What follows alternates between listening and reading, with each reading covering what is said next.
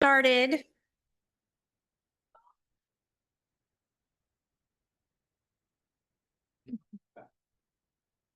Good morning. I just want to welcome everyone here to Texas Tech Veterinary School. We thank you for coming in person, and we thank everyone that has joined us online for our One Health and Tuberculosis event. My name is Christy. I'm with the I'm with the Texas Department of State Health Services Zoonosis Control Program. And again, like I said, I thank you guys for getting up early and coming out here. And those of you that are online, hopefully you're in your pajamas watching us. So I do have a couple quick housekeeping items that I have to cover, and then we'll go ahead and get this started.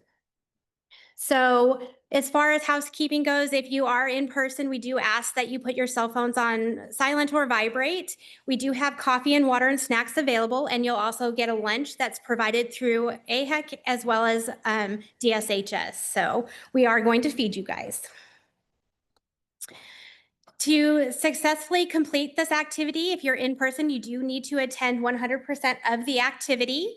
If you're virtual, you want to miss no more than 45 minutes of the activity. And at the end of the event, you do need to complete the post-activity evaluation and submit it. And then you will get your CE hours. As far as CE hours go, we are offering several different CE hours for different places. So we do have the Certified Health Education Specialist, which will receive 4.75 hours. We have the Certified in Public Health, which is also going to get 4.75 hours. We did also get nursing as well, and I'm not going to read all of that, but I'll leave that on the screen. They also will receive 4.75 hours. And then we do have physician credits as well through, that is going to be 4.75 hours, as well as our sanitarians and social workers will also get 4.75 hours. We also have CE hours available for our animal control officers. They will receive 5.75 hours. We do have a certificate of attendance, which also is going to get 4.75 hours. Our community health workers and instructors will get 5 hours. Our infection prevention specialists will get 5 hours as well. Our DVMs and our LVTs will also get 5.75 hours. As far as some disclosures that we're going to go over, this event received no commercial support. The speakers and the planning committee for this event also disclosed no financial interest as well. And just one other thing to cover here is the accreditation status does not imply endorsement of any commercial products or services by the Texas Department of State Health Services, Texas Medical Association, or the American Nursing Credentialing Center. The speakers did not disclose the use of products for the purpose other than what it has been approved for by the Food and Drug Administration. So I want to go ahead and introduce our speaker that's going to give our opening remarks, and that is going to be Dr. Awasele, and I apologize if I messed up his name. He is an assistant professor of epidemiology here at Texas Tech School of Veterinary Medicine. So please join me in welcoming our Dr. Awasele. Did I get it? Yeah. So I just want to welcome everybody to this continuing education event on One Health and TB. So on behalf of Dean of School of Veterinary Medicine here at TTU, I would like to welcome you. Unfortunately, he couldn't be here today. Excuse me, he's on official assignment in Lubbock, but it is St. Louis Regard. So just to kind of give you a brief overview of what we do here at School of Veterinary Medicine. So the purpose of our school is to prepare the one-ready veterinarians that are being taught and equipped with different skills that can meet rural and regional veterinary practices, especially here in Texas. And in addition to that, we do have different one-health principles and teaching and skills incorporated into our programs. And apart from for DVM students learning different one-health principles, as you can see up there, we do, make them to be able to understand how to communicate one-health complex issues to our community. We also have PhD in one-health sciences. We are the first to have that in the whole of the United States. And we have different graduate programs, graduate courses that kind of gear students to equip them with different skills that can meet the needs of the community. So today, we do see that in this room, and for those joining us online, so this is a multidisciplinary, settings, and we're here, as other veterinarians, your physicians, public agency, working with different policy-making units. So it kind of shows that for us, we need to come together as different units, whether we are specialized in different units to come together to solve common one-health problem. And we know that TB is that one of the problem on a global scale. And as well within this region in Texas, it has been a menace for a different dairy environment. And so I just want to, on behalf of the team, welcome you and then be able to say that let's maximize this opportunity to learn, to unlearn and relearn, and particularly to equip ourselves with different challenges we have in our environment. So once again, I welcome you on behalf of the dean. Like I said, avail yourself of the different facilities that we have within this unit. If you need anything, please let me know and I'll get that for you. Thank you very much.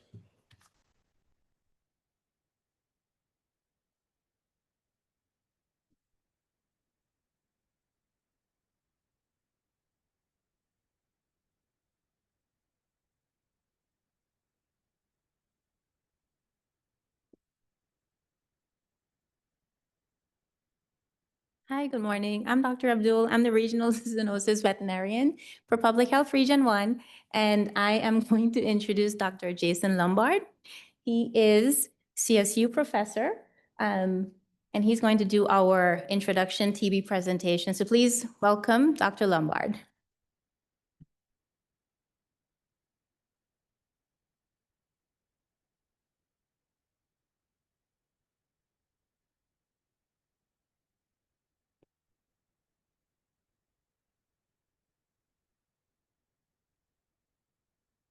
It's already out.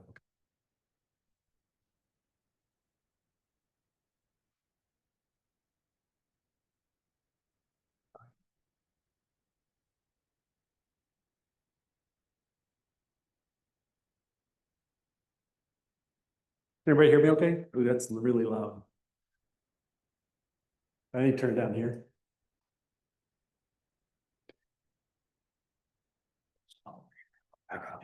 Gotcha.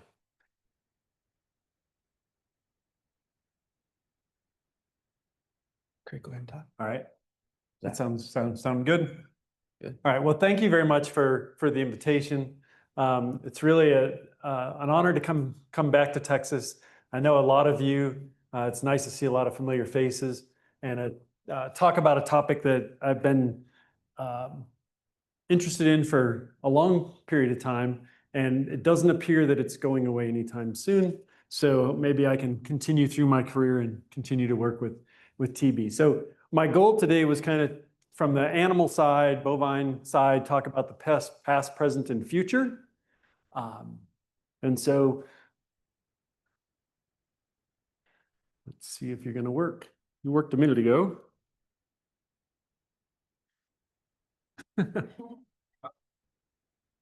You're getting your exercise in today. Oh, yeah.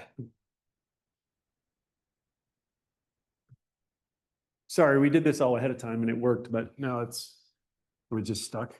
All right, so disclaimer that some of the data I'm going to talk about and the findings and conclusions, some of that came from USDA data, but I'm not representing USDA in any way in this presentation. All right, so this should be a really easy question to answer for everybody in the room, right? I mean, we're talking about about TB. The latest estimates that I saw were from 2024 that were available online. So about 10.7 million people became ill with TB in 2024. I can make we got about 5.8 million were male, 3.7 million female, 1.2 million children. Can't walk around? Okay. All right. About 1.23 million people died from TB in 2024. So if we break that down a little bit, that's more than 3,400 deaths per day. So by the time I get done talking, there will be about 140 people around the world that have died from TB, which is pretty scary. More than 2 deaths per minute due to tuberculosis worldwide. So we'll go into this a little bit more, I think, in the panels, but just quickly, diagnosis, and a lot of you that work with humans are going to be a lot more knowledgeable than myself on this. Typically, you do the skin or a blood test. I think the blood test is becoming more and more popular with the amount of people that are being vaccinated that are getting tested. And if they're test positive, then we move on to a chest X-ray. If there's no chest, or if there are chest lesions and the patient's showing clinical signs, then we say that person has TB disease. If there's no chest lesions, then they're classified as being latently infected with TB, which is a little bit different than what we do on the cattle side. So just a little overview on the presentation. We'll talk just one slide on Mycobacterium bovis basics, and then we'll go through the past, which is really centered on the U.S. Cooperative Bovine TB Eradication Program. So how successful has that program been? What are the sources of bovine TB for cattle, and how does the program actually work with the cattle industry? For present, we'll talk about the USDA reporting of BT affected herds. They now have a story map available, and we'll take a quick tour of that online.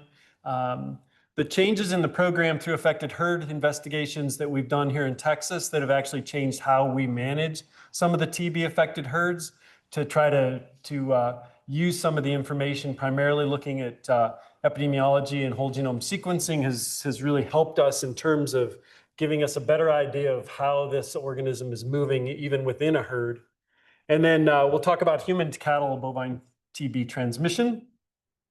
And then we'll move on to the future where I think what probably is going to continue to happen is more intensive herd investigations and testing based on risk, as opposed to how we've typically done it in the past.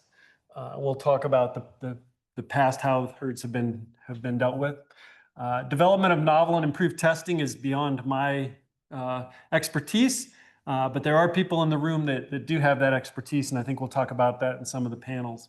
And then I think getting our dairy employees screened for bovine TB or for TB in general is going to become more and more important as we move forward in order to try to eradicate it from our dairy populations and keep our dairy employees healthy.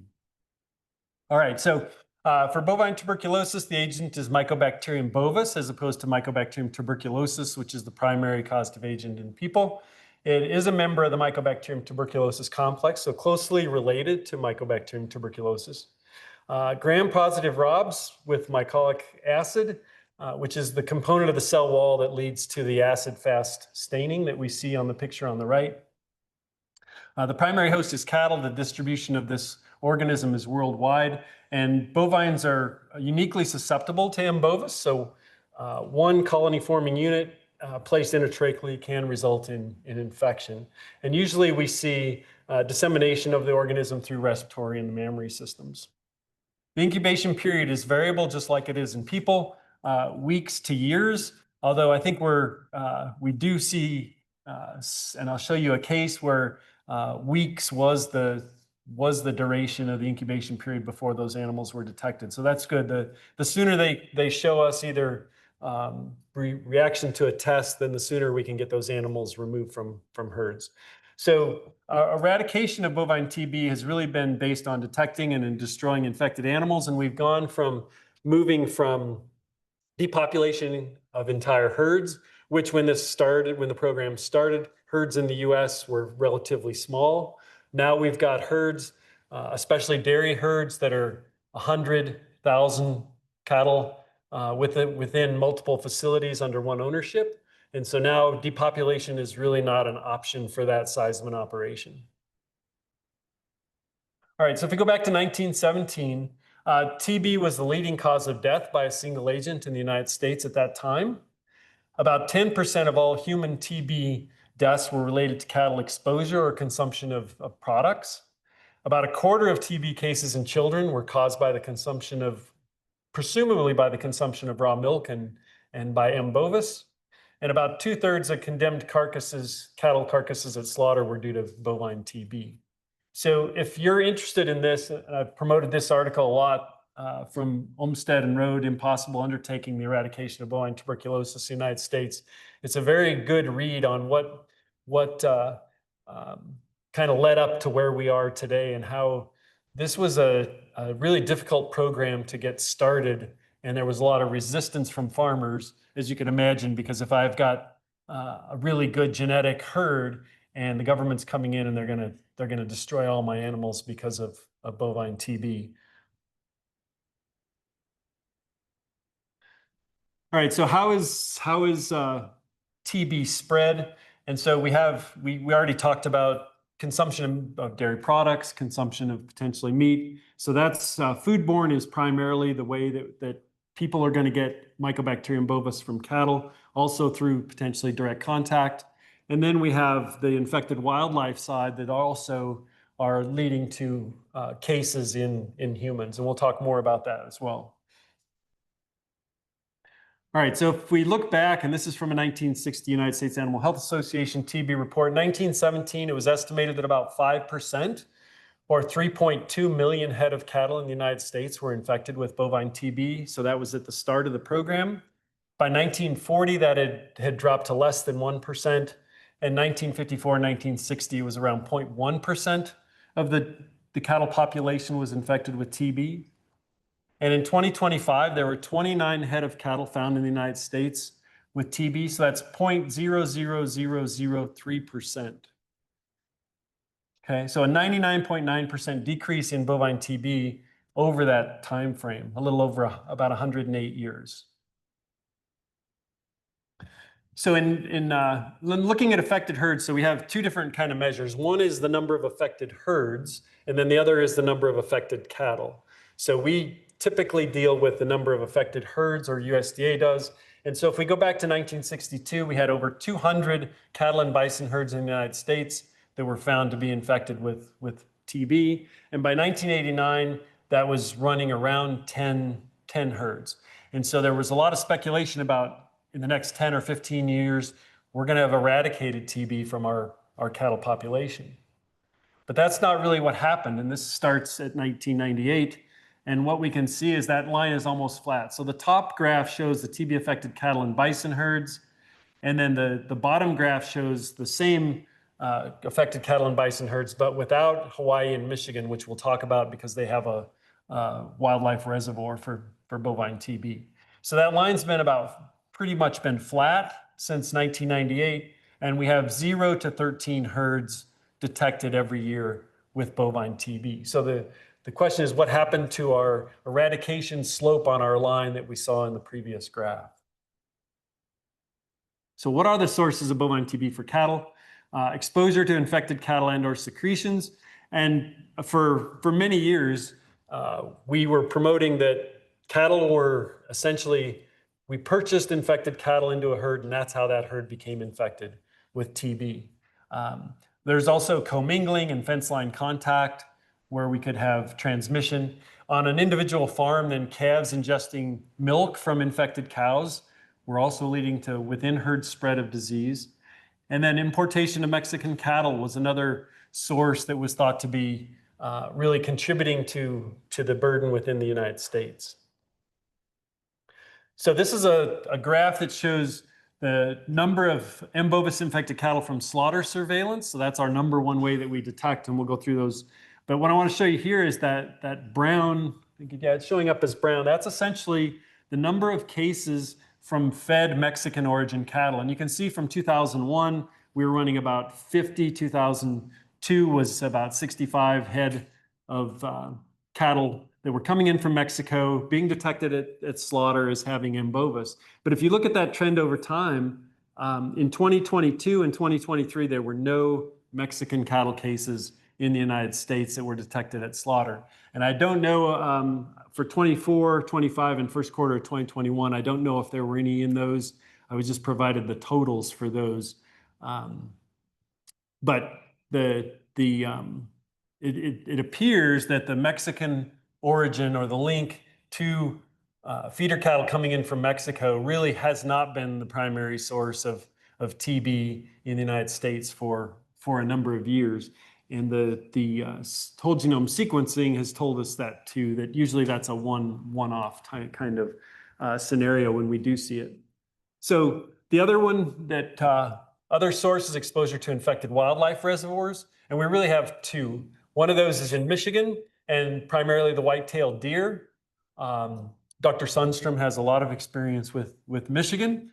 And then the feral swine and axis deer on the island of Molokai in Hawaii. Those are really the two infected wildlife reservoirs. So this has been a problem in Michigan for a number of years with spillback from infected white-tailed deer. Obviously, the white-tailed deer were first infected through cattle and then set up their own kind of reservoir, and now that's moving back to cattle populations and to humans as well. The reservoir on Molokai, that's been going on actually a long time. Have we found TB on the island? But in 1985, they essentially eradicated or depopulated all the cattle for a number of years. Then they brought a group in. They let them sit on the island for a while. They tested them. They didn't find any TB, and then they started repopulating. This is 2022. I believe in 2021 or so, they really went through a pretty harsh drought. And what they saw was a lot of the wildlife and the domestic animals started coming together, sharing feed sources, sharing water sources, and potentially transmitting TB because of that close interaction that they had. Okay, so how do we detect infected cattle? I mentioned slaughter surveillance. So most of that is going to be looking at the head nodes. So this is looking from the back of a head that's been removed, looking at the parotid nodes, the lateral retropharyngeal. We also have the medial retropharyngeal. They'll also look at the lungs and the mesentery, looking for lesions in those animals at the time of slaughter. Area testing is probably the next biggest source of TB-infected animals, and that's through this modified accredited zone in Michigan. It's 4 counties that we haven't been able to really eradicate it in the deer population or the cattle population, and so we generally have 1 or 2 or more herds that pop up every year with TB infection detected. The other ways that we're going to find it is through the epidemiological investigations of affected herds. So anytime USDA or the state finds an infected herd, they're going to go, and they're going to find out where they purchased animals, where those animals, they might have sold animals, to determine the source and potential spread from that farm. Interstate movement testing has, to my knowledge, has found 1 herd in probably the last 10 or 15 years. But that was an interesting affected herd that we found. Change of ownership and then whole herd testing, which initially was in the pasteurized milk ordinance recommendations. And so most states were doing that at one point in time. I don't know if any states are actually doing PMO, what we call PMO testing any longer. Colorado was one of the last ones that was doing it, and they stopped doing that, I think, 3 or 4 years ago. So as far as testing for cattle, we always start out with the screening test. So the caudal fold tuberculin test. I haven't found a better picture than this. This person should be wearing gloves.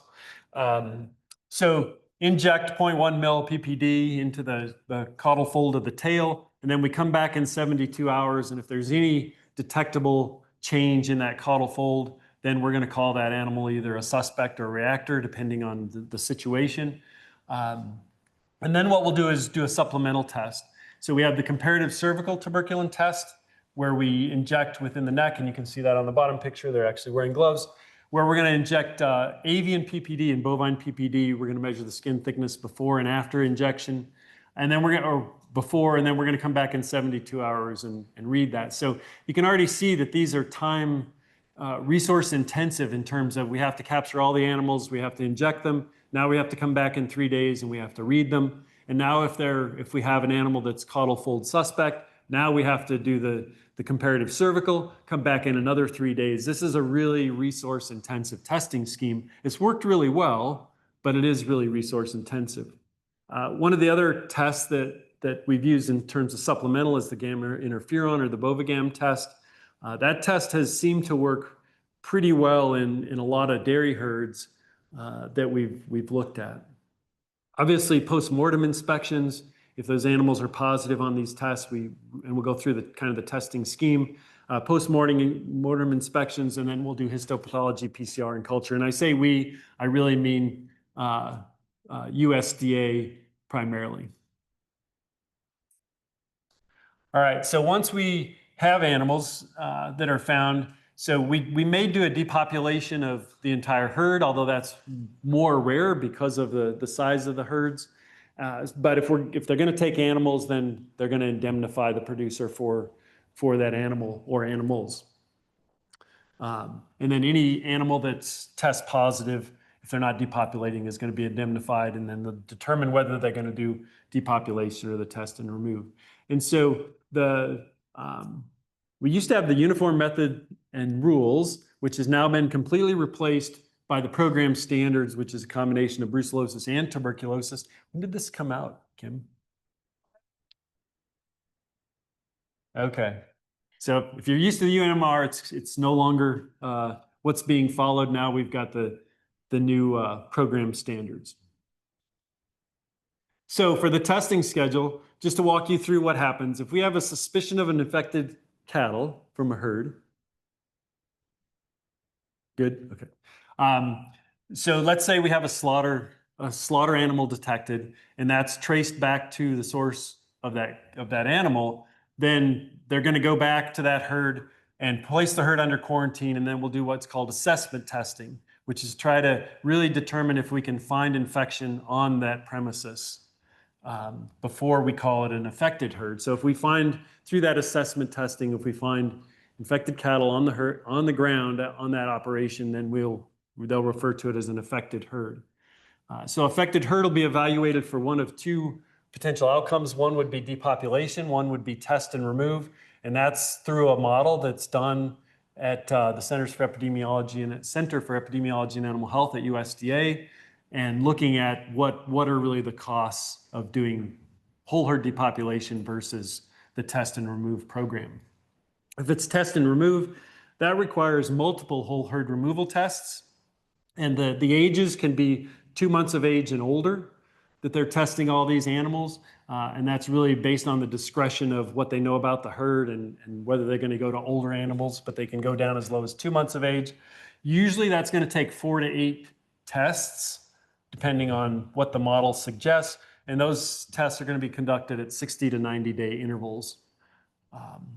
So after 2 consecutive negative removal tests, then they'll go through a verification test. That's got to be greater than 180 days after the last negative removal test.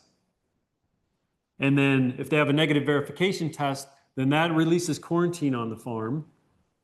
But then they go through assurance testing, and that's 3 to 5 years of additional testing, with the last test conducted within 4 to 5 years after the quarantine release. So if you're a herd that has bovine TB and you go through the test and remove program, you're looking at a long time under regulation testing requirements, 6 to 10 years. So this is a big deal. If you go through depopulation, it's going to be a lot faster, but with the size of the herds we have primarily in the US today, most of those herds are going to be, it's going to be more cost effective to go through the test and remove program than through depopulation. So this is a testing protocol in an affected herd. So this herd's already been identified. They've got cattle that are infected that were found on the premises. So they'll go through and do a caudal fold tuberculin whole herd test. If that's suspect, then those animals are going to go a couple different ways. If the caudal fold test is negative, then that animal can remain in the herd and they'll be tested at the next test. If they're suspect, then they could do a variety of different tests. They could do the gamma interferon test. They could do the comparative cervical. They could do both. If either one of those tests come back positive, typically those animals would be necropsied on farm. If both those tests or one test is negative, if only one test was conducted, then those animals usually go to slaughter with indemnity minus the price that the producer was paid for the animal. And the reason that this is done is because the animals that are test positive on those supplemental tests are more likely to have lesions. And if we, as an industry, send infected cattle to slaughter from a particular premises over time, that slaughter plant's essentially going to stop taking cattle from that farm. So in order to try to retain that relationship with the slaughter facility, we try to take the highest risk animals. We'll just necropsy those on farm and look for TB lesions, and then we'll send the tests negative on supplementals to slaughter. All right, so these are some lesions that Dr. Ray, who's in the audience today, took from a affected farm back in 2018. And you can see some of the size of these lymph nodes. Sometimes they're not hard at all to find, like the three in this picture. The picture on the very right is what the size of a normal lymph node might look like. But this animal had medial retropharyngeal lesions and also a mammary lymph node lesion that they detected. And Dr. Ray and Dr. Munden, they are pretty much experts at doing necropsies and looking for TB. And I've had them call me and say, well, we found a lesion that was a little bit smaller than the eraser on a pencil. So they are very good at detecting lesions. We happened to have the opportunity to go to Mexico a few years ago on a vaccination project. I don't think that anybody would miss this lesion in a lymph node, and also have this kind of presentation where you actually have abscesses within the pleural cavity of the animal. I'm blanking on what that's called. Pearl's disease, right. So we generally don't see this in the US, but in Mexico, where they have a lot higher prevalence of TB and those cattle aren't detected near as early, we get more progressive disease, I think, and that's why we get the large lymph nodes and the Pearl's disease. All right, so how well are we doing with the program? So those are what we learned in 1917, or what was going on in 1917. In 2020s, TB is not even in the top 50 of deaths in the United States. It's about 0.02% of all deaths, last that I checked. Most people with TB in the United States were exposed outside of the US. Pasteurization of dairy products has virtually eliminated that disease risk. I mentioned 29 infected cattle detected over about 90 million head of cattle in the US in 2025 or 2024. And then we find 2 to 10 newly infected herds detected each year, with 0.01% of condemned carcasses. So the program has been really successful in terms of getting all those numbers really low. And so when we look back at this is really started out, and it still is, a human public health program. It was meant to help with all the things that we talked about in 1917 in terms of human deaths, human exposure, children becoming infected with the organism. All right, so for the present, I just wanted to show you this because this is fairly new too. So the USDA now puts out these story maps that allows anybody, and they've got brucellosis and tuberculosis combined. So if you can go to tuberculosis, and it'll show you a map, and it'll actually show you where the affected farms are, at least at the county level. That are current. So we've got Michigan, 2684. I think 2683 was in there as well.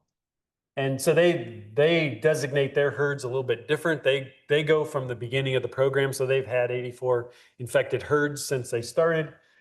When we look at New Mexico, 25A, that means that was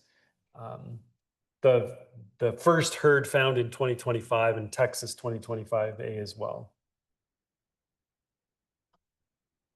And then it goes through each of the herds down here, when they were detected, how they were detected. So we talked about area testing being the primary method of detection in Michigan.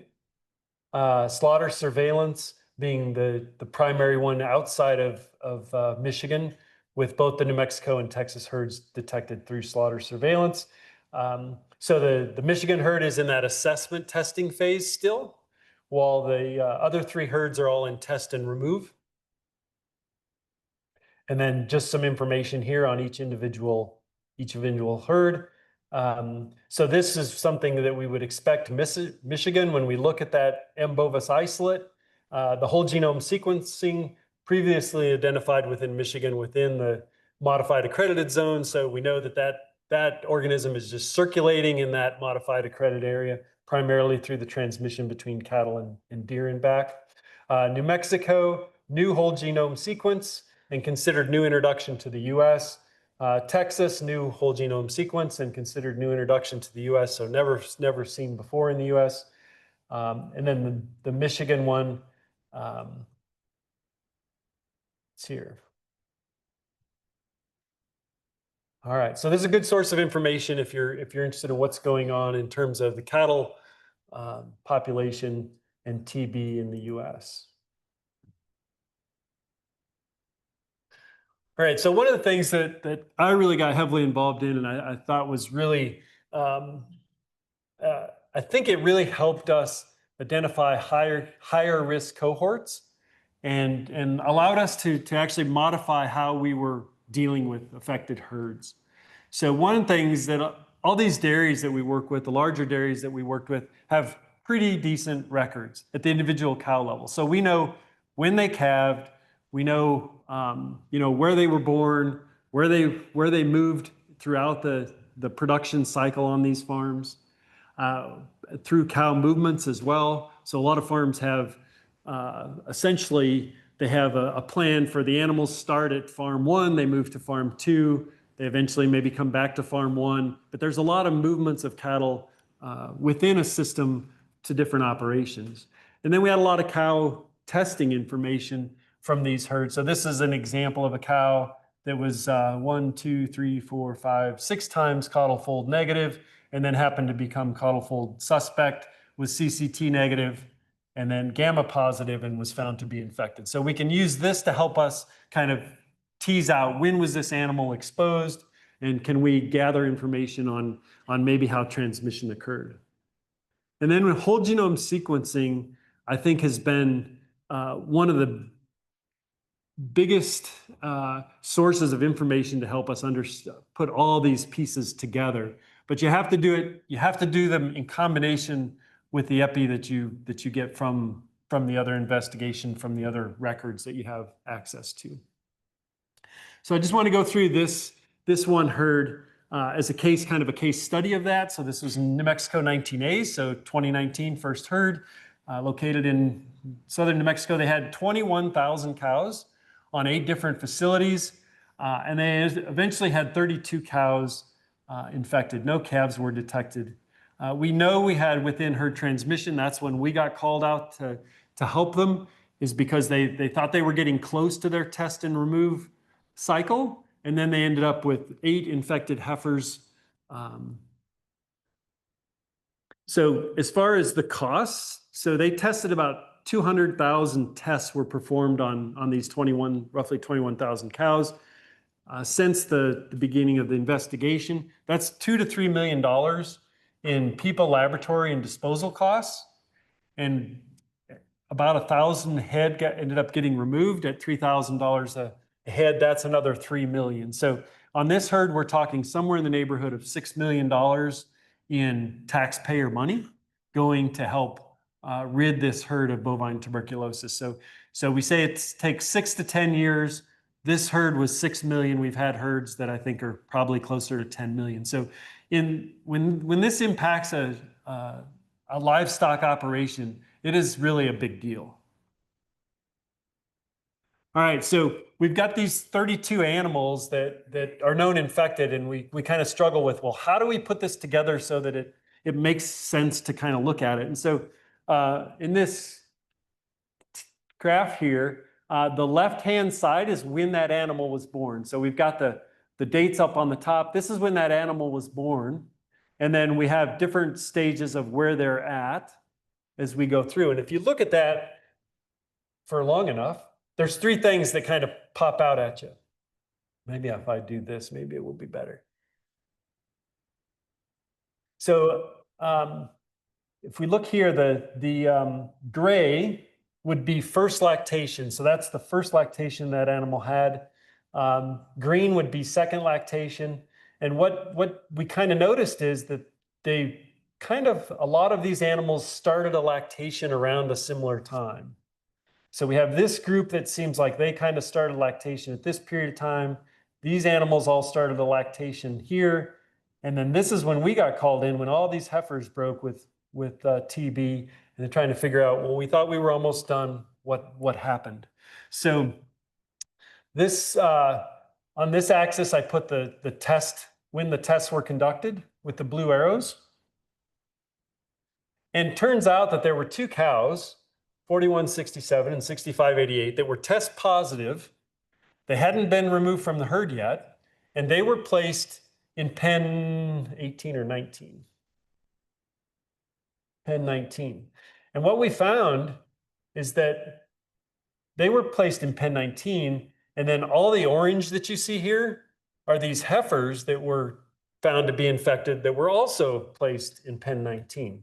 So if we look between these two dark lines here, that's when all these animals were exposed to these two cows that were infected but undetected.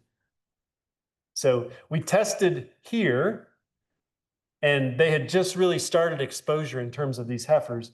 But by the time we got out to this second test, then we found eight of those heifers had already become test positive. So the good thing is that the time from exposure to disease detection through testing was really pretty short.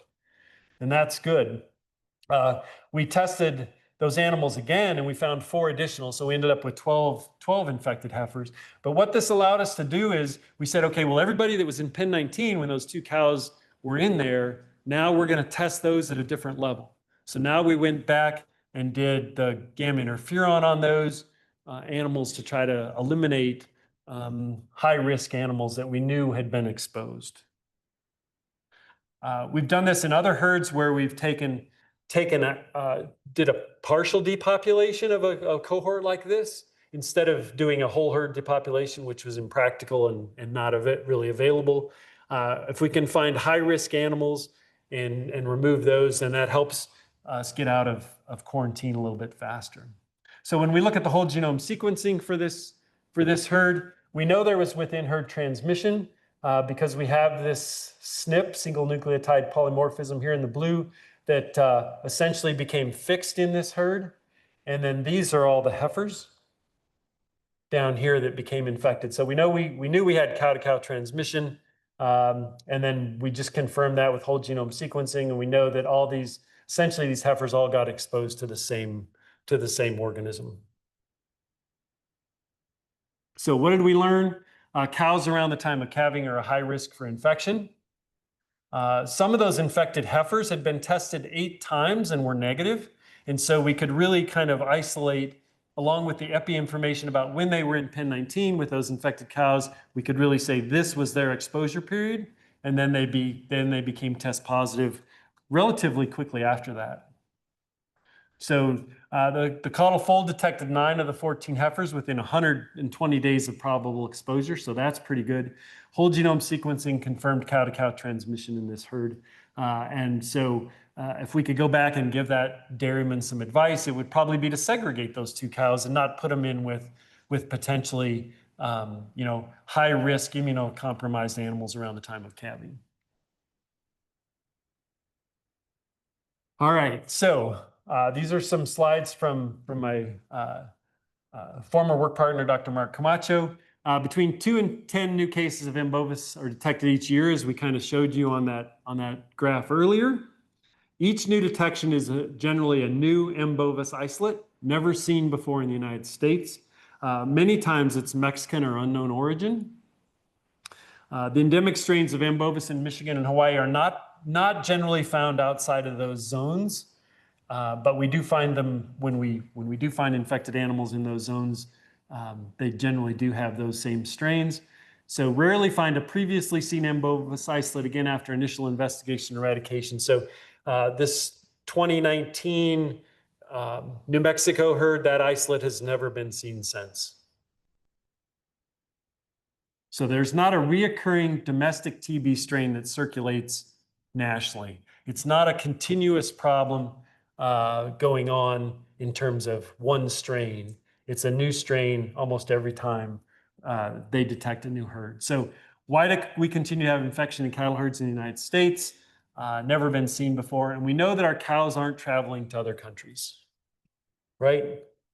So what if we were missing something related to disease transmission? And we know that some of these herds that have become infected, they weren't purchasing animals, or they were testing all the animals before they were bringing them onto the property. Not that the test is 100% sensitive, but they were taking the necessary precautions to reduce risk of bringing the disease onto their operation. So that brings us to the topic of human cattle transmission of MTB complex. And a few years ago, I was told by a member of our audience that I was a little crazy for talking about this. I think that now it's become a little bit more mainstream in terms of recognition, and maybe not as much in the US as some of the other countries around the world that have reported this on a lot more animals than we have. So the last source that we know of currently is humans, and respiratory transmission has really been confirmed in the US and in other countries. Urinary transmission of this organism, Mycobacterium bovis, is suspected in multiple publications from the 1960s when they really didn't have the whole genome sequencing and some of the lab capabilities that we have today. And is fecal transmission a possibility? So most folks are probably familiar with the Mycobacterium complex, M. tuberculosis bovis, Origis, or however you want to say that. It seems like everybody I talk to says that name differently. M. caprae africanum and Kennedy. So one of the big things I think that's interesting, and I think it makes detection of M. bovis in people a little bit more challenging, because M. bovis is across the U.S. less than 2% of the TB cases. It's going to be higher in certain populations of people. But when we look at pulmonary, and Dr. Quinn, I'm sorry, these are not italicized. That's Excel's fault, not mine. They are italicized in my. 85% of the lesions of Mycobacterium tuberculosis are pulmonary. So when physicians are looking for TB in people, they are really focused on using chest x-rays to identify any changes. But when we look at M. bovis, only about 26% of patients with M. bovis had pulmonary lesions, only pulmonary lesions. 60% had extrapulmonary lesions, and then 14% had both. So less than 50% of people with M. bovis infections are going to have changes in the pulmonary system that would be detectable by an x-ray. Yet, because the preponderance, 98% of people are going to have M. tuberculosis, that is the way that people are screened. Okay, so let's just talk about a few US cases. This is the first case I could find anywhere in the literature from any country. 1942, it was in the Cornell Veterinarian. It's about an owner that contracted bovine TB from his original herd. He eventually developed pulmonary TB, and over the course of 2.5 years, they depopulated 4 of his herds detected with TB. Now, we don't have the whole genome sequence to say yes for sure that he gave it to them, but the circumstances would suggest that that's probably highly likely, given that he had those 4 herds in 2.5 years. Another one was 1966, again in Cornell Veterinarian. These were both New York State cases. The owner contracted bovine TB from his herd that was depopulated in the late 40s, was diagnosed with TB in 1965, and then his herd was again diagnosed in 1966. So these are the first two reports, but no real confirmatory evidence. And the cow in the upper right picture, cow in the last stages of tuberculosis, I think, I wasn't here, but from what I've heard, in the early days of the eradication program, this was not uncommon. The cattle that we see today that are test positive in the United States and infected, you cannot tell them apart from their normal, healthy herd mates. Okay, so we had the opportunity a few years ago to publish this paper on human to cattle transmission in the US that really had some solid evidence. And so there were 3 cases, a North Dakota dairy herd, a Wisconsin dairy herd, and then a Texas dairy heifer that actually had Mycobacterium tuberculosis. And as far as I know, that's the only identification of a Mycobacterium species other than bovis in cattle in the United States. I'll talk about the Wisconsin dairy because I think it's got the best evidence for human to cattle. So this was a dairy worker that was employed on a farm in early 2015. The Department of Health Services contacted the Department of Agriculture, Trade, and Consumer Protection, which is really important to have a communication between public health and animal health in order to have this kind of a situation unfold. And the Department of Health Services said, hey, we have a dairy worker with TB disease. He was working on this farm. We'd like to discuss maybe doing some testing. And so the herd was tested in May, so a couple months after the termination of that employee wasn't terminated. They left and then became sick in April. But in May, they did the testing. They really didn't find anything, so that herd was released. So that was their assessment test. No TB disease, no TB in the cattle were found, and they were released. If we jump forward 3 years to 2018, I guess that slide came out, there was a slaughter trace that came back as a TB cow that traced back to this farm. And so they did the testing, they found additional infected, they went ahead with testing, found infected animals at that time. And this is the whole genome sequencing for all those with the human on top of the list here. And you can see that at this location, an adenine in the human was then replaced by a guanine for all of the cattle. And according to the people in the know, once we have a single nucleotide polymorphism at a level, that will not revert back to what it was originally. So that means that in terms of ancestors, this was an ancestor to all the cattle. We also had the temporal evidence as well, because there were 3 years between when that cow, or when the infected worker was on the operation before we found the infected cow. So essentially the investigation said, yes, this was human to cattle tuberculosis. And if we start looking back in the literature, this is 1965 from a physician in Denmark. Just as tuberculous cattle mean a threat to man, tuberculous man may mean a threat to cattle. This was a kind of a report, a case report, where in 1965 they said infection from tuberculous cattle can also be dismissed. The source of infection is man. This was a herd of cattle that was infected in 1965. They were saying, yeah, this was the source was man. This is a kind of a review article. Just focus a little on this, where although generally through the respiratory route, this was thought to be through the urinary route, attendants urinating on the hay to provide salt in the cow's diet. And supposedly this particular person had 50 herds in which 24 of the cases was one individual responsible with renal tuberculosis that infected these 24 herds. No whole genome sequencing, nothing to confirm it like we were able to with the Wisconsin herd, but pretty good evidence. So this is an article that came out a few years ago talking about urogenital tuberculosis. And essentially their point is urogenital tuberculosis is often missed clinically or diagnosed late owing to the lack of awareness among clinicians. It's insidious onset, non-specific symptoms, and cryptic and protean clinical manifestations resulting in disease progression. So this is one of those extrapulmonary sites that we might find with M. bovis infection where it's going to get potentially missed through the normal tuberculosis screening that's done. This is just a short communication where animals grazing in Ethiopia came down with Mycobacterium tuberculosis.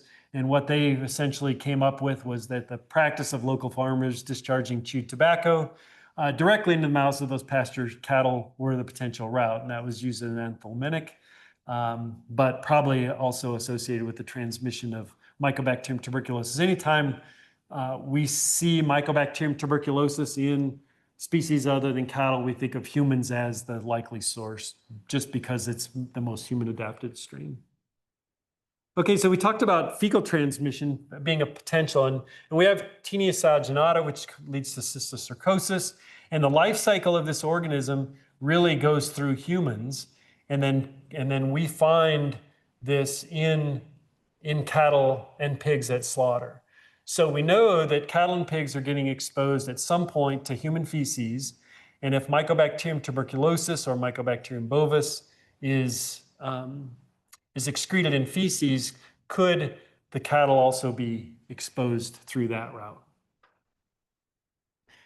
Interestingly enough, another article came out about using stool specimens for diagnosing pulmonary tuberculosis in people, and I think that's not because it's necessarily shed through the intestinal tract, but those people are going to be coughing and probably swallowing, and that ends up in the feces. I don't know if any of this is actually viable Mycobacterium or not. I haven't seen any papers that have kind of assessed that. If it is, and even if it's not, and we can find Mycobacteriums in wastewater, for instance, could we use that on dairy farms, especially farms that are in that test and remove phase? Can we use this as another ancillary test that may allow us to either do fewer individual animal tests or move them through to quarantine release earlier? So the chain that I showed earlier, this is a little different depiction of that. But now what we have is we have this bidirectional arrow going between human and bovines, which I think is really what we need to talk more about. How do we prevent this bacteria from going back and forth? All right, so what's the future look like? So the three things I mentioned to start with: more intensive affected herd investigations. As our herds continue to get larger, and they're going to get larger, especially on the dairy side, that depopulation is not going to be an option. But with larger herds comes more data. So how do we do a better job of analyzing that data and try to look for exposure? And my guess is there's going to be less federal funding, which is going to mean we need to be more specific about which animals we're testing, which animals we're removing from herds with indemnity. Novel and improved testing. The caudal fold tests and comparative cervical tests, tuberculin tests, are resource intensive. As I talked about, 72 hours between injection and reading. One-time blood tests would be ideal. And we talked about this a little bit in Michigan, where some of those herds don't have facilities to bring the animals up, do the caudal fold test, bring them back in 72 hours, read them, and then do an additional test. Could we somehow come up with a protocol that's a one-time for those type of herds where they don't have the facilities to work the cattle as intensively as we need to with the caudal fold and the comparative cervical?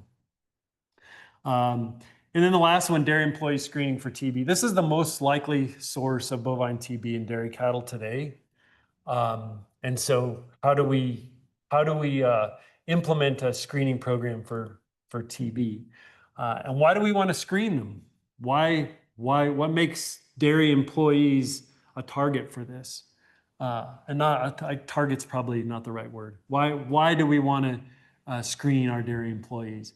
Well, this is an older paper from 2013, a survey. I couldn't find anything any earlier or any later than this. My guess is this number is probably even a little bit higher, but about 80,000 dairy workers were immigrants.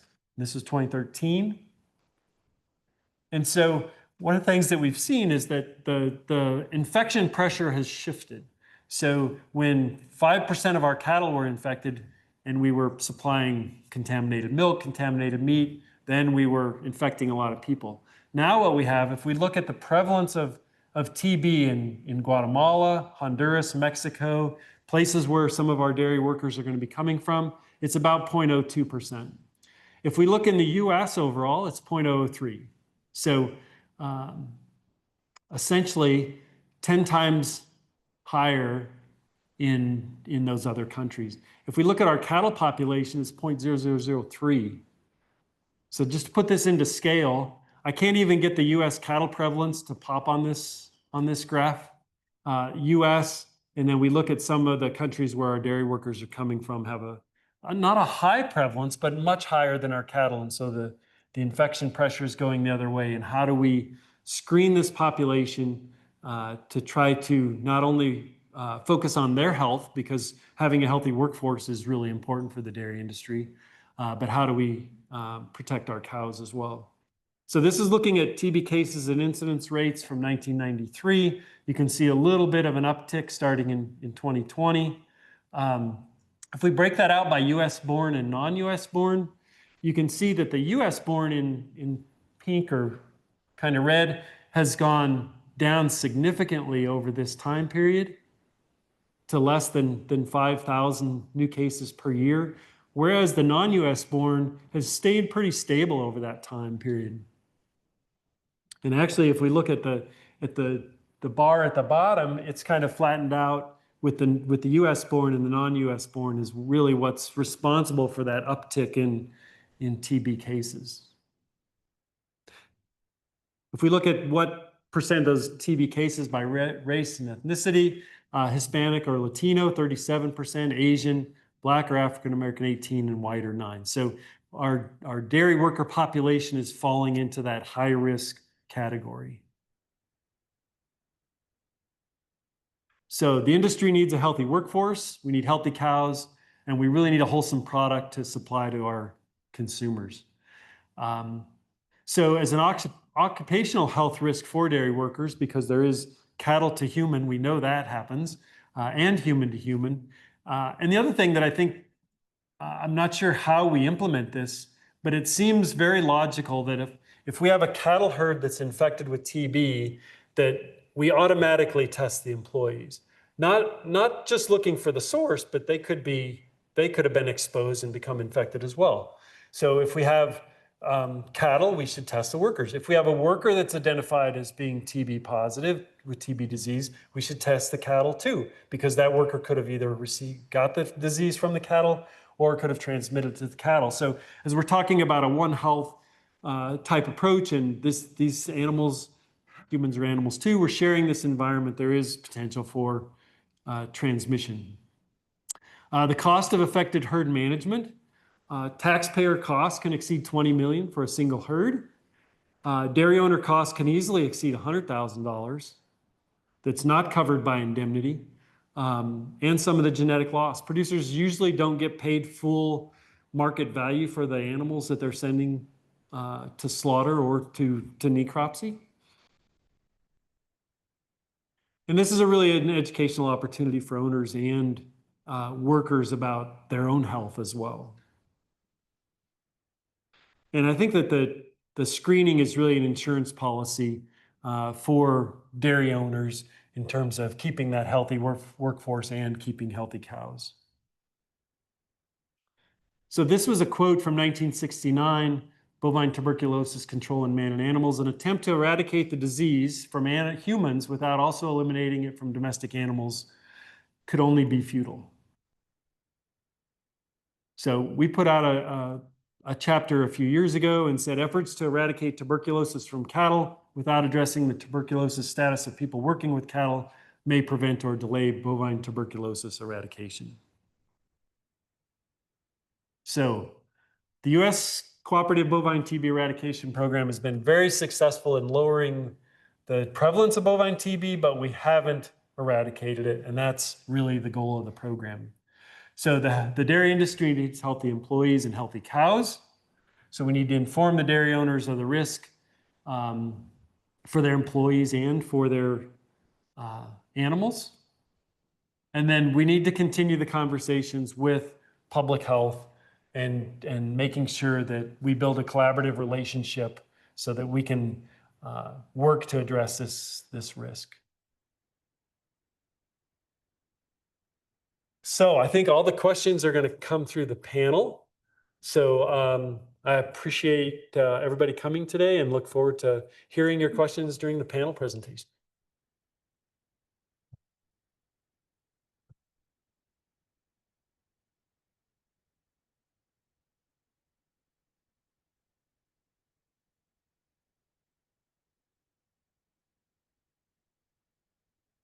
All right, thank you, Dr. Lombard. So we will take a break until 11:10. Okay. You have time, plenty of time? Hold on. We have plenty time remaining because you started a bit early. I was trying to tell you to slow down and you weren't getting.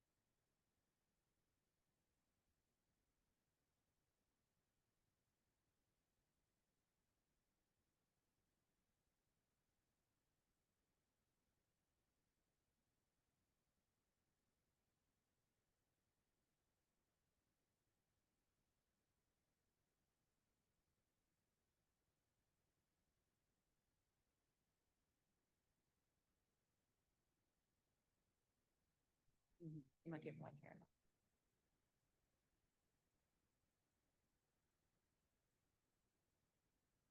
On, just pass them back into. But no one.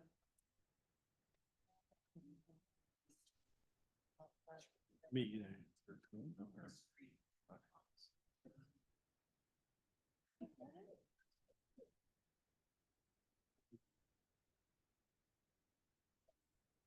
All right, everyone, we're gonna go. Thank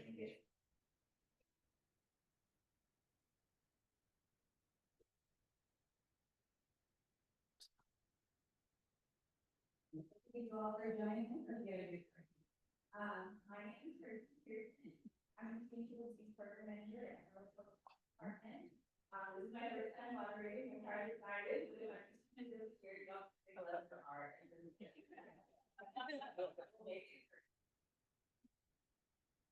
So our first panel that we're gonna have today is called Tuberculosis, Take My Breath Away. So I'm gonna introduce our panelists. First I have here on this was our Phoenix Curiosity Lombard. He's the associate professor. Please wave. We're not quite there. He's the associate professor of veterinary medicine and biomedical sciences at Colorado State University. We also have Mrs. Melanie Lee, the DSHS, Region 1 Director of Nursing Services, We have Dr. James Spencer from Cornell Health and May County People Clinic. We also have Dr. Fred Quinn, and he's at the University of Georgia School of Veterinary Medicine.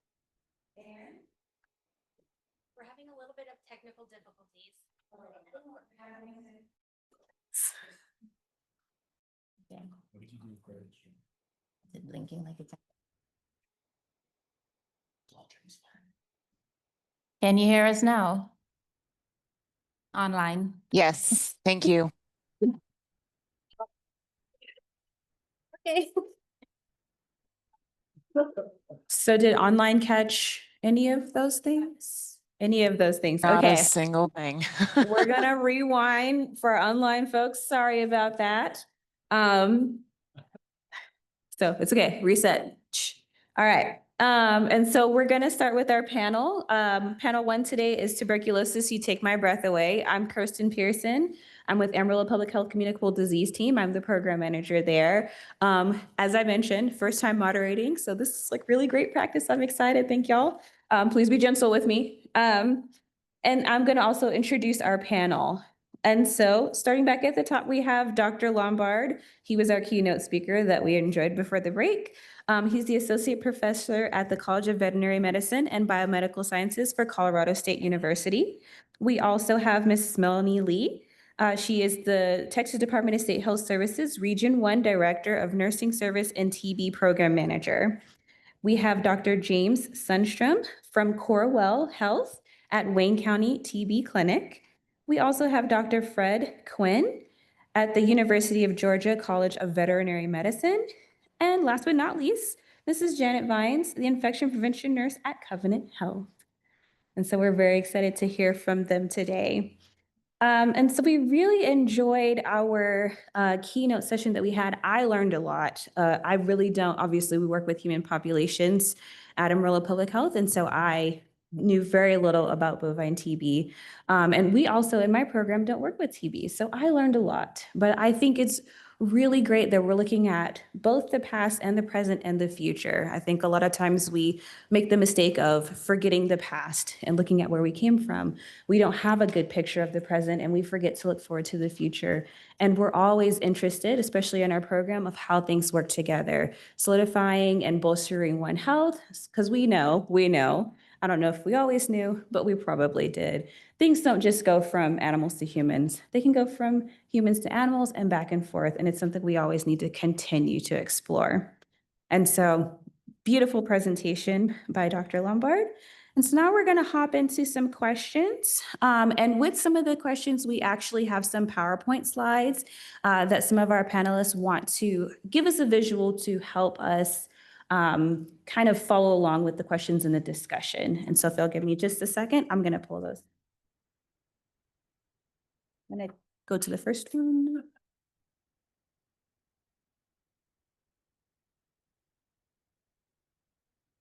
All righty. And so we're going to hop into question number 1. Oh, quick note. If you have any questions and you're online, please feel free to try to put your question in the chat. If we have time, we'll try to get to it and see if we can answer it. All right, question number 1 for our panel. How do interactions between humans, animals, and the environment contribute to tuberculosis transmission? And let's hear from Dr. Sundstrom first. Thank you. And I'm a human infectious disease doctor in Michigan. And this slide is showing you what's happened in this northern corner of Michigan in the last 30 years. This problem did not exist 30 years ago, but since then, I have been involved over in the lower left hand with 8 human cases of tuberculosis due to Mycobacterium bovis. And they're related to this dynamic between cattle herds and wild deer. So bovine tuberculosis was eradicated from Michigan, or we were declared bovine TB free in the mid-1980s. All the cattle herds were clean. Everyone was happy. The job was done, but it was not recognized that some wild deer had become infected and it was being spread amongst wild deer, unrecognized to anyone until the mid-1990s. And then we realized that up to 2% of deer in this 4-county region were carrying tuberculosis and shedding tuberculosis and reinfecting cattle herds. This has caused a big veterinary problem dealing with the interactions between deer and reinfecting cattle herds.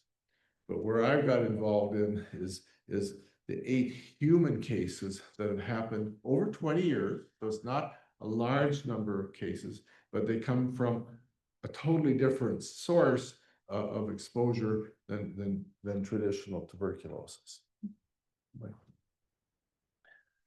And this slide is just to show that we were using what you heard from Dr. Lombard is we're using very sophisticated whole genome sequence technology to show these connections. And we can go back in the middle There's a human icon there who had pulmonary tuberculosis in the year 2002. And we can show that it's very closely related to a number of cultures that we've gotten from gray deer, which are marked in gray. And these are connected to cattle that have had tuberculosis, which are marked in blue. And so the central picture had pulmonary TB. That was the first individual for this to happen. 2 years later, in 2004, a hunter cut his finger, field dressing a deer, and got tuberculosis of the finger. We found that deer carcass and recovered Mycobacterium bovis, and they had identical fingerprints. Where we really got interested was in 2017 when we found another human case of pulmonary TB, and since then we've had 5 more cases. So I've got lots of work to do with dealing with human interactions with animals. Interestingly, though, all of these human cases seem to have gotten it from contact with deer and not with cattle. Interesting. So I'll leave it at that. Okay, you can hold on to that. Let's hear from Melanie next. So that's a hard act to follow. How you doing? What we've seen usually has to do more with cultural norms, which has to do more with consumption, routine consumption of like queso fresco, queso leche, and then those individuals who drink or consume, you know, obviously the unpasteurized dairy products. The most recent case that we had that Dr. Milton and I were still are providing care for is an individual who reported repeatedly that he worked with sick cows. And so we kind of were concerned that we were going to end up having M. bovis, but because it takes a little while to get to that point, and I'll talk about that in another question, but because it takes a while, we don't know what we're actually dealing with at first. So while we have that suspicion that we're dealing with M. bovis, we kind of don't know, but I think it's the cultural practices, not only people, but people from all over the world who consume different types of products or what have you that puts them at higher risk. So I would say that would be the environmental link to humans. Thank you. And let me advance the slides here, and we're going to hear from Dr. Glenn. Hello, everybody. So I'm a little different from most of these folks. I'm a basic researcher. I'm sorry, a lot different. Thank you very much. But thank you. Very sweet. Yes. But yeah, do basic research, trying to understand, get a better handle not only on the transmission dynamics going on in the environment between animals, humans and animals, animal, human, but also to understand the differences in the virulence of the species within the MTB complex. So even though M. bovis and MTB are 99.95% genetically identical that we get drilled into us from day one, there are a lot of differences in the pathogenesis of the organism. So, you know, as we talk about, you know, extrapulmonary TB more prominent in M. bovis than in MTB. Why is that when it's 99.95% genetically identical? So we're doing a lot of transcriptomics, metagenomics, not only whole genome sequencing comparisons, just to try to get a better handle on what the differences are with these species. And this little table I have up here is an example of the battles that we have to fight. Not just, again, basic research, but we need to get better numbers of what's going on in the human to animal and animal to human transmission zone around the world, because there's a lot of differences among the isolates that we collect worldwide. And that table up there is from the WHO, which talks about the 1.4% of humans getting zoonotic tuberculosis from an animal. And when I go, we've tried to set up these international field sites to get these data, because the argument we get is, well, who cares? It's only 1.4%. Well, the problem is, if you look at the numbers worldwide, that's still 235,000 cases of human TB that are being generated, and it's from, potentially non-Mycobacterium. It's from a different species within the complex.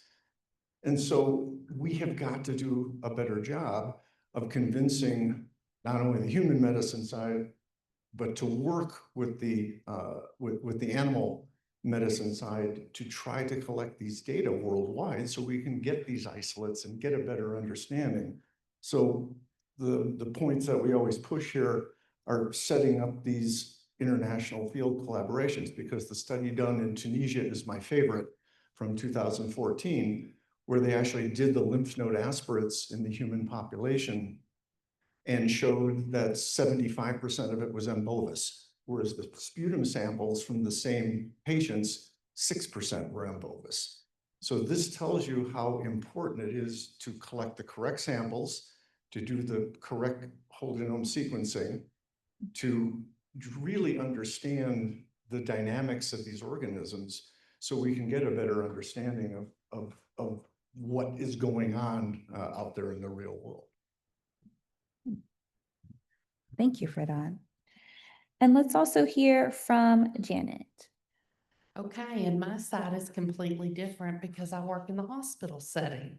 So whenever we have those patients presenting to the hospital, the important part for our nursing staff is to make sure that they get a history. Where do you work? Where have you been? Where have you traveled to? Who has been at your house? Who are you hanging with? So all of those things, out here in West Texas, we have a lot of dairies. And so whenever we are trying to come up with diagnosis, a lot of times people forget the most important part of where do you live, what do you do, and what kind of work? Because a lot of times they could tell me they work out there, but I need them to tell me exactly what they do. Is there interaction with the cattle, or do they sit in an office? So the important side in the hospital for us is to get the information from the patient, where they've traveled, who they've been with, so that they can take the other information available, and our ID docs can obviously get them on the right track for treatment. Thank you. And so it sounds like when we're looking at interactions between humans, animals, and the environment, it's really complex, because we touched on culture, wildlife. What is the global picture? Do we have data? Do we have good data? And, getting a good history from patients, how it's different on the clinical side in the hospital. So lots of elements there. All right, let's go on to question number 2. What are current challenges in differentiating typical from atypical tuberculosis? And let's go ahead and start again with Dr. Sundstrom. Let me advance the slide.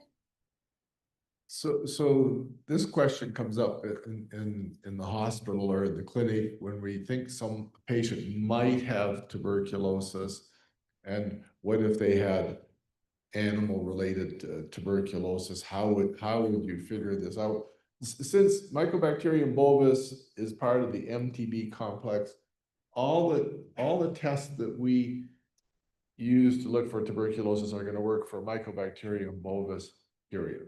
And so that's a helpful thing right off the bat that I want to say. In other words, if you look at the middle line there with M. bovis, if we collect a sputum specimen and we do an acid-fast smear, that's going to be effective. If we do the polymerase chain reaction or the nucleic acid test for M. bovis, that will work the same as it does for tuberculosis. If we do a culture, then you do the sophisticated whole genome sequence analysis. Even a TB skin test for humans is valid when we're looking for M. bovis as a screening test. And the same thing with the interferon gamma blood testing. That also works for Mycobacterium bovis since it's part of the MTB complex. The atypicals, such as we commonly deal with Mycobacterium avium in humans, that will give you a positive acid-fast smear, but the other tests tend to be negative, and you have to do culture-specific tests to identify that. Thank you. Dr. Lombard, did you want to weigh in on that? I guess I'd just reiterate that as we talked about, the location of M. bovis tends to be a little bit different in humans and M. tuberculosis. And so how do we kind of, even though it's a small percentage of the population, if it's a high-risk individual, how do we include differential tests? Like, do we start doing urine tests or other things that may identify M. bovis in that population? And let's hear from Melanie next. So on our contribution to this part of the question is that our challenge is that initially there's no differentiation in the initial presentation. So by the time the person comes to us, we're going to see them with a cavitary lesion, positive smears. We're going to see the same symptoms. We're going to see pretty much a clear, we're going to see the positive T-spot or quantiferon or TST. So it looks pretty much the same, and then you start collecting the history. And so collecting the history is where we start to see things really start to change, because you'll see where that individual works with animal or cattle or frequents areas or what have you. And so that's where we start to see the biggest differentiation. The human side, which is what I'm more focused on, it kind of works in two. So in 2 weeks, we get a smear. In 2 weeks, we get, more information. So it's usually about the 6th to the 8th week before we get the genotyping.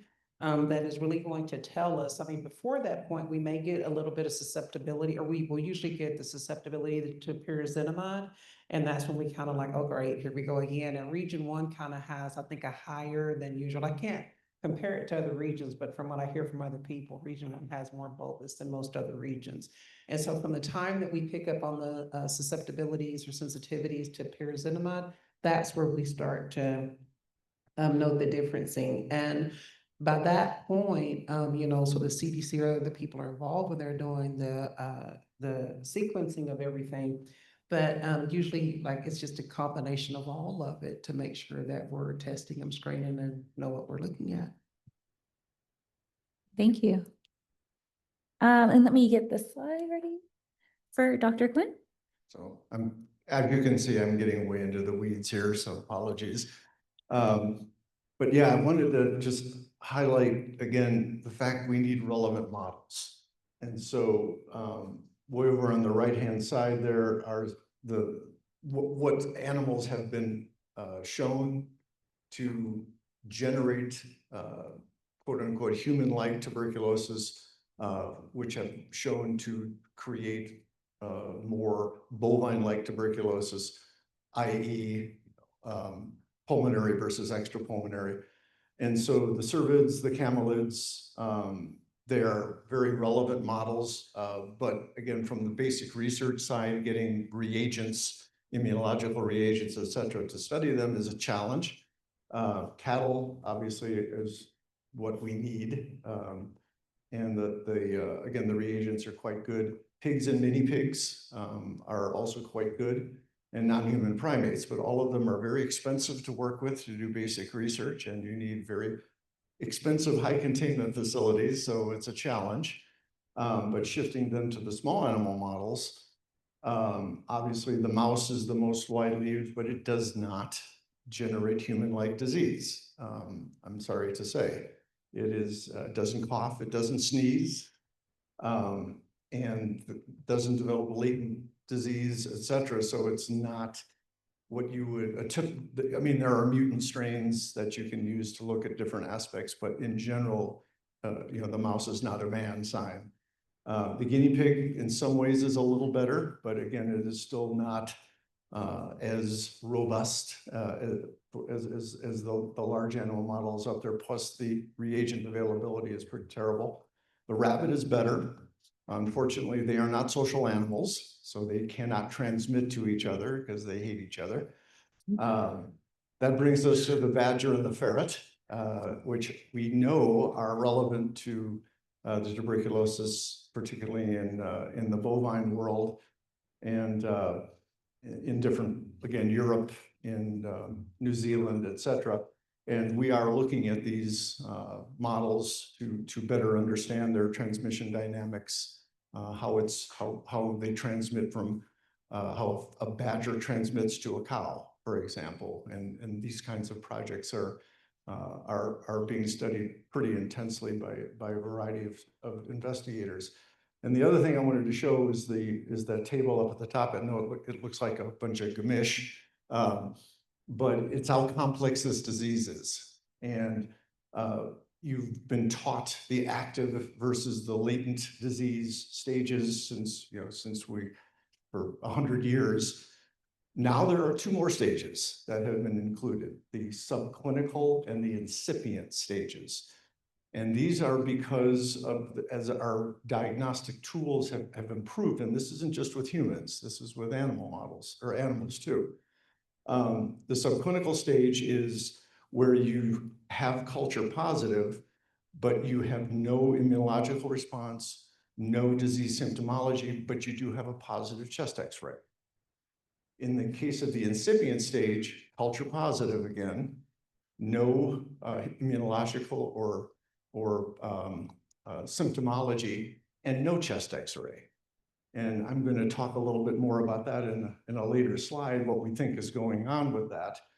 But the bottom line is what we need are better models. We need to understand the differences, as I mentioned in the last slide, between the species and how they transmit and how they cause disease. And then how does the BCG versus a mucosal vaccine, which is very popular right now in the vaccine world, because mucosal vaccines seem to be more effective against respiratory pathogens. So we can talk about that too. But anyway, that's enough yabber. So Fred, just one comment about that graphic is that the way I would explain it, I would just call it, it's a tug of war. It's a tug of war. It's a tug of war between the bacteria and the host, Yeah. and it can go back and forth. Mm-hmm. Yes, yeah. Well, and the incipient stage may be even a little bit different than that, and we'll talk about that in a minute. So. All right, thank you. Wow, lots of interesting answers to this question. I love that there's also like this underlying collaborative element between making sure that patients are tested for differentials, or that CATALR, that we're working with researchers to understand the whole picture with good models. Even that we're getting an accurate patient history to add more information to a clinical diagnosis. And so it's like all of these elements coming together. It's very One Health. I love it. Anyone else want to weigh in before we move on to the next question? I apologize. I'm just passionate about TB. Just wanted to say real quick about the subclinical presentations and that years ago. Dr. Bell kind of made a very interesting comment when he talked about the spectrum of TB. Where did Dr. Bell go? Okay, yeah. And he taught me this, and it was really interesting because he was saying that, it's not like a light switch where it's on TB, off. Do you remember teaching us that? You don't remember? Yeah, but you did. You did. I know you did. And the interesting thing about that, now that we mentioned the subclinical phases, is because I think that's where we have a hard time with some of our diagnostic studies, because we're not able to just say, like a broken bone, on X-ray, this is TB or it's not. And so I just want to say thank you for mentioning that, because I don't hear a lot of people talk about it on that level and say, there's a subclinical, there's an active, there's a clear diagnostics, and now we have those that don't fall into any category. So thank you. Sorry. No, you're perfectly fine. Anybody else want to weigh in before we move on? Okay, let's go to question 3. What factors, if any, have been identified that increase the risk of TB transmission? And Dr. Sundstrom. Yeah, risk of TB transmission. This is an area which we still struggle with in terms of risk, and it's very hard to identify how risky a situation is.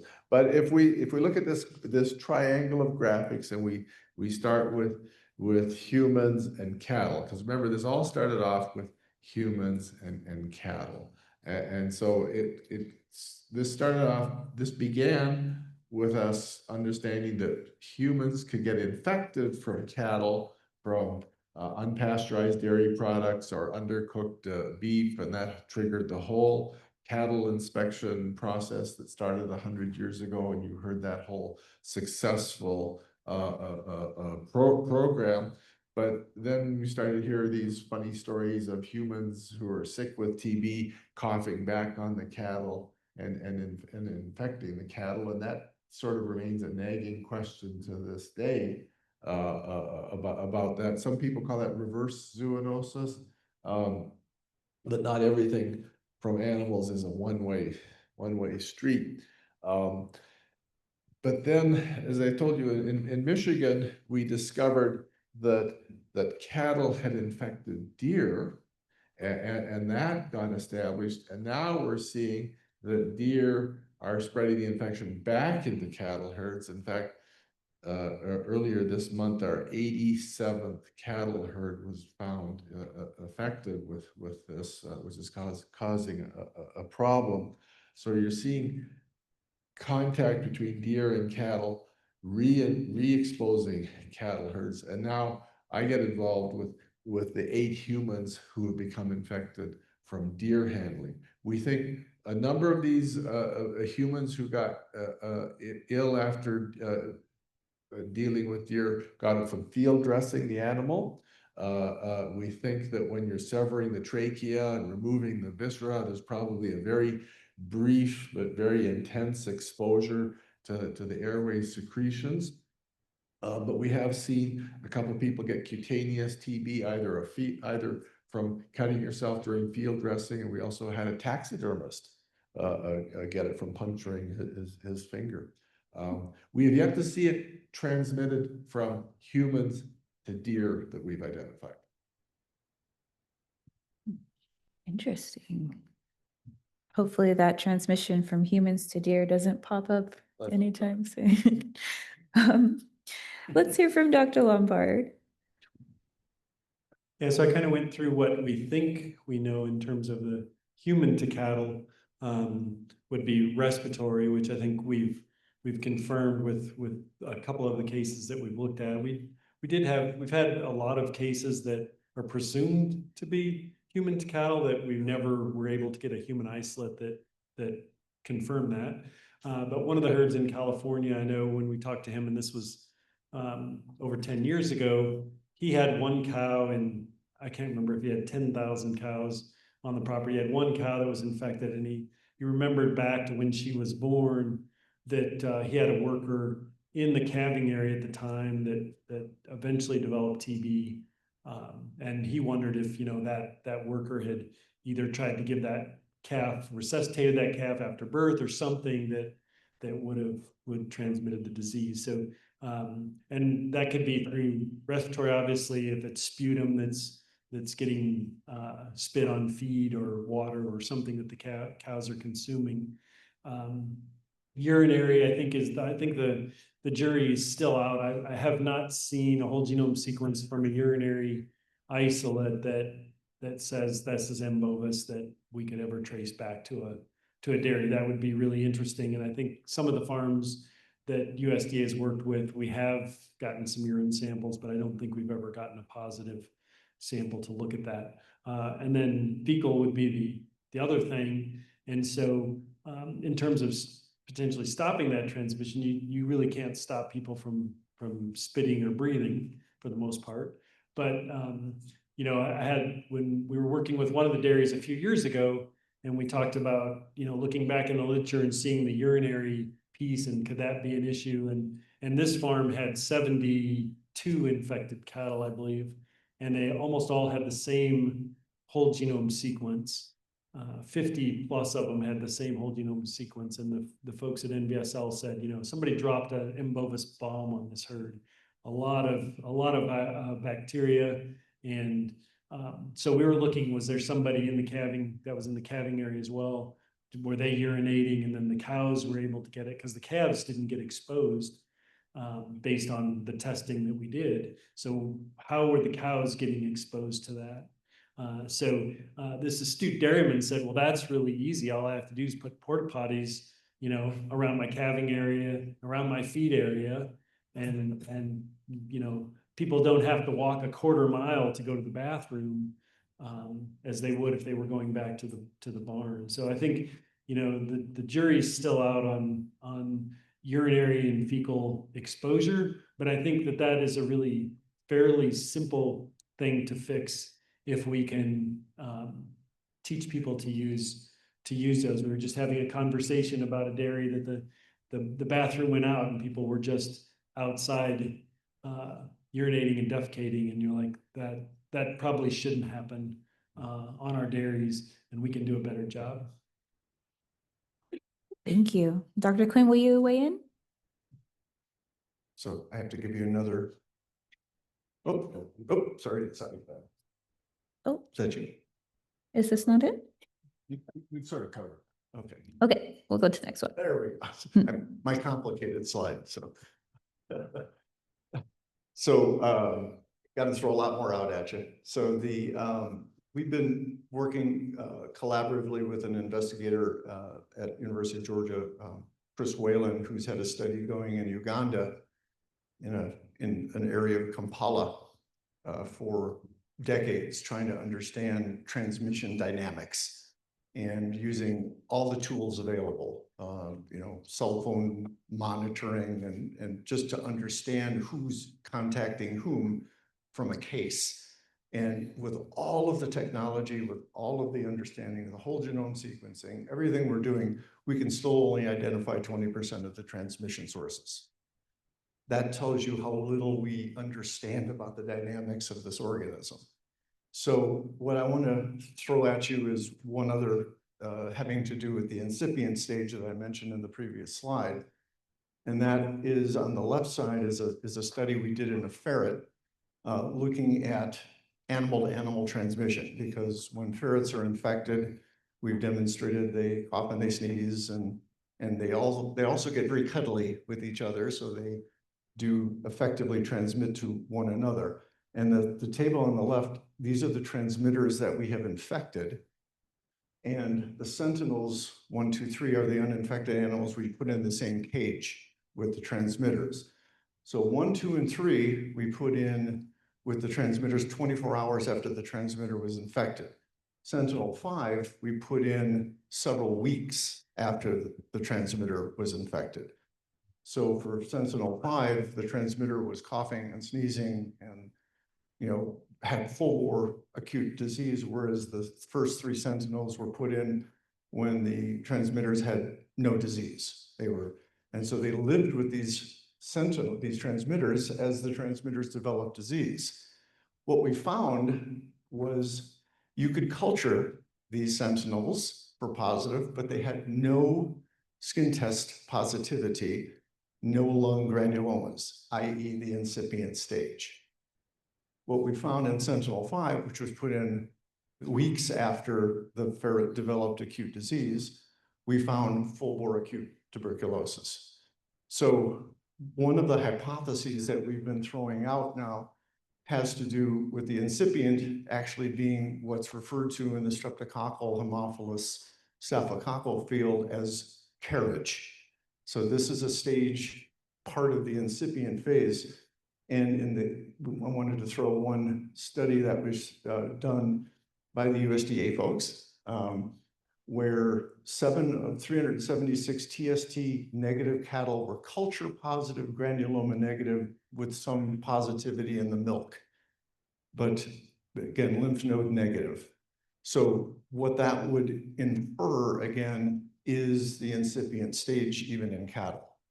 So what we are trying to push as we're getting along here is maybe this 20% we can identify, or the 80% we can't identify. A significant chunk of it is because we can't identify the incipient stage, and that it is a segment of the population, particularly early after exposure to a transmitter, that you are carrying it like Staphylococcus or Streptococcus, and you're still able to transmit. So we have a study going in Uganda right now, as well as our animal studies, to try and demonstrate this phase of the process. So let you know in a year how it goes.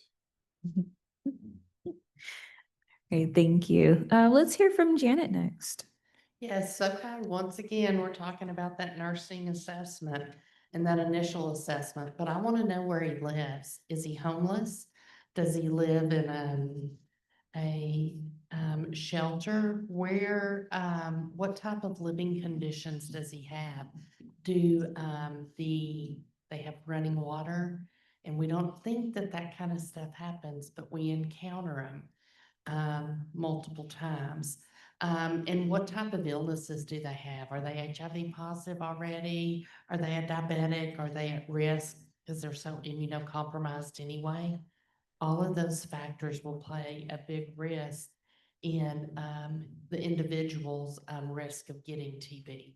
So once again, we can never find out too much information, and it's asking the right questions because they're not always going to be the first to come out and say, yes, I'm homeless.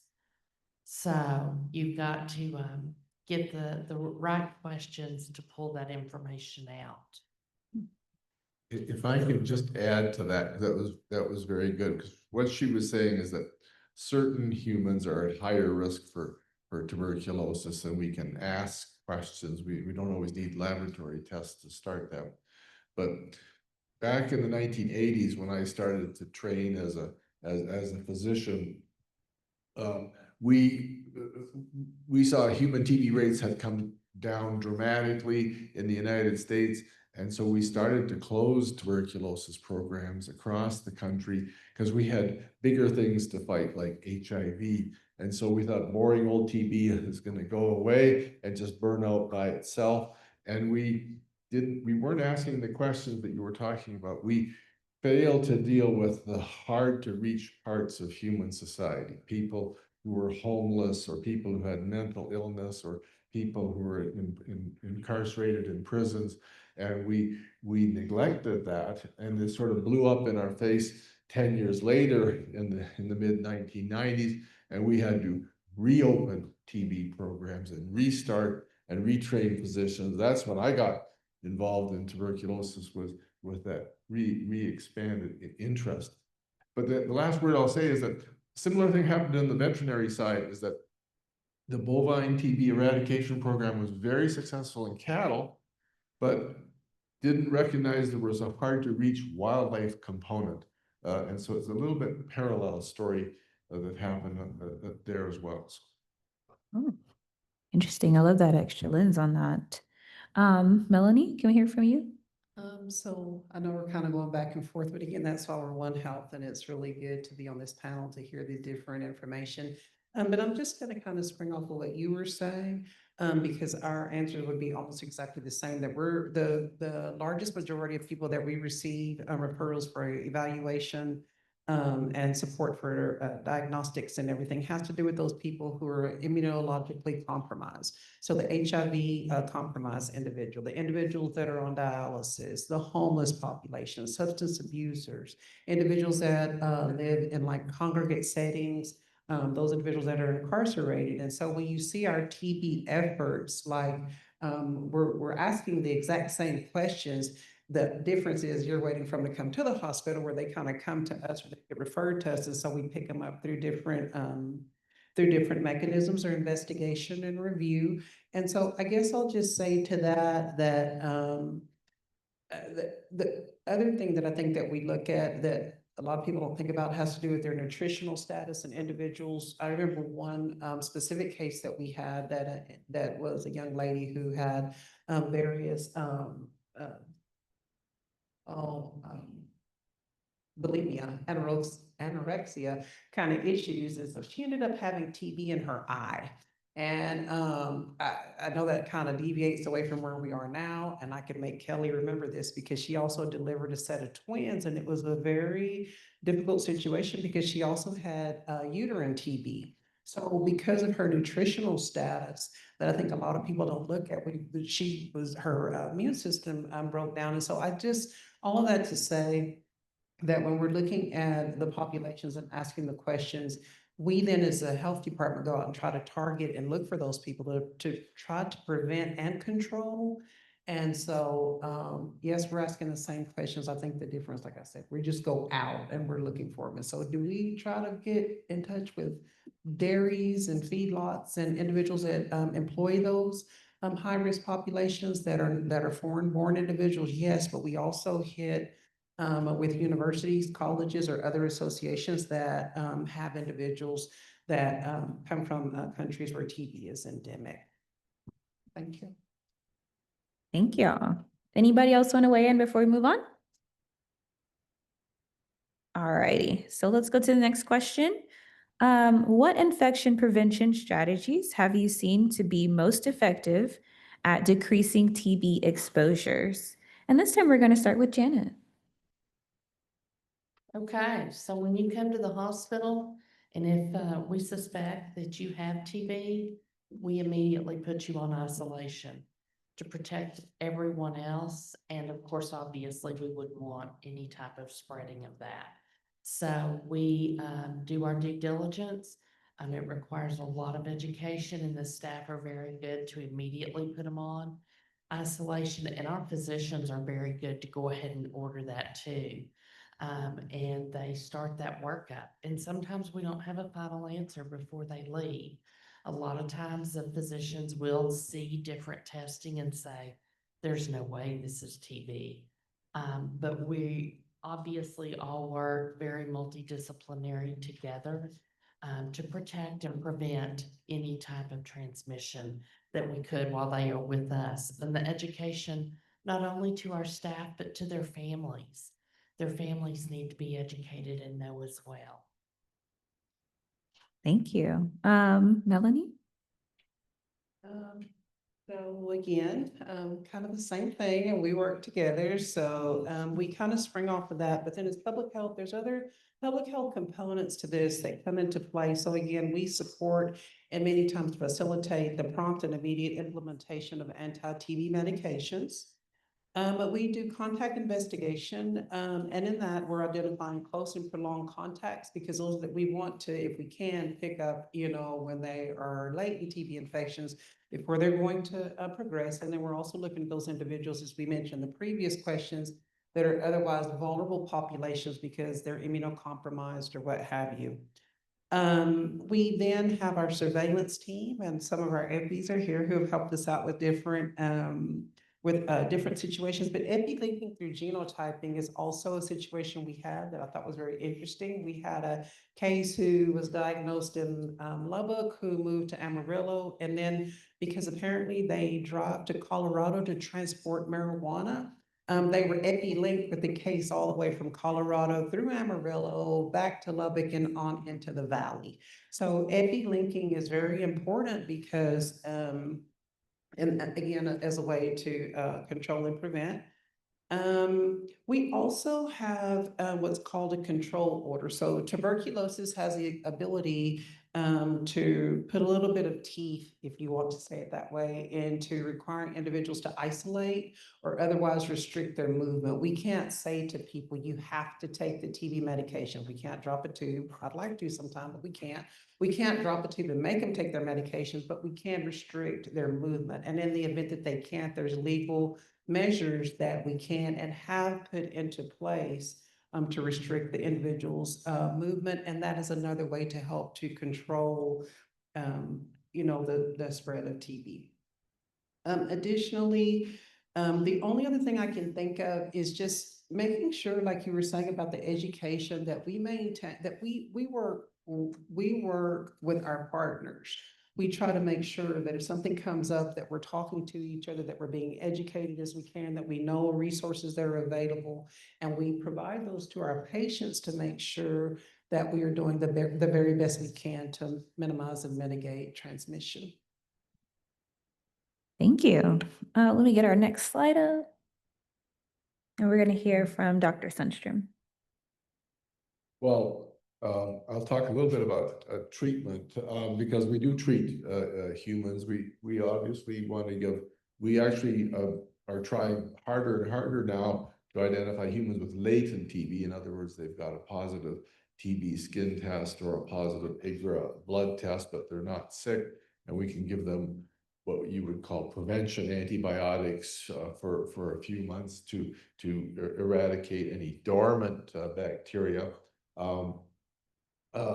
But if we find someone who's sick in the hospital and they have contagious active tuberculosis, then they're going to have maybe 1 billion bacteria in their body and in their lungs.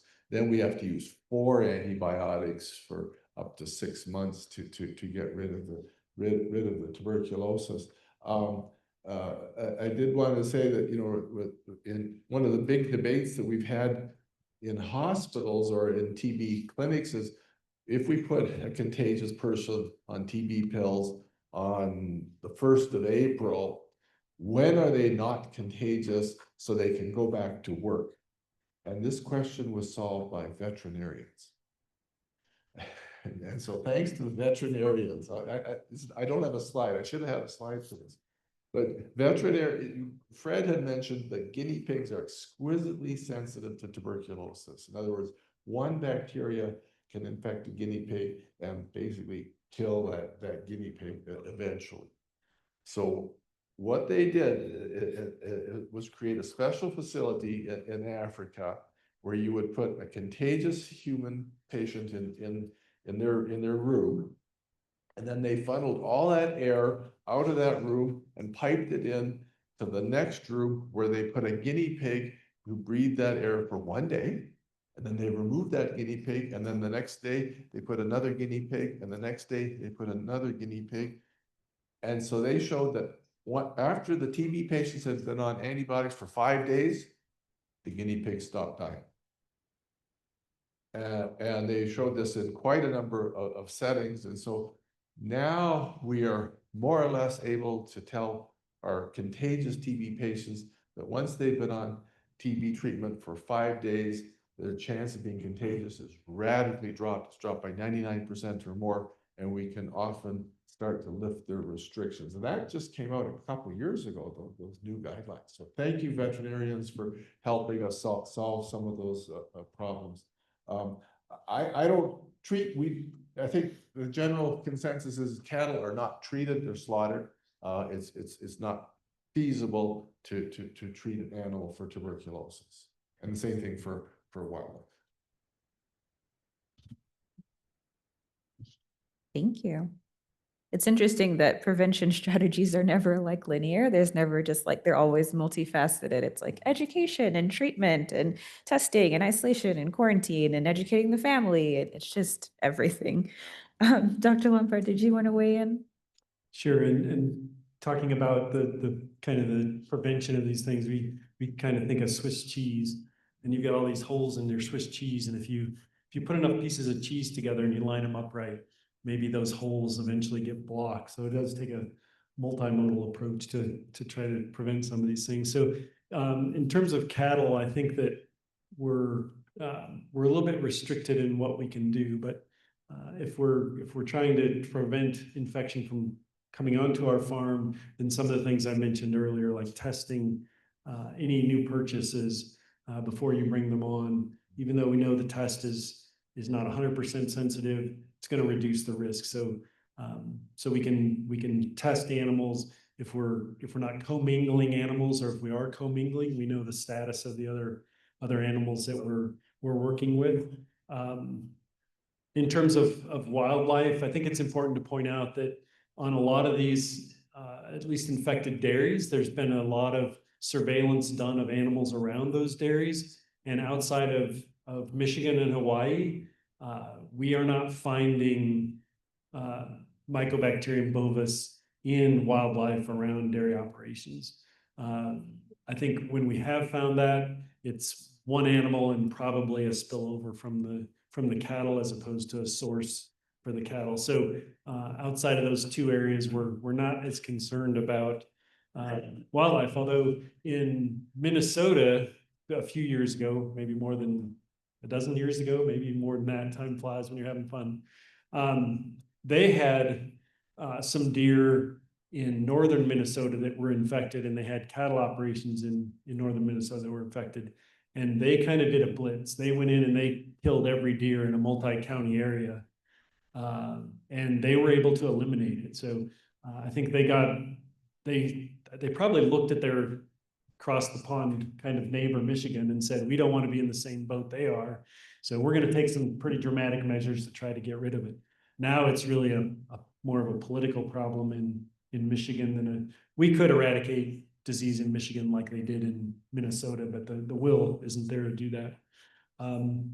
As far as within her spread of TB, I think the only thing that we know probably works is heat treatment of colostrum and pasteurization of waste milk. And I know that a lot of people were infected 100 years ago from drinking unpasteurized, contaminated milk. You still don't want to be drinking raw milk today, but pasteurizing that milk before we feed it to calves, even if we don't have TB, there are a lot of other pathogens we have, but we have had dairies where the primary mode of transmission was through milk to calves, and then we had all these calves that became infected over a fairly short period of time. But I don't think we have really good numbers on how frequently cows shed it in milk anymore. And as the cows have definitely changed genetically, as the Mycobacterium bovis changed, and as they have less predilection for the udder than it did before. Very interesting.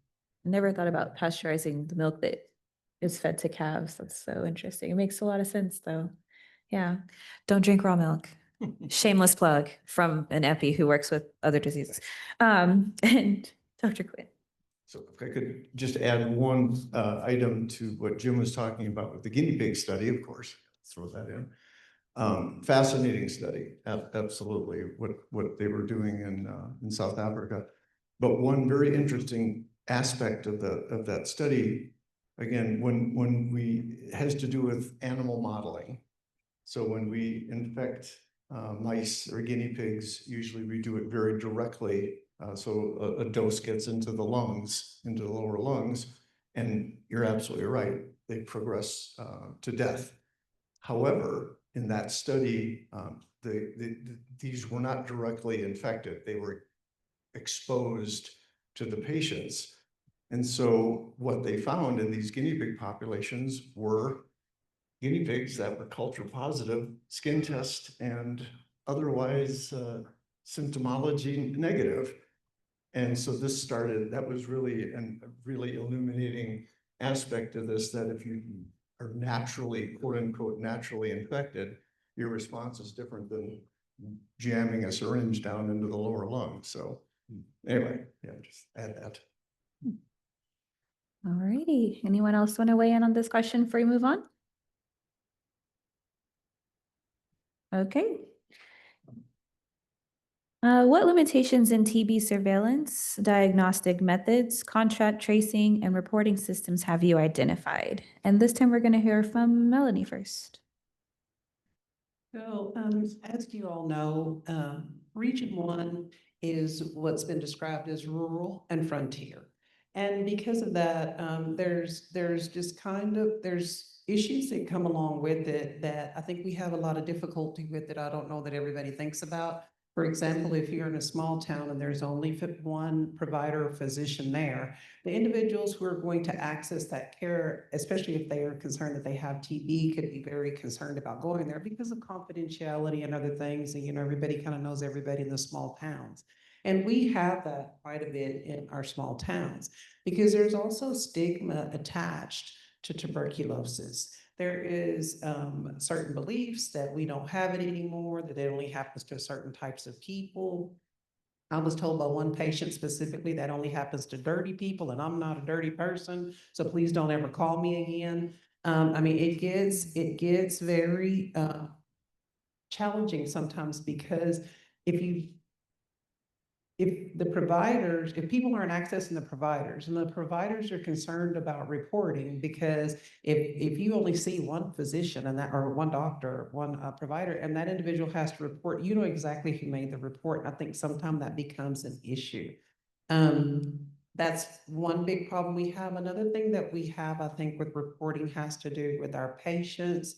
At this point, whether it's, I don't want to put the elephant in the room, but fear of deportation, fear of seeking help. There's so many different nuances that go along with surveillance and reporting right now. We in Region 1 are 44 counties. Amarillo Health Department takes care of Potter Randall, and they also support with other things going out in Region 1. But to have that much open space and then to think that you can get every person to be on the same track is like difficult. This morning, I had to pull over to take a call because an individual believes that they have an active TB case because of the blood draw that was done yesterday. And I said, well, it doesn't usually work that way, but let's just work through the process. No, so should we cancel school? And I'm like, please don't, but if you do, don't put my name with it. And so they, what? So it's something that we're working out right now. And it's real interesting because I get here and Dr. Middleton and Dr. Bell are both sitting here and neither one of them seem like panicked or upset. So I'm like, no, I don't think that's a big deal. But to talk to that person, that was a real situation for her at that time because that's what was reported to her. And so when you talk about the limitations of surveillance, you know, you're talking populations who are fear of losing their jobs. I'm going to stop in a second. But you talk about people who are afraid of losing their jobs. I talked to Dr. Abdul about this and we were going over the questions. And that's a real fear, especially if you brought your family here for whatever reason, from another country, another town, whatever, fear of losing jobs, or what if people don't have, the kind of sick leave that it takes? Because when we come talk to you, before about 2 or 3 weeks ago, we're like, minimally about 14 days off work. That's not easy for everybody. Maybe if you've been with the state forever like me, you're like, okay, I can do that. But a lot of people can't. A lot of people can't do it, and it's a hardship. And so when you talk about people accessing care, especially those who work with cattle and fear of knowing, because if you've got one person who automatically doesn't show up to work and they've been working 12-hour shifts is what I was told they work. I could be wrong. I don't know. I'm not in that side of it, but I'm told that some dairy workers work 12-hour shifts on, 1 to 2 off, and then again, they repeat. So, and so if that person goes off work and then we pick up a phone and say, hey, we may have potentially identified a person with they automatically know, so they won't access care. So reporting, surveillance, and then just dealing with the stigma attached to it, I think is some of the things that I wish we could build. And that, as far as our infrastructure in PHR1. Thank you. Let's hear from Dr. Sundstrom next. Oh, well, I put here some conversation pieces. In orange, I put human public health understanding of veterinary issues like One Health. It seems to me that most veterinary students know what One Health is, but if I went to a medical school and asked them what One Health is, they'd probably think that's some new multi-hospital chain or some corporate thing. And I'm sort of making a joke about it, but the concept of One Health is more advanced on the veterinary side than on the human health side. And we have some ways to go to get human physicians oriented to this. And I'm proud just what I've seen this morning with Texas Tech and the poster sessions outside with a whole host of infections that are relevant to human health. But that does bring up the whole issue of how do you communicate? And it may be One Health, but it's going to be multiple agencies. So it may be one thing to call your local public health, but calling your state veterinary agency or your federal, whether it's USDA and which federal agency and so on, that has taken, for me in Michigan, taken a long time to understand the roles of all these different agencies. Certainly in human health, we're very accustomed to privacy, but privacy is a big issue for cattle producers. And even when I'm learning about cattle herds in Michigan, I'm not always given the location or the exact herd size or the number of diseased cattle. That is kept somewhat segregated in the agriculture department. So I think the biggest issue that we face now, and I think the challenge to this whole group is in green, is that we know a lot about zoonotic issues with tuberculosis, and there's lots of publications about it, but this has not made its way into published guidelines. So even our human guidelines for tuberculosis are basically silent on asking anything about animal contact or unpasteurized dairy products or anything. And we need something in writing in our guidelines rather than having to always Google for the answer or go to ChatGPT. And I just want to let y'all know that we do have about 15 minutes left. So just so y'all know. And then people are just gonna leave us because their tummies are rumbling. Kidding. And so let's hear from Janet next. Okay, I'm gonna echo what you've already heard. You've heard me preach about the education and the assessment and the work that we have to do. And including the different departments. Of course, obviously, our friends at the health department, we always call. I got a call one day from one of them and they said, "Do you know about this patient?" I was like, "No." And was it you? And I think the doctor called you. The physician had actually called, and that's not usually the norm, but I think it was close to the weekend, and I think he was wanting to make sure that it didn't get missed. And so it just takes all of us educating each other all the time and making people realize that TB is still here. And with the way people travel and go and do all the different things, that we all have a responsibility. True. Thank you. I'm going to also pop back a slide, and we're going to hear from Dr. Quinn. Yes, I think this is actually really relevant to this question too. Yeah, I could actually, I think cover this after Jim talks. It's up to you. Okay, all right, well, I'll cover it then. Yeah, so this really brings up the point that several people have made, Jim, Jason, et cetera, about the collaboration and cooperation between the human and animal side. And that slide I showed earlier about the 1.4% of humans having zoonotic disease, again, that is utilized worldwide as a statement, is actually the US rate, because we do whole genome sequencing on every isolate, so we can usually tell if it's a bovis versus an MTB in the human.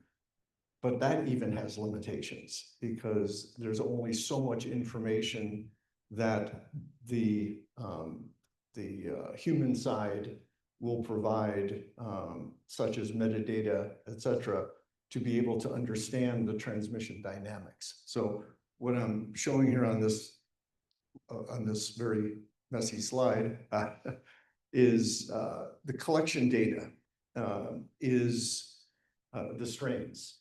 You know, these are the isolates, and years, a couple of decades ago, when Mirovinter, the PCR system came out, we were able to break it down into these clades over here, the Indo-Oceanic, Euro-American, et cetera, which was fantastic. But that has its limitations. It can only tell you a rough idea of where the isolate's coming from. So we need collaboration is the bottom line. We absolutely cannot get any, unless we have the metadata from the animal side, unless we have the metadata from the human side, we cannot connect the two. We cannot understand the transmission dynamics. We can get a rough idea of the clade, we can get a rough idea, but we don't know if the isolate was collected 15 years ago or yesterday. We don't know if it was collected in Michigan or Hawaii. I mean, it's just the information is just not available, and we really have to press the representatives particularly on the human side, but also on the animal side. Let me just ask you a question, Fred. This is a fun question, but 40 years ago, before we had any DNA sequences for tuberculosis, and there were you vets dealing with bovine TB, and we were dealing with human TB, and we always figured, well, when prehistoric man domesticated cattle, Then we got bovine TB from cattle, and we got TB, and that's how it started in humans. And then we got it from cattle, and that's what we figured, that sort of made sense. But when you got the DNA sequence, you said something else. Right, it's the other way around. So the genetic analysis of Mycobacterium bovis has demonstrated it's actually the other way around, that humans gave it to the cattle. So Mycobacterium tuberculosis mutated to Mycobacterium bovis by us giving it to the cattle. So that's, again, what the technology of whole genome sequencing and understanding the 100 other species in the genus allowed us to do. But that only, again, allows us to get a certain amount of information. If we want to get exactly the, person-to-person transmission, that requires metadata. Dr. Lombard. Dr. Lombard. So, person to person, contact tracing, cow to cow. Seems like I came up at the right time. Since I've been working with TB, we got pulled into another little disease that's not bacterial but viral, and moving among cattle that we wanted to do some contact tracing type work to look to see how influenza A spread through dairy herds. And so I was actually a little surprised that there weren't, because I guess it's really hard for cattle to get cell phones and be able to do that like we did with, there's a COVID person in your vicinity.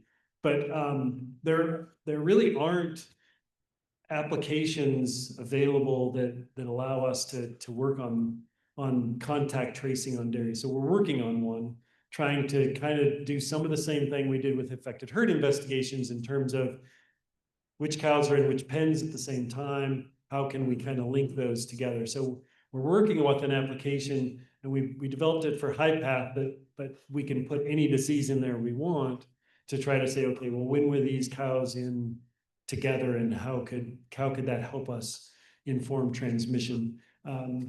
Which is interesting. We kind of had a prototype a few years ago on a large herd, and they'd already detected 2 strains of TB in the herd, one strain in one cow, and then the other strain was in the other 73 head or whatever. And we had the last cow that ended up being infected, and we went back and we looked at who she was in the pen with, and there were 3 previously detected cows that were in that pen, and we said, well, based on probability, she was with this cow for the largest number of days. And then we got the whole genome sequence back, which is really the truth teller on a lot of these things. And turns out it was a brand new sequence. So it was, but I think the contact tracing part is hard for humans. It's hard for cattle too. But I think that's maybe the next step in gaining a little better handle on how transmissions occur. Thank you. Dr. Sundstrom, will you weigh on a bit on the human side? I think I've said enough for now. Never mind. Dr. Quinn, high burden versus low burden. Will you talk a little bit about that, Dr. Quinn? Did I get the name wrong? I think I covered it. You covered it too? All right. Anybody else want to weigh in on this question? And we have one more. It's actually an online submission question. We have just enough time to answer. It says, in the veterinary and Hippocratic oaths supporting One Health/human health, why is it that when a dairy farm, heifer yard, or calf ranch has tested positive or test positive animals for TB, that there isn't required human testing, and the reverse? When humans test positive and are known to work with animals, why wouldn't they then go test the animals they may work with 6 days a week? Dr. Sundstrom?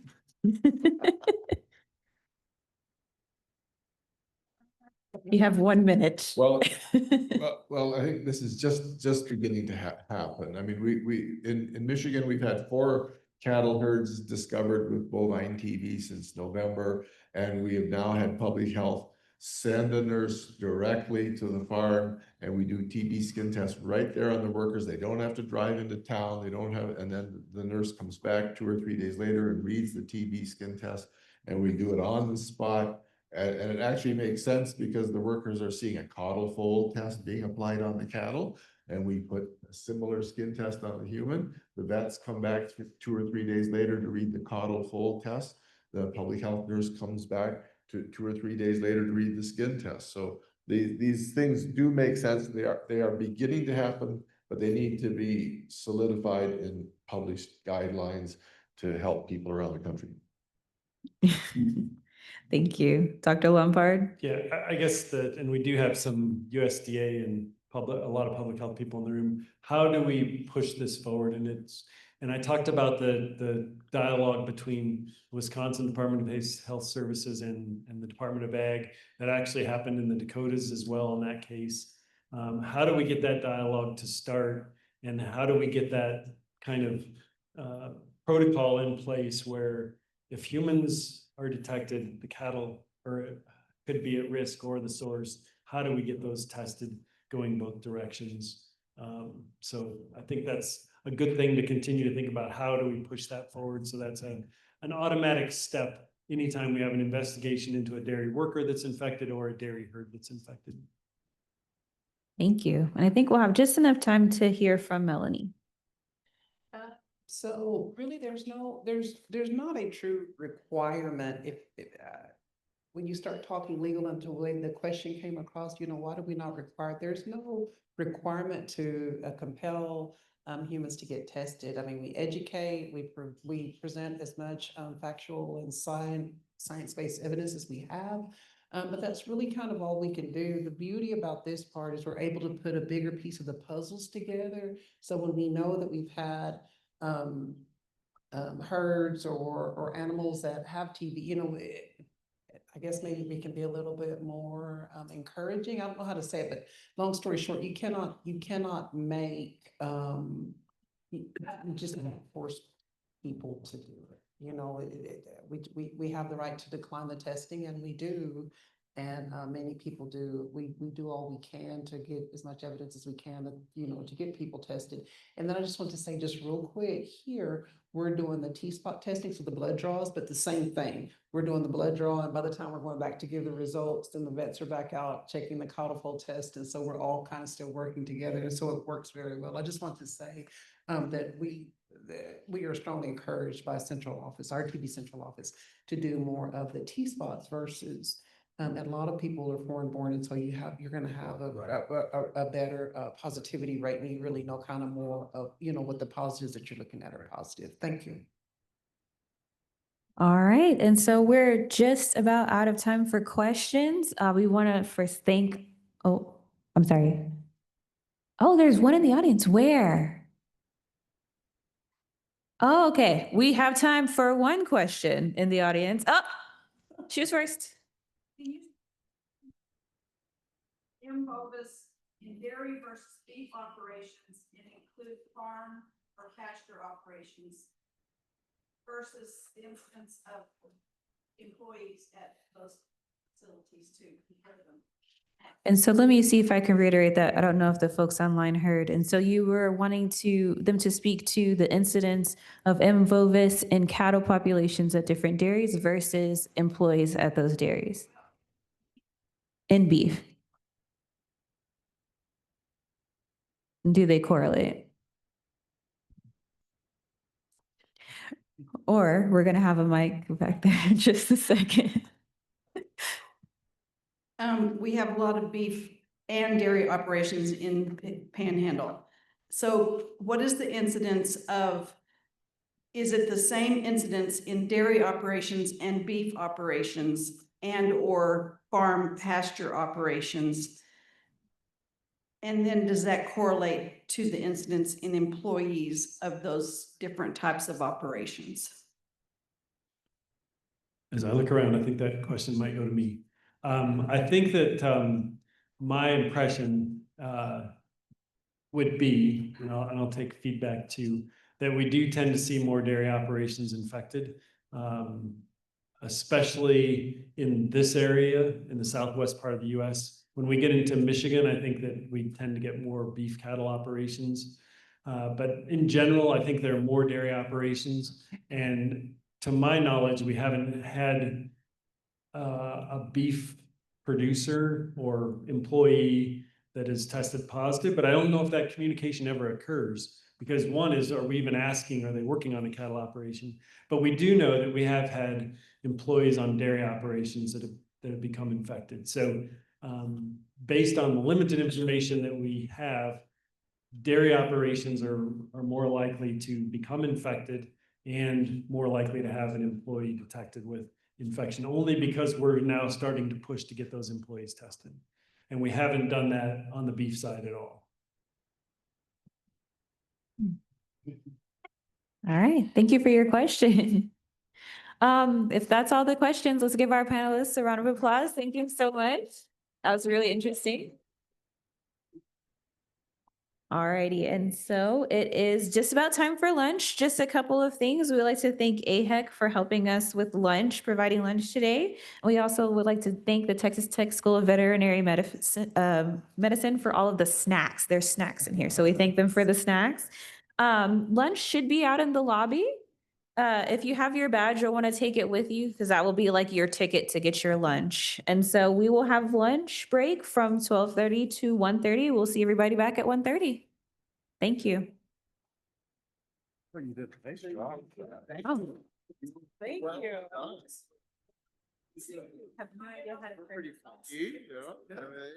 Well done. Thank you. Thank you, thank you. You do normally. I'm the clinical support.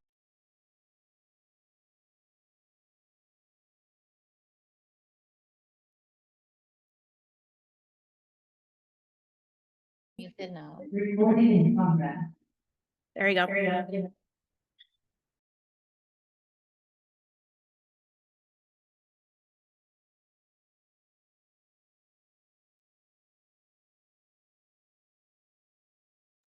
There's the button. Hello, can they hear me now? Okay. I guess I'll restart just like we did earlier. My name is Sarah Hollers. I'm the Executive Director at the South Plains Wildlife Rehab in Lubbock. And I am taking over for Stephanie Brady, who is the Director at Wild West here in Amarillo. It was kind of a last minute favor for Dr. Abdul. She has done so many favors for me at the rehab in Lubbock. And so I couldn't say no because she's amazing and helps me so much. So I'm going to start off with a little riddle, Dr. Abdul's request. So kind of came up with this. It starts with ancient yet modern, curable yet stubborn, preventable, treatable, but never simple. What disease keeps us humble? Tuberculosis. So our panel today sees every side of this, which is why it takes all of them to confront it. So introducing, we have Dr. Hunter Reed with Texas Parks and Wildlife Department, Senior Wildlife Veterinarian. We have Dr. Kimberly Lehman, USDA Diagnostic Bacteriology and Pathology Laboratory Director. We have Dr. Krista Ray Lee, USDA Epidemiology Officer, Veterinary Services Field Operations. And we have Dr. Elizabeth Susan, who is with Texas Animal Health Commission Field Veterinarian. So our panelists today have lots of experience, and I'm sure they have a pretty impressive resume. But if TB were to have a resume, I'm sure it would list experience in wildlife, livestock, humans, and environmental persistence. And unfortunately, it would be wildly overqualified. So that's my little joke. So starting with question 1, how do environmental, human, and animal factors influence TB transmission amongst wildlife and domestic animals and humans? So Dr. Lehman, if you want to start this one off.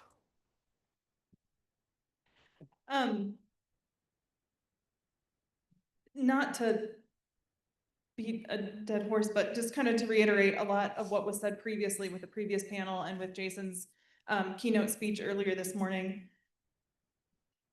Obviously, this is a One Health topic. All 3 parts of that triangle, the animal interface, the human interface, the environmental interface, have factors associated with our TB transmission. We've shown and demonstrated with papers, human to cattle transmission. We've also shown it the reverse way, cattle to humans. And we also know we have 2 areas of endemic TB where our wildlife and potentially environment are at play for infection for humans as well as our livestock species, Hawaii and Michigan being those areas. One thing we hadn't necessarily talked a lot about were some of the environmental conditions that can also affect how our transmission occurs. And this is one that, frankly, I learned from some of our wildlife services friends in Michigan about the habits of our white-tailed deer and how over winter they tend to congregate together in areas because food scarcity, things like that on the environmental landscape. And then having them all come together helps with some of that commingling and transmission amongst the wildlife in those populations. And then come spring, they have a spring breakout where the deer will then move back out into fields, into pastures where we tend to see maybe a little bit more commingling, as well with some of the livestock in farther areas of that just central winter congregation area.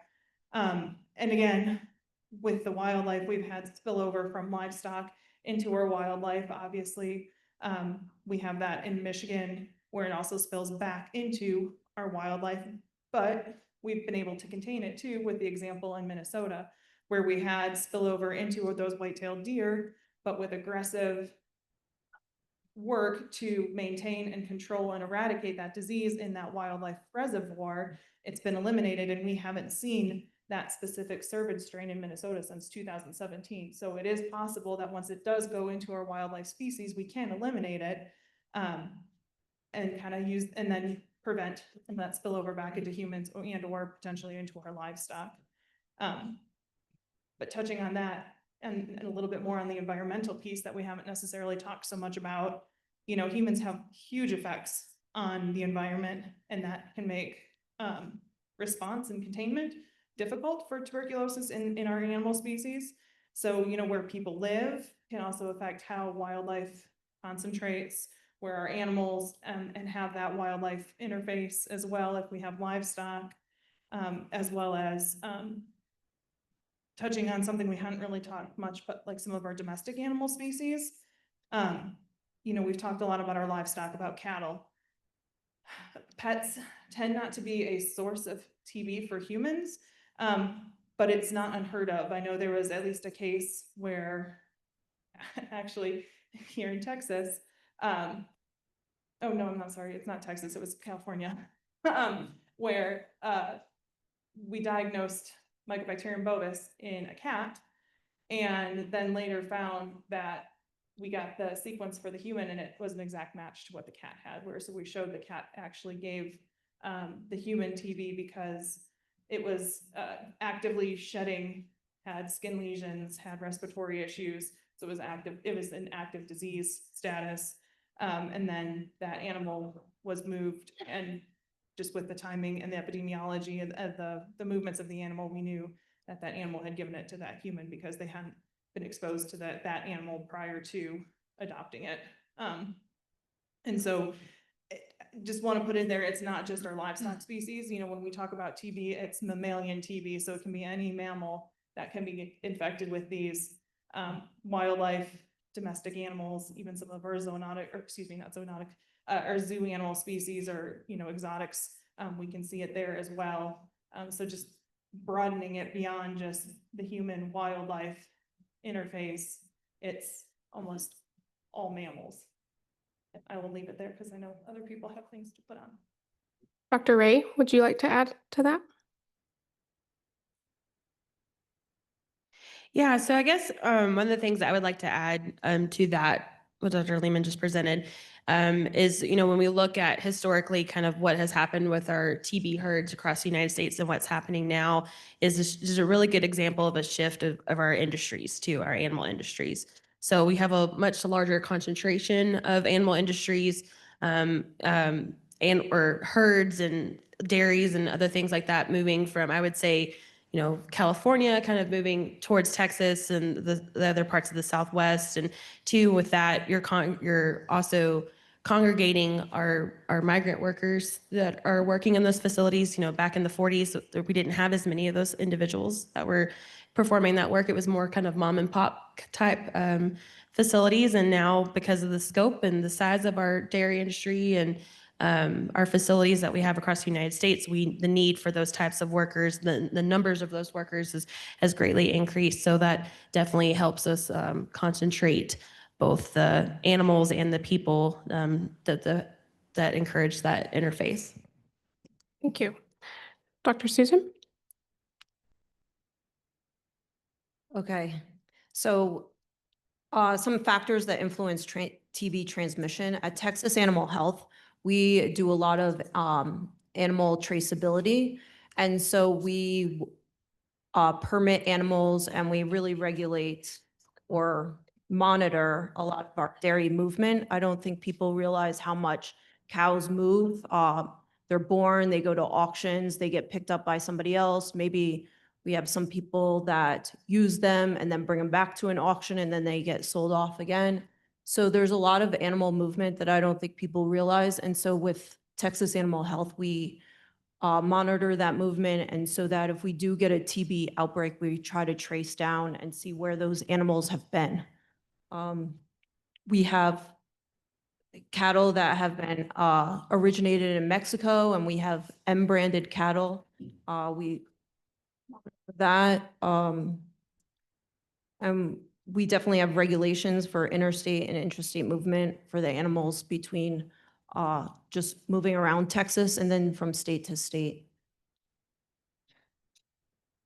Dr. Reed, would you like to touch on the Michigan situation? Yeah, for sure. So as far as Michigan, I know that's definitely a more free-ranging wildlife type of situation, and that has its own risk factors. And you're talking about whether those animals are in close proximity to livestock. Your primary exposures to humans are going to be mostly through kind of this hunter through the consumption or through actual field dressing of animals. Can't forget in Texas that we also have a very significant captive industry of animals too, and that can both be on the deer breeding side of things, primarily white-tailed deer, limited in mule deer, but then also free-ranging and captive exotics. So there's going to be a lot of black buck, there's hartebeest, there's impala, we have our own free-ranging and captive herds of axis deer.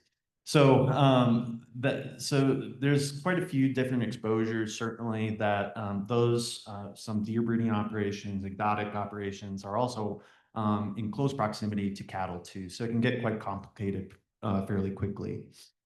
In addition to the fact that we have some of these practices that congregate animals that are very, very common. Feeding, supplemental feeding, protein feeding, all of that on a free-ranging landscape as well as in a captive setting are kind of the bread and butter here in Texas. I know that people feel very strongly about it. And people really have intensive operations for hunting. So those sorts of risk factors can certainly facilitate the spread of TB if it were to spread into our native wildlife or exotic wildlife populations.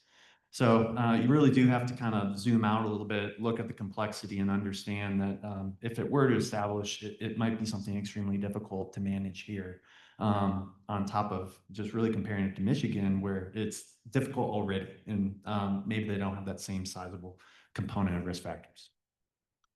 This is all very interesting for me as well, because before I talked to Dr. Abdul last week, I did not realize how serious this really was. And so it makes me want to go back and make all my staff and volunteers get tested and make sure they have the vaccine, so I definitely want to tighten some of my procedures and protocols when I get home. So this is all really great for me as well. So everyone up here watches TB a little differently. Let's dive into the next question. Each agency performs their own surveillance and monitors the occurrence of TB differently. What patterns of TB in domestic and wildlife have been identified? And Dr. Susan, if you want to start this and touch on the Texas situation. So what we do for surveillance, we work very closely with USDA APHIS. We do a lot of the testing at the farms. We also train people. We do modules and training for authorized personnel for caudal fold testing and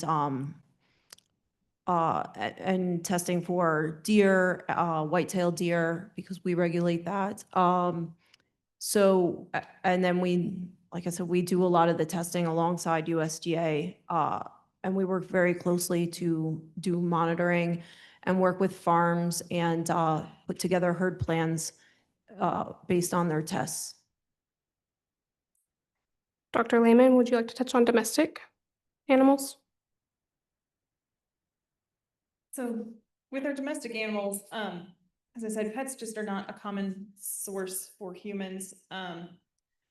Quite frankly, they're often not diagnosed. We just don't have a lot of great antemortem diagnostics for our kind of companion animals. You know, with cattle and our livestock species, we've got those intradermal skin tests that we use. We don't have that in our companion animals. And usually our companion animals, we're not testing them unless there's a history of exposure for them or some other underlying reason that leads us to believe that they have TB to be testing them. Luckily, they are small enough that we can do x-rays on them, whereas, you know, cattle are very difficult to try to get x-rays of a chest on a cow to look for lesions and things like that. And so we do have at least some tricks up our sleeve for that. As for patterns in domestic and wildlife, talking domestic animals, kind of all species now, livestock included, you know, we've seen this is where the whole genome sequencing really has come into play and been a wonderful tool in our toolbox. You know, looking at when we have newly affected herds, what the sequence is and where it potentially came from, all of the sequences, unless it's one of those endemic areas, have been new introductions into the US. So it's proving that we don't have, outside of Michigan and Hawaii, it's proving that we don't have a nidus of TB infection in our animals here in the United States, that strain is coming and that TB is coming from somewhere and it is not here in the US.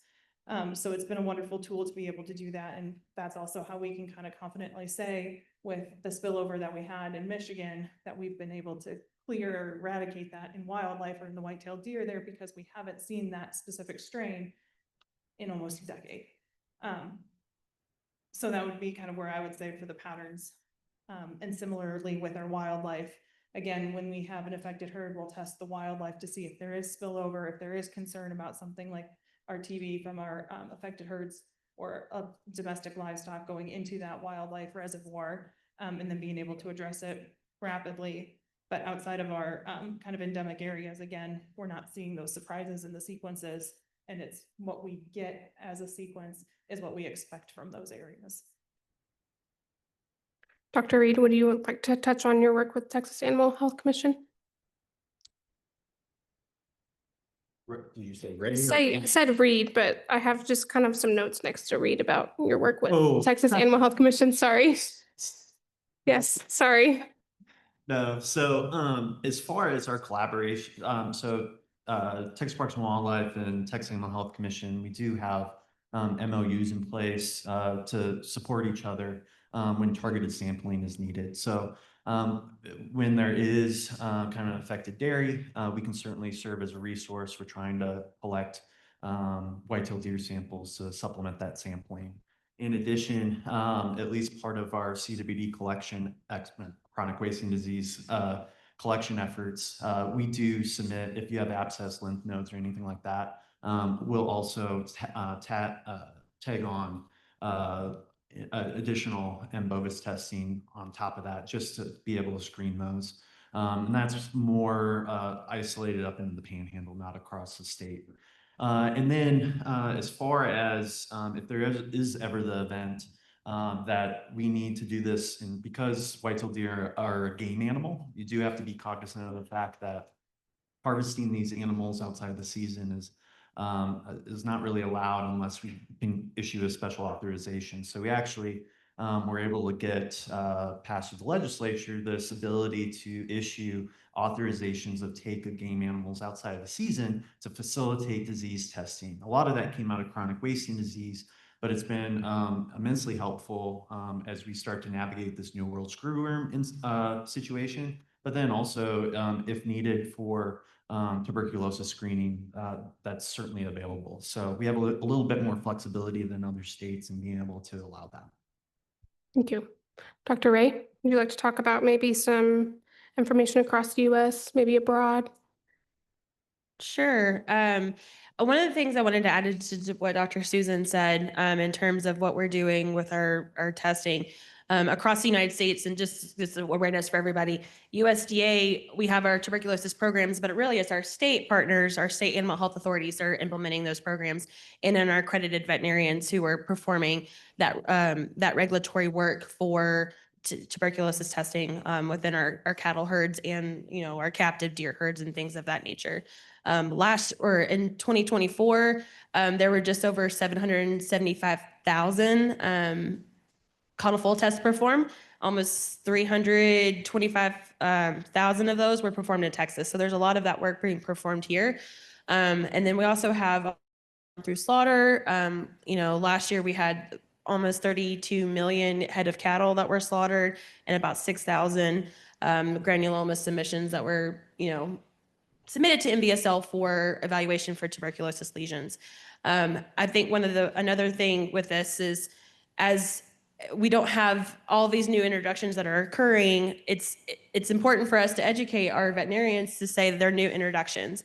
I think a lot of people that we've had interactions with think, oh, tuberculosis is an old school problem. I read about it in a textbook. I saw the yellow granulomas on a tissue and a picture, but those aren't the same kind of strains that we're experiencing now. And I know Dr. Lombard showed in his presentation some of the pictures that I and one of my colleagues had taken from some tissue samples.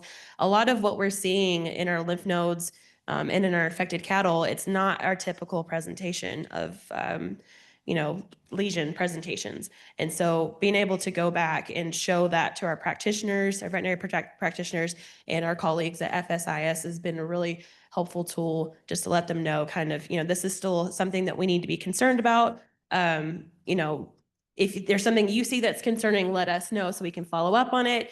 And this is something that you should always have in the back of your mind. And then I will mention quickly too, there is a lot of coordination with other countries as well, particularly with the state or country of Mexico. We do not import dairy cattle from Mexico because of their TB status across the country of Mexico. But anytime that we have Mexican feeder cattle that we find that have TB lesions, we have to do trace work with them and go back to Senacica, who is the USDA equivalent in Mexico, and work with them to let them know where the state of origin that animal came from with their ID tags that we received, and really trying to help them improve their TB status as well, because ultimately we want to have open borders and be able to trade cattle and things of that nature, but we don't want to introduce disease into our domestic herds. Good to know. Learning something new every time y'all speak. I love it. So once these agencies start seeing these patterns, the next challenge becomes figuring out how they actually detect and manage TB across species. So this leads to our next question. The diagnosis and control of TB in animals vary. That in people, please elaborate on the types of diagnostics available with their strengths and weaknesses, starting with Dr. Ray and your history with livestock. Well, I'm not going to super elaborate on some of this because there's experts here that's not me. But I can say, there's obviously, we've talked about the different testing modalities with the caudal foal testing, our comparative cervical testing. We have a gamma interferon blood test. We're working on validating the quantiferon blood test, and I'm going to let Dr. Lehman talk more about that. But we've done a lot of help with the validation samples of that. There's a lot of those. I'm not going to get into the specifics of specificity and sensitivity and on all of that. But just from a field perspective, there is a lot of manpower and work that goes into all of that testing. and not only from a regulatory standpoint, but also from a dairy or facilities perspective as well. So I'm going to defer the other parts. Yeah, you can hand it over to Dr. Lehman. So I will freely admit I am biased on this, but I will say, I think the veterinary side is much better at the diagnosis of TB than the human side. We just get a variety of samples. On the human side, most often it's a sputum sample or blood that we're trying to diagnose TB in. On the animal side, we get everything from tissues to bronchoalveolar lavages, to feces, to trunk washes from elephants, to bone material, to anything under the sun. We get it, we handle it at MVSL, we handle it, decontaminate it and put it on basically solid media, liquid media cultures, as well as do potentially molecular testing, direct PCRs, to be able to identify, confirm, and grow up those mycobacterium in those samples. And so this is where I get to go on a fun side tangent with, we've been talking a lot about livestock, but tuberculosis in elephants is a big issue in our country. A lot of those were circus elephants that transmitted it amongst themselves and around when they've been moving for the circus, and they were imported with that tuberculosis, and it's just now as they age and other things happen, we start to see it and affect them. Same thing similar with our non-human primate samples. We get quite a few of those as well. And so this is where it's very important on the veterinary side to have those active diagnostics, because we don't have an animal coming in saying, hey, I don't feel good, I've had a cough for a month. We need to be able to identify TB in these animals, and ideally try to identify it before we have to euthanize them to take samples to do it too. And so that's a big piece of one of our, we have a bovine tuberculosis initiative project ongoing. And one of the main branches or spokes of that project is modernizing antemortem diagnostics. And that's where talking about additional, we use PPDs, the caudal fold test. We've been using the same PPDs for 80+ years. And so is there something we can do to improve the sensitivity, specificity of those PPDs? Can we look at synthetic PPDs that maybe are more cost effective in the production of those reagents to be able to do this testing? Is there additional testing we can do? Can we test milk samples from some of these dairy animals or the bulk tanks to be able to better identify and track maybe where TB is, or what cohorts we need to test to try to make those type resources go a little bit further? Can we do things such as deep nasal swabs and test those to help identify animals instead of doing caudal fold tests, or other options and diagnostics out there? And that's what we're doing as part of this project, to look at how effective some of those different diagnostics are, in addition to our gold standard of culture and the PPD skin fold tests for the antemortem diagnostics.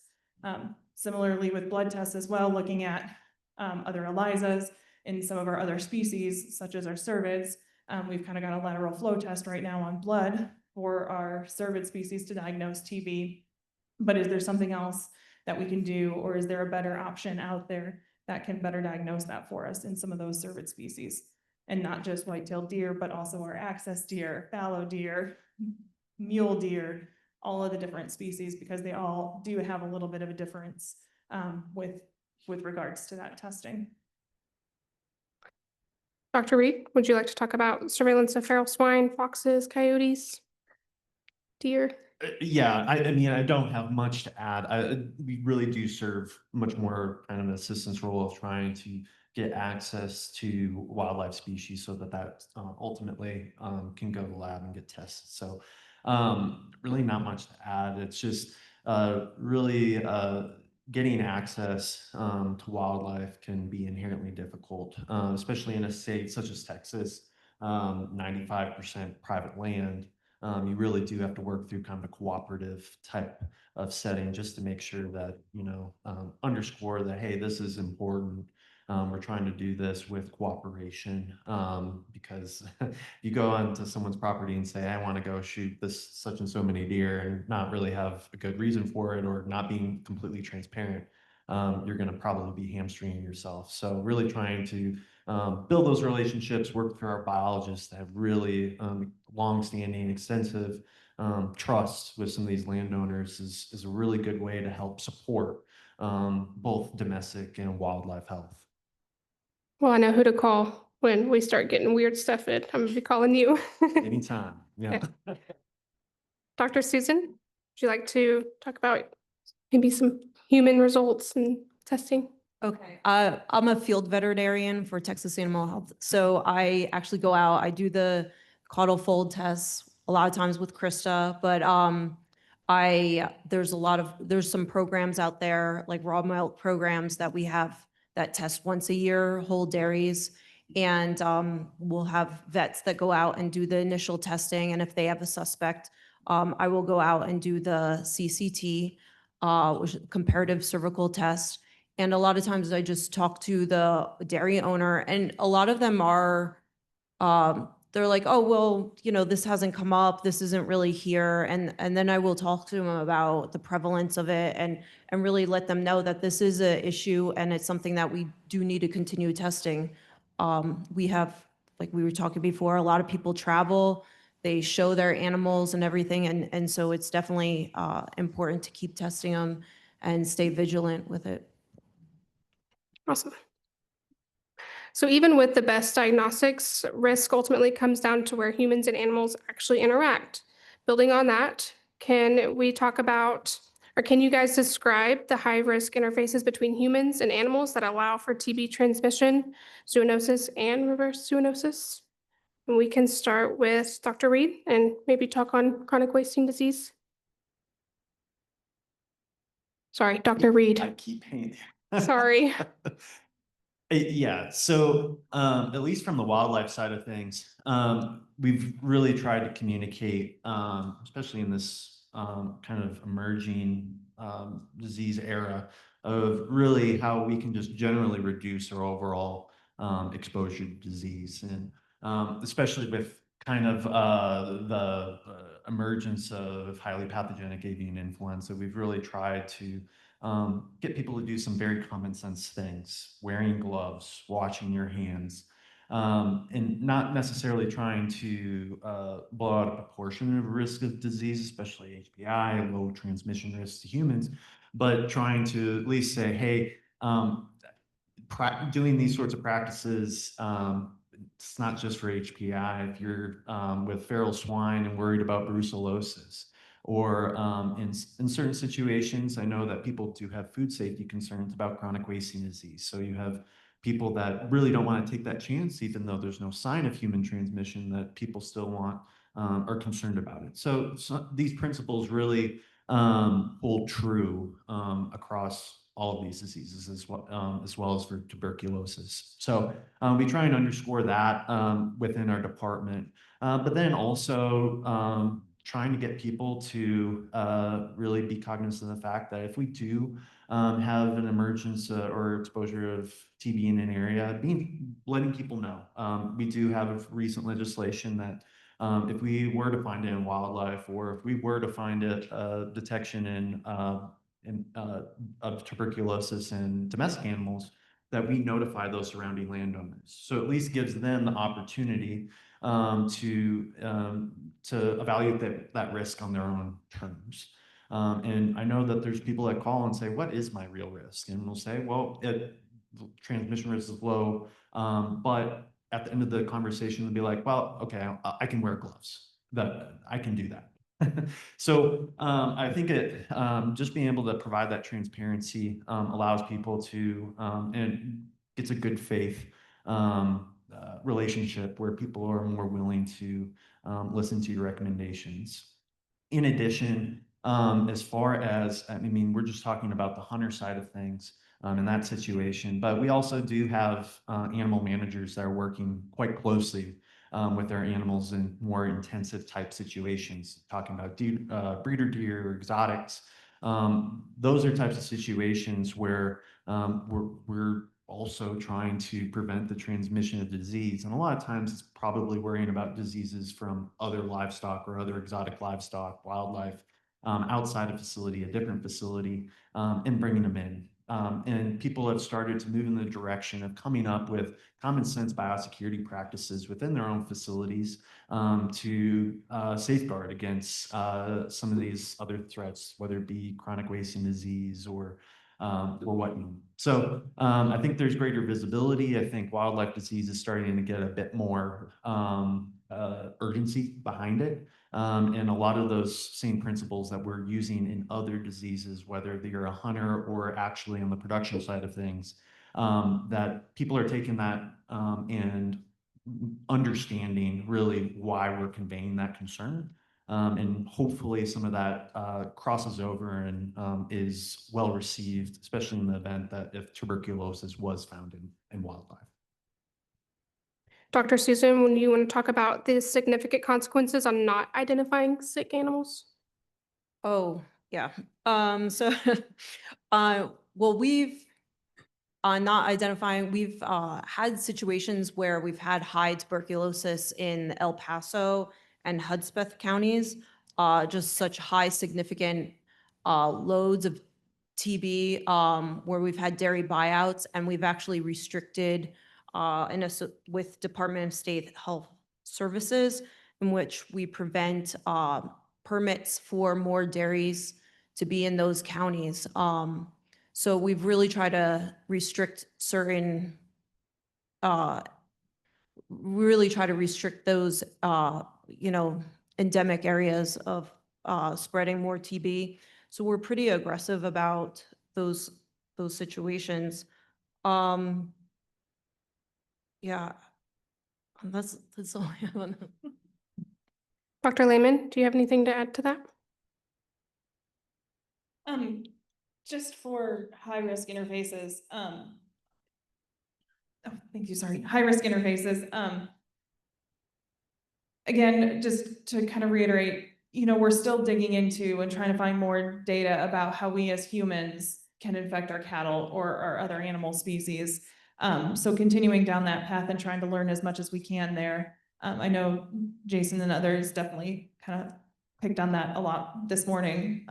So just to kind of continue that thread, but also looking at, the other way, the zoonosis, looking at what human factors we have that expose ourselves. So consumption of raw cheeses, there was a paper that we were a part of a couple of years ago, whole genome sequencing links Mycobacterium bovis from cattle, cheese, and humans in Baja California, Mexico, where we were able to show that the sequences we recovered from the cattle matched the sequences we recovered from the cheeses, and this was processed cheese that was made from raw milk that was supposed to be innocuous, so it wasn't supposed to be contaminated, but we were actually able to recover live organisms from the cheese that people were selling in stores and people were eating. And then also being able to link it to at least a few human cases to show that basically we had the same sequence from cow to cheese to human. So making sure that we're paying attention to some of those potentially cultural practices that we personally do. Again, another plug for not consuming raw milk. But also beyond that, the raw cheeses or some of those delicacies, or even hot milk drink, which is, I believe, a Jalisco area delicacy. Things like that expose us to potential opportunities for infection. So not necessarily, having the smartest choices in what we eat, but basically just kind of reiterate any situation where materials that can contain TB can either be aerosolized is going to be one of those high-risk interfaces. So that even includes our abattoirs, our slaughter plants, our animal health professionals that are out on these farms that we know are affected, that have to do the regulatory testing. Even our workers that potentially are exposed, causing those aerosols. If you're ever in a dairy, you sit there and squirt milk, that can become aerosolized, and if there's TB in that, there is an exposure. Our hunters, and anything there that we can kind of, any of those situations that we can kind of create that interface ourselves is a place to kind of be concerned about and be a high-risk interface. Dr. Ray, do you want to talk about epidemiology and background on cases? Sure. I think from a field perspective, going and talking to herds that have been affected and whatnot, each facility you go to is different, right? Everyone manages their animals differently. They may manage their animals more intensively. So you're going to have lots of folks that are maybe working in the calving pens versus one facility may just have one person versus 15, right? And so it's really, really important for us as USDA, Texas Animal Health Commission, and public health officials too, to really try to hone in on what exactly kinds of animal contact there are. Just because to say, oh, they work on a dairy or they have contact with animals, that's not enough. Like it can vary. It can vary a lot between each facility. A good example of that is a couple years ago, we had a slaughter detection to a dairy in the Texas Panhandle. And part of that, which we've already kind of talked about, is we have to go out and do a whole herd test of that facility. But they were not your typical dairy. So typical dairies, they're going to have pens of 350 to 400 cows per pen. They're going to be really intensely managed, go through their parlors and whatnot. I call this the Wild West of dairies. It was more of like a beef cattle operation. So they brought their animals in for the parlor and they milked them, but otherwise they were just turned down on grass, which is not normal for the Texas Panhandle. And this was a fairly large dairy. Thankfully, we, through our testing, we didn't find anything else, but there was a lot of conversation of, well, why? Thankfully we didn't find anything else, but like in our usual normal operations, we would find, additional animals infected, or, we did go in and test, or the employees were tested as well. We would find additional infection in folks as well, and nothing ever came up of that. So that particular facility made us think differently about, the kinds of questions that we have to ask. From a USDA perspective as well, we have an EPI questionnaire that's very general of, how many people do you have working on this facility? But you really have to dig down into the nitty gritties and to talk to as many different folks as you can. They say one thing, but when you actually go out in the facility and see how things are operated and get to talk to some of the workers, that what the reality is there too. So that can definitely inform you of potential interfaces and additional risk for transmission.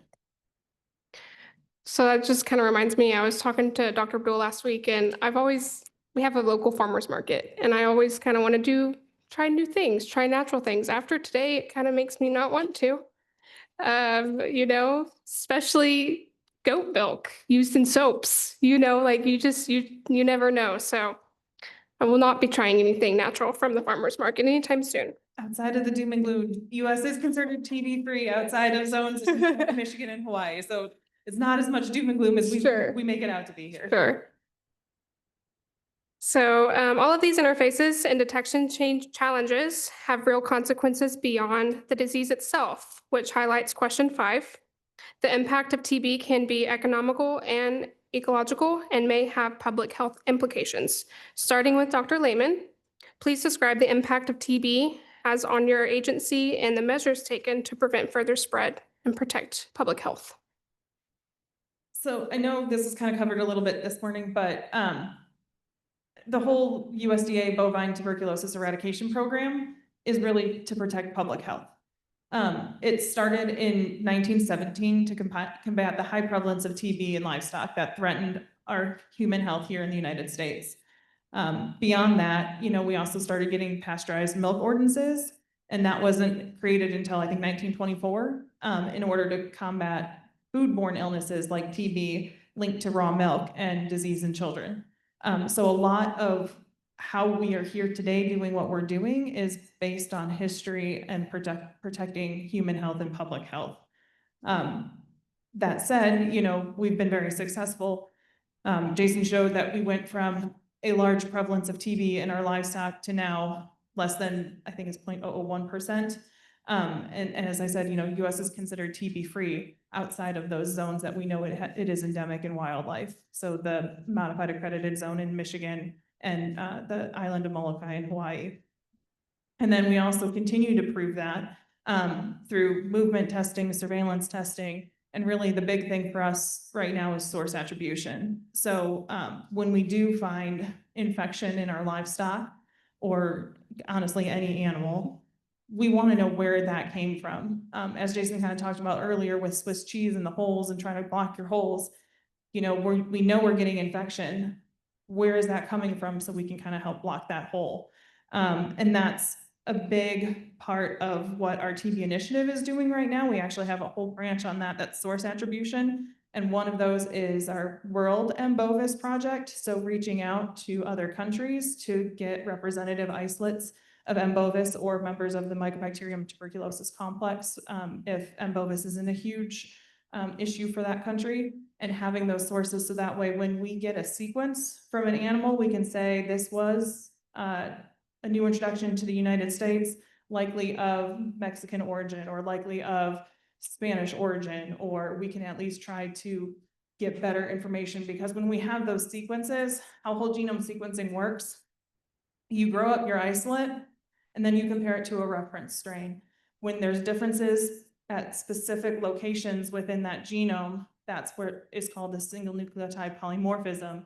And so we can see those SNPs, but as I think, I don't remember whether it was Dr. Quinn, Dr. Sundstrom showed how we can find the different lineages. We can start seeing countries breaking out based on these sequences that we've been able to accumulate. So when we get a new isolate and we compare it to our database, the information that we can retrieve from that is a lot greater when we've got 10,000 sequences in that database versus when I only have 1,000 sequences in that database, because it can give me more reference points to compare that new isolate to say whether it's something I've seen before or even potentially locate where its initial origin source is. And so we've been working hard to try to get a lot of those isolates from other countries, especially kind of characterizing what's going on, working with Mexican officials, our counterparts in Mexico, to help characterize Mexico as well as several other of those Central American countries, because that's also where we know our greatest threat of TB is coming from in our domestic species right now, or at least for livestock species. And then beyond that, trying to also improve our granuloma submissions. As stated several times before, our slaughter surveillance is our #1 method of identifying TB in livestock in our country. And so with knowing that our prevalence is going down, that our programs are working, we still need to make sure that we're collaborating with our food safety inspection service counterparts, that, TB is still a threat. It's still out there. We still identify it. We've gotten several this fiscal year through that process, being able to identify and trace back to new herds. And so recognizing and just educating again on the importance of continuing to collect and submit those lesions that look like they could be TB, but also educating them on this is what historically TBs look like. But we've also made flip books with pictures of recent TB lesions to show kind of the difference of what we're taught in school or what the textbook says versus what we're actually seeing in the field and in practice. Dr. Ray, I saw you nodding. You want to add to that? Yes, I'll add to that. I think, well, one of the things I wanted to add is just kind of give you a perspective of what happens kind of when we do have an infected herd. So I know Jason showed on the slide that Texas 25A, which was a herd here in Texas that we detected. It's 2 dairy complexes and a heifer raising facility. And they have about 25,000 head of cattle across their 3 facilities. But when we have a TB affected herd, we have to go back 5 years before that time. So it was basically in 2020 and look at all of the animals that they sold and trace those animals. So when we did that, we had 13 states we had to notify that you received trace animals from these affected herds, our affected facility. And now that those states have to respond to that. So anytime that and then part of this is just I don't want to say a consequence, it's just a result of the way our industry has kind of consolidated in how we move animals across the United States now.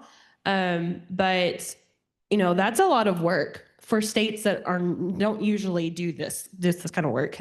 Texas and New Mexico, unfortunately, do a lot more of this kind of work, and we have the resources to do that. But when you go and look at other states, it really straps them from a state perspective and from their federal response as well. And thankfully with the USDA, we do collaborate all across the United States. And so we can help out our colleagues and our state animal health partners do this too of, you know, hey, we don't know how to handle this. Like, what do we need to do?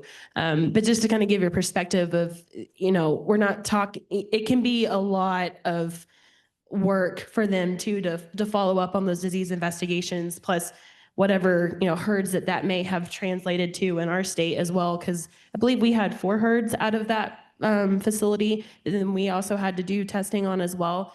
So just from that perspective, and the burden can be very large from a response perspective.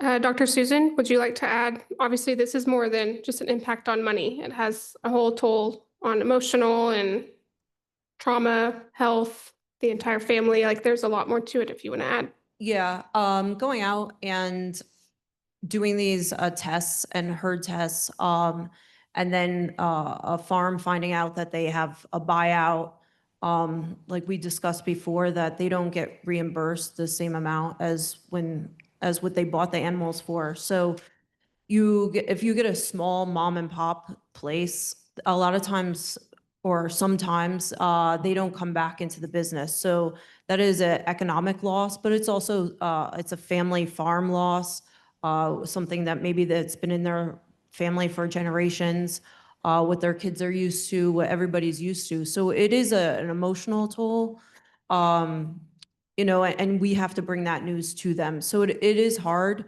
And then also in the neighborhood, people have grown up knowing that so-and-so's farm is down the road. You see these big open fields, you know, and then they sell out and then it's houses or a community or something like that. It's different growth. So it's definitely a big change for communities, not just the farmers. You know, and it's kind of, you know, it's definitely a big change for people. So it's not just a money issue. It's, you know, it's a lot of mentality and it's a big change. You know, it employs people. Yeah, so it's a big difference. Absolutely. Thank you. Dr. Reed? So in the event of a free-ranging detection, I mean, the hunting well, deer meat, venison, whatever, is often seen as one of these wholesome products people rely on, and people harvest a lot of deer. We have around 800,000 animals harvested every year in Texas. So in the event that tuberculosis was found to be in a free-ranging part of Texas, that really could hit a local economy hard. Hunting does provide, each year, total economic impact, direct, indirect, is around $9 billion. And in some of these areas, that might make up a majority of really the money they bring in during the years during that hunting season. So anything that really casts doubt on the wholesomeness or overall health quality of these animals that are free-ranging wildlife can really hit communities hard. On the captive side of things, learned firsthand just how extensive and interconnected, especially in the deer breeding side of things, is. When Susan and I used to work together in Texas Animal Health Commission, we had one facility that shut down, that will essentially stop movement around a third of facilities, all deer breeding facilities in Texas. And some of those traces incorporate 1,500 to 2,000 animals. So it's a lot of, it's a huge, requires a lot of resources to respond to when these diseases are detected. There's a lot of movement, a lot of interconnectivity. And the added component is these animals, when they're being transferred, they might be going to another facility where they might be available for postmortem testing or any sort of antemortem testing. But a lot of times around 30,000 animals or white-tailed deer are moved to free-ranging, high-fenced properties where they're not going to be easily found. A lot of times, by the time you get to them, they're like, well, I harvested the animal last year. or a couple months ago.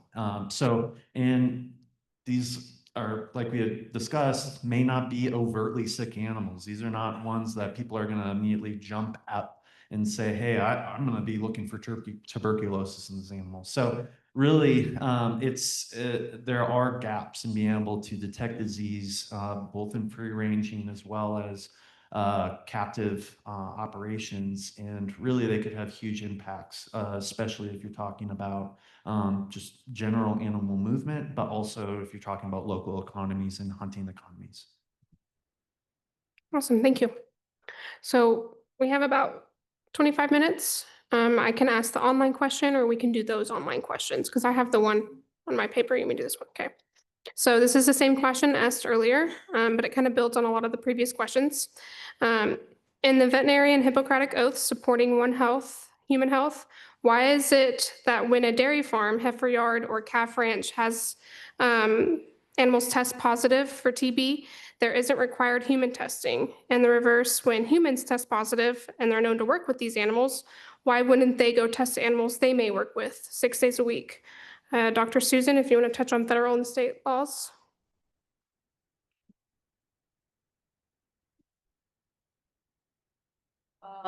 I think that we don't require that because I think with HIPAA and other restrictions that we can't just tell people and we can't just notify that they're the farm owner that this is the person that tested positive. I think there's a lot of privacy issues. And I mean, I'm not a human doctor, I'm a veterinarian, but I think that really restricts us.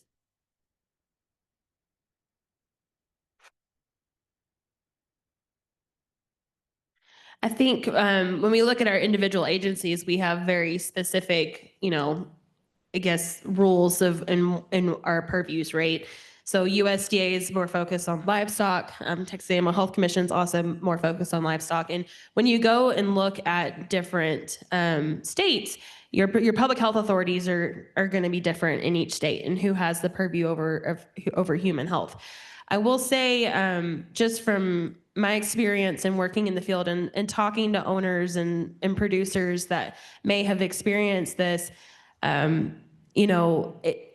no one that says we don't necessarily want to test our employees because everybody wants what's better or good for their folks, right? Because if you have a healthy workforce, you're going to have healthy cattle, and healthy workforce. Because tuberculosis is not the only thing that's out there that's zoonotic that our individual our migrant farm workers can contract.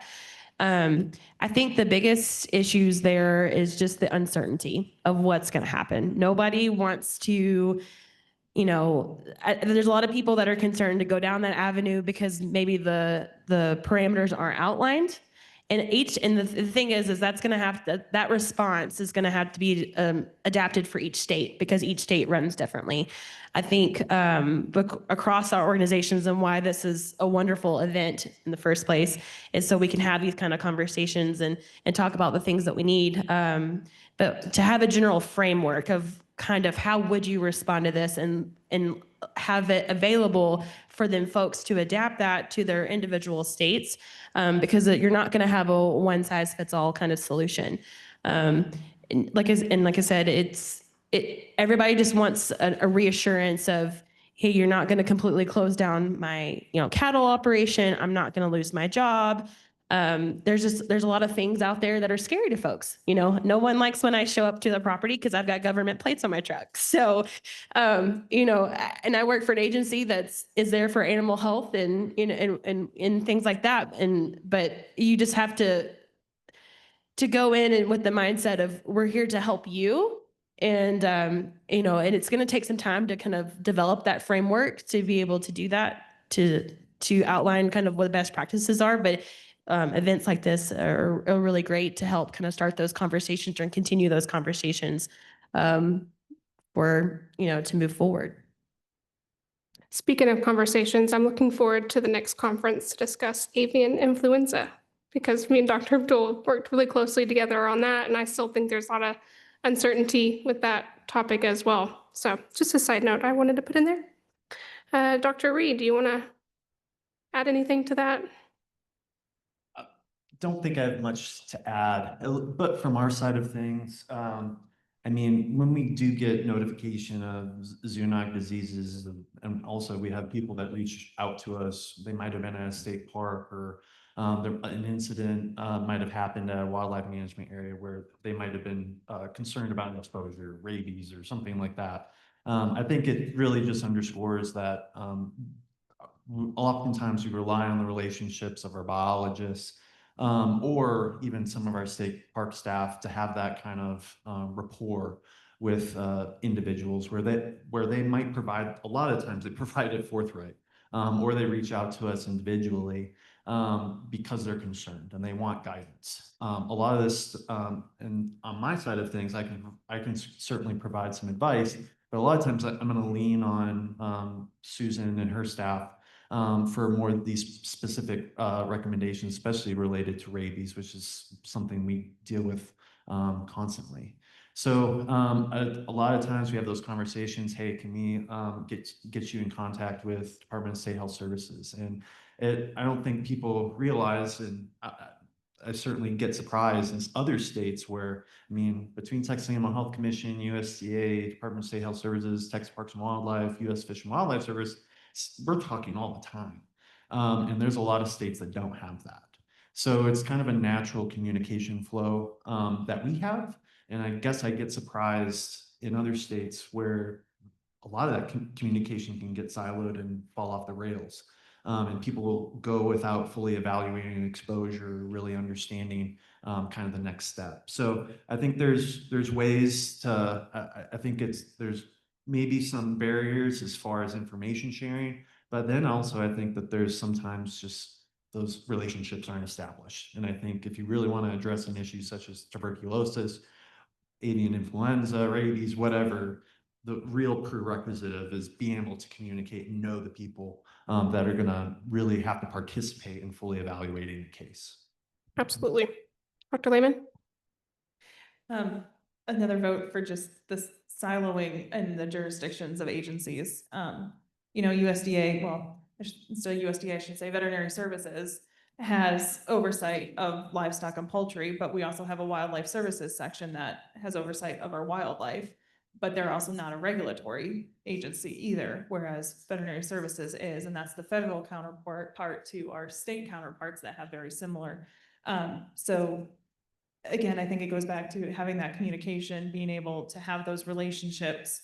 But I do think, and I agree earlier with having some sort of framework, having something written in guidance that allows some of that communication in places that may not already have that base started, to be able to have a step to move forward. And even when you do think you have all the stars aligned, to be able to share, get, you know, again, going back to the sequences, you know, that was being able to, on the animal side, being able to obtain human sequences to compare to what we are seeing in the animals has been a huge challenge and a huge difficulty for us. Even when you think you have the stars aligned and you have all of the okays and approvals to do the sharing and what data you're sharing and what limited metadata we're able to get, then you run into other resource issues where IT isn't able to connect point A to point B, so we're able to actually share that. And so I think funding a little bit also is something that hasn't been mentioned. You know, everybody's resources are strapped and we're trying to do as much as we can with the little that we have. So being able to try to find a way to share common resources or be able to utilize others' expertise, so that way we don't have to utilize resources there, and finding those pathways forward together would be a wonderful opportunity. But again, that's where you need some more paperwork, written agreements and memorandums of understandings, those sort of things in place to be able to kind of work down that path together. Awesome. We will move to the other online. Anyone in the audience have questions? Yeah, and this may be an unfair question. Is there any data on the effects of water source restriction or availability on interspecies pathogen transfer? And I'll give you an example. So you talk about the Minnesota, you got 10,000 lights, what says my butter package. And you go down to West Texas, you got 11 flies. And so you have a tendency to have animals of different species congregating, especially during more arid periods. We have any data on how that affects avian flu, TB, any other sort of pathogen, interspecies pathogen transfers? Who wants to start that one? I know there's been work looking into that specific topic, and I don't think any of that's been quite published yet. That was one of the side projects on Molokai. Actually, they were looking at wildlife and how congregations around feed sources, around water sources may have affected transmission between the wildlife and our domestic species. I think they're still in the collection phase of some of that. But I know that's one of the points that people are looking at, and I'm fairly confident there's at least some data out there. I'd have to just do a literature search to find you specific references. But like I said, I know they look at least wildlife aspect of it. I know they've looked at that in Michigan with like the animal coming together and then the spring breakout, and are using some of those behaviors because of some of those environmental factors to actually target for like vaccine potential opportunities, vaccine trials in the deer. So.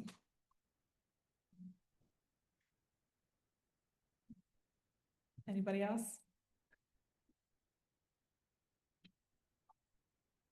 Oh, we have one more. Or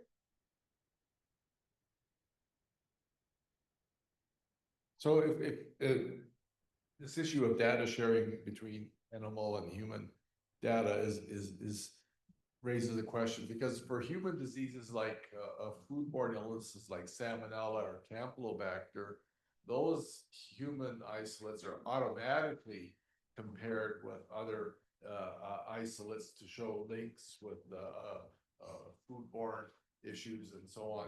And that's done automatically. So can't we just use that same precedent to work on tuberculosis sequence analysis? This precedent already exists for other diseases that have zoonotic connections. So I used to participate in the Salmonella database development at CDC many, many years ago. And the rules were very clear and the exchange of data was very clear. That hasn't happened since. I love all the collaboration. And I would say with a lot of those, the human isolates tend to be compared to human isolates. And if any animal isolates are in there, it's scrubbed of any of the meaningful metadata that you would be able to compare it with. Like it might just say it was from X species in the United States, not when it was collected or what specific state or anything like that as well.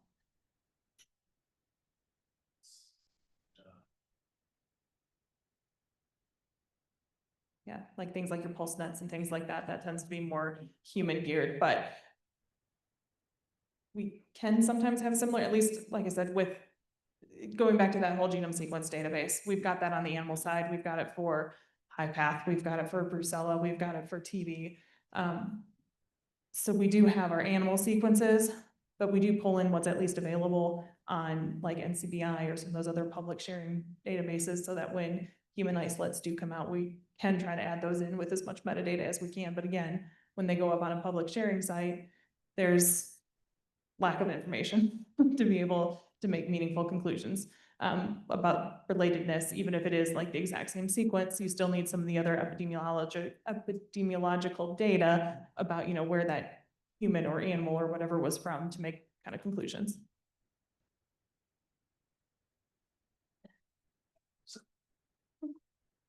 So the other question I have is in Michigan, for 2025, we had 4 human cases of tuberculosis that were zoonotic origin, but not related to our deer situation up north. These were all individuals from Central America or Mexico with either M. bovis or M. capre, actually. But Dr. Lehman, you were saying that you're expanding your database, so we might be able to look at these human isolates and say, oh, this individual came from X country in Central America. This is a typical M. bovis isolate that you might expect to recover from a country like that? I would love for that to be the goal, yes. We've got, like I said, we've got quite a few sequences, definitely focusing on Mexico and some of our Central American countries there, trying to get a few more extras from there, but we do have, from across the world, handfuls of sequences trying to get that characterization of the countries.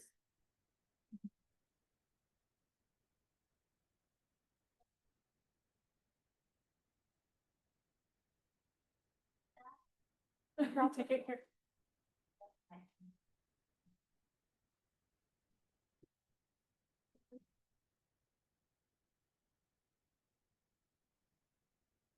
All right, so we have a couple questions that came in through the virtual side of the session.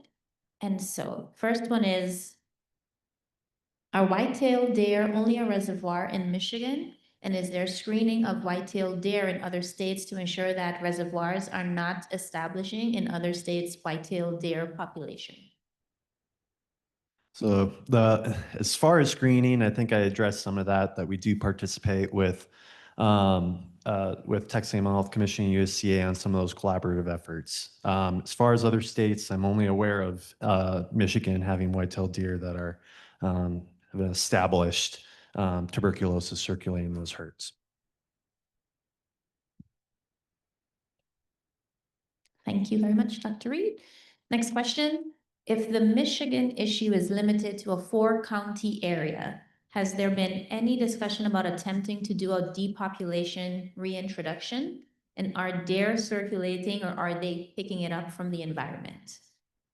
So I might defer to our guy from Michigan on exactly what's going on, what those he can speak to that a little bit better than I can.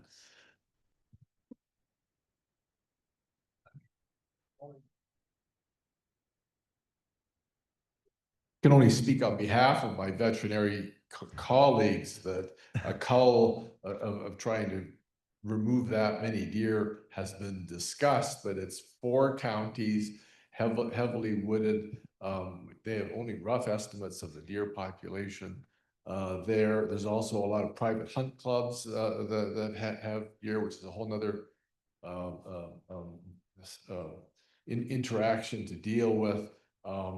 And so I think it's been deemed not to be practical is what I understand, but I'm not really the expert on that question. Yeah, there's definite strong feelings on both sides, from the livestock producer side as well as from the hunter side. It's a very touchy subject in Michigan. And there's a lot of opinions and feelings both for and against the depopulation, as well as maintaining, as well as what options are available in Michigan. But yes, I will say though, there is the 4-county modified accredited zone, but they also do enhance surveillance in the counties around it as well, in the livestock population as well as the wildlife, just to ensure that we're not having creep of TB outside of those areas. So there is just kind of enhanced looking for TB in that specific area, as well as enhanced education and discussions of how to handle all of it.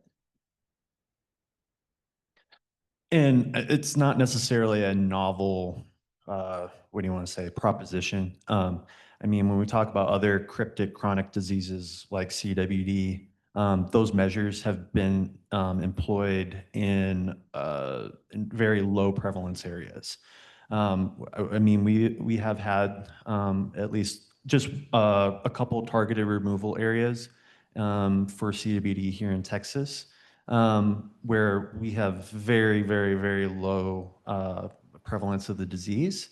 Some of those areas we haven't seen it persist for multiple years, and others we have. So it's not always a surefire method. I can say that, I mean, it is disproportionately expensive. It's also, it depends on where it is too. It's one thing if you're in a rural area It's a completely different thing if you're talking in semi-urban landscapes or urban landscapes where we've had to have those discussions. So there's a lot that factors into it, even if it were the most biologically defensible option, which in some cases it may not be. You still have the human element you have to address as well, and oftentimes that can prevail. I have a couple more questions online. We'll just ask them until time's up. So another question came in, are domestic animals treated for TB? No. There is one exception, are elephants in zoos. When they are diagnosed as TB affected or infected, they do go through treatments just because of the species survival and just kind of nobody wants to euthanize an elephant for TB. So they do get treated with the same drugs that we would treat humans. And we do see resistance in our elephants that are treated. So for them, it's not necessarily, the ideal goal is to treat to cure. A lot of times it's to treat to prevent shedding and keep it internal to them. Elephants are quite large. So you can't just go up and give them a syringe full of medicine. So they actually have to take it orally if possible. And then, and if you thought toddlers were terrible with eating, if you put this in the elephant's food and they go off feed, that causes even worse side effects than the TB itself. And so, and then the drugs themselves are not innocuous to the elephants. So if the food they eat makes them sick because the drug is in it, they go off that feed and then they don't want to eat that or other feed, and then they get very picky. And then we have to treat them another way, which is usually rectally, and again, still have the same side effects from the drugs for the elephants. So it's a very tense situation with them, I should say, and a lot of there's a big knowledge gap with understanding of pharmacodynamics of some of these in elephants. So a lot of the treatments are based just kind of from our zoo animal specialists on dosages, routes, treatment plans, protocols, all that sort of a thing. So there are some guidelines for those veterinarians out there treating those elephants, but a lot of it is still just a big question mark, and there's a lot of unknowns for how to kind of handle those animals and those treatments. But it's just an unfortunate thing to see, but it's cool to be a part of. We get a lot of those trunk wash. If you've ever gotten to see how they do a trunk wash, it's awesome. But we get a lot of those trunk wash samples at NVSL. And then because we do recover those isolates, looking at the antimicrobial sensitivity profiles for those TB isolates for those elephants as well. And we have seen, because of treatment and their lack of ability to get drugs consistently into the animals, some of those resistance to some of those antibiotics. I think we have time for one more online. And the question is, have you considered mining the publicly accessible NCBI website for human TB bacterial sequences? This person understands that might be a viable source. Yes, we do that regularly. And that's how we often get a lot of our human sequences. So I guess we can ask another question. What strategies do you have with future cattle importation from Mexico?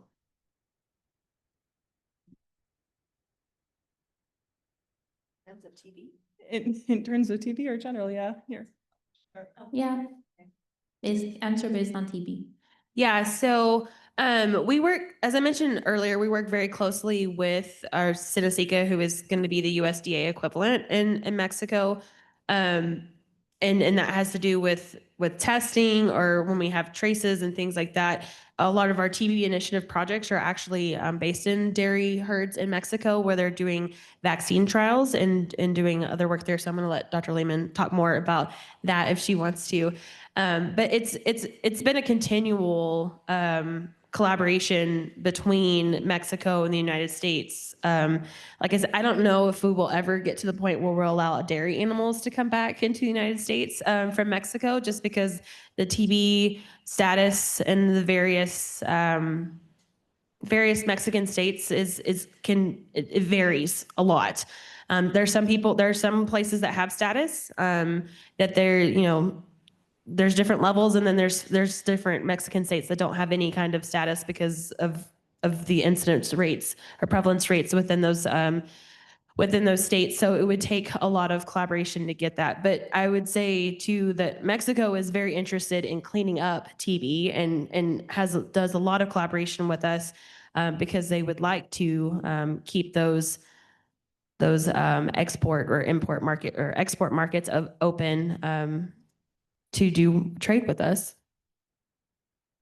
Yeah, and part of that TB initiative project, one of the bits that we did look at was a little bit of enhanced surveillance of Mexican origin animals to see if there was an increased incidence of TB. Because a lot of people, you know, what we're seeing from the sequences is, hey, we're seeing this as a new introduction. Quite frankly, a lot of those tend to be of Mexican origin.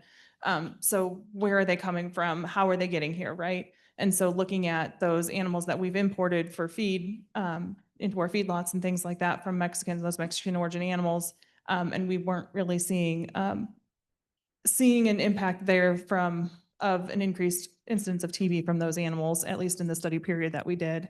But then, like Krista said, we're also looking at other options. So doing a cattle vaccination trial of BCG in Baja California.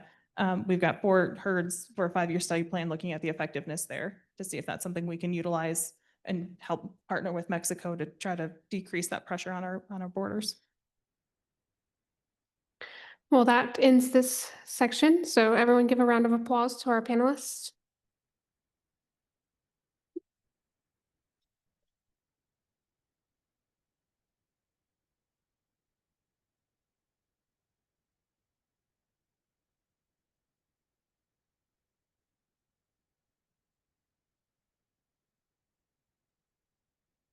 We'll be taking a 10-minute break. Thank you.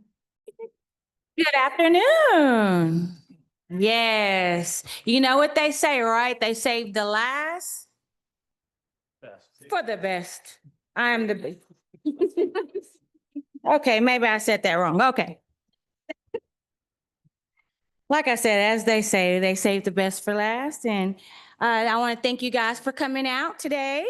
And I've learned a lot today and I've seen a lot today. And I can tell you, I'm going to eat more chicken.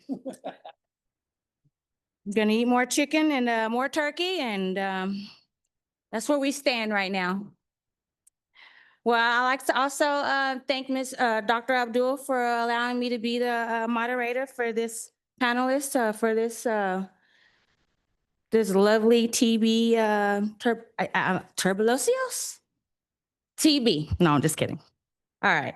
Well, we have some great panelists here today. We have Dr. Scott Milton here, he's the Regional Medical Director. We have Dr. Susan Rollo. She's with the State Public Health Veterinary and Zoonosis Control Branch. We have Dr. Stephen Presley from the Institute of Environmental and Human and Health Department and Environmental Toxicology. We have Luz Chavez from the Community Health Worker focused on agriculture, worker health, and well-being. Thank you, guys. This section will be regarding their personal experiences. The panelists will basically be discussing some of their personal experiences regarding the TB cases that they have encountered here in their regions. We'll go ahead and we'll get started with the first question. From the last panelist, they went over environmental aspects of TB transmissions, and right here on this particular one, by using personal experiences, please share what you have identified as TB risk in agriculture and rural communities. I'm going to ask Dr. Milton, what are some of your experiences with the dairy industries in the Northern Panhandle that you experienced? Yes. So our team, we mobilized for that activity in the Northern Panhandle probably 2 or 3 years ago. And it involved us screening the workers that were present there and trying to evaluate whether any of them had active TB or could be shedding TB. And that involved screening those workers both with with blood tests and then with urine tests at the requests of the USDA. And there's lots of barriers with that. I mean, I think that generally speaking, those workers are many times in a situation where they don't want to be identified, and they certainly don't want to be sick, don't want to lose their job. And so often they are not well screened.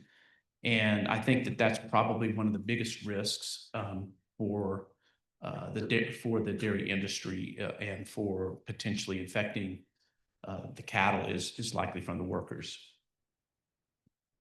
Okay. Dr. Rollo, do you have anything you would like to add?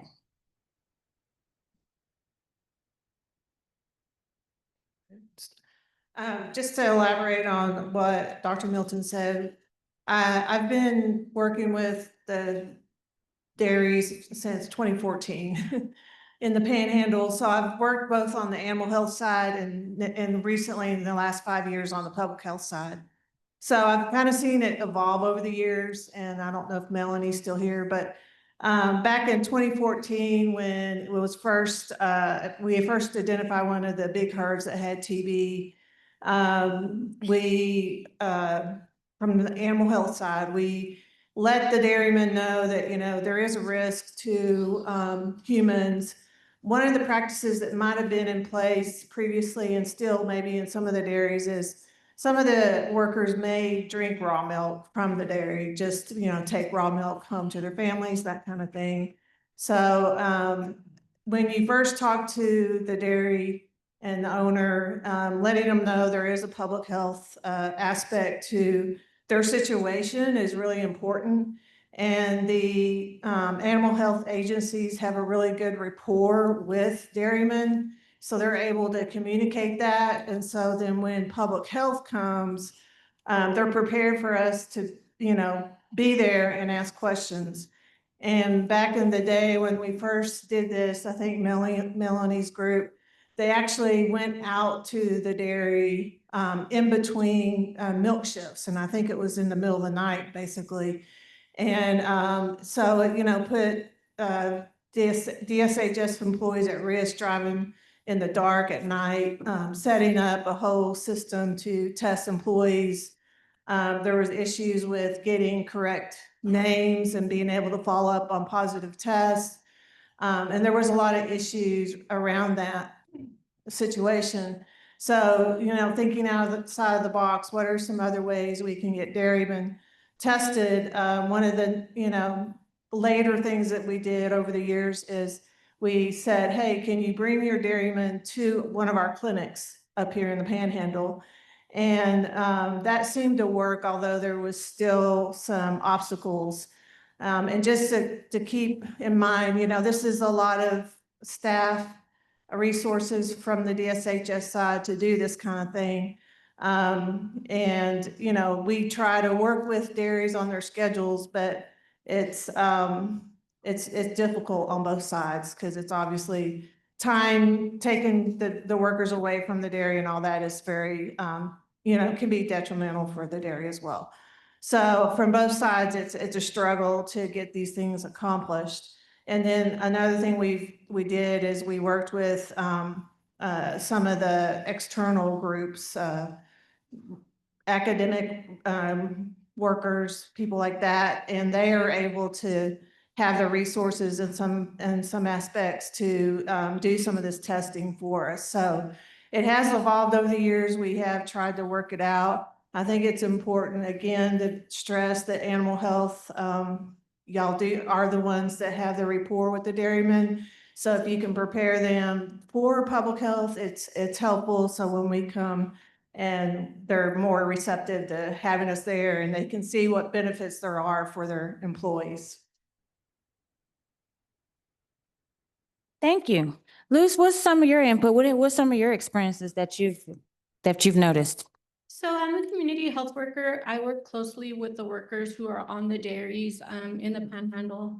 I've been doing this for about 8 years and have learned a lot and have learned that a lot of this has to do with why workers are here and the circumstances in which they're here. And so we need to take that into consideration when we talk about risk factors. For example, we have more than 10,000 H-2A workers who come to work in Texas every year. Normally, that's a temporary or seasonal job position that has to do with agriculture.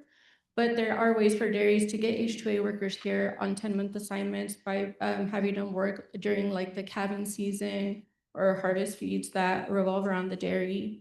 And so those workers are coming in from South America, Central America, and they're here on 10-month appointments, and then they're having to go back and renew that application. So we're having traveling going back and forth there as long as temporary circumstances here. So they don't have a medical home, they don't have medical insurance here.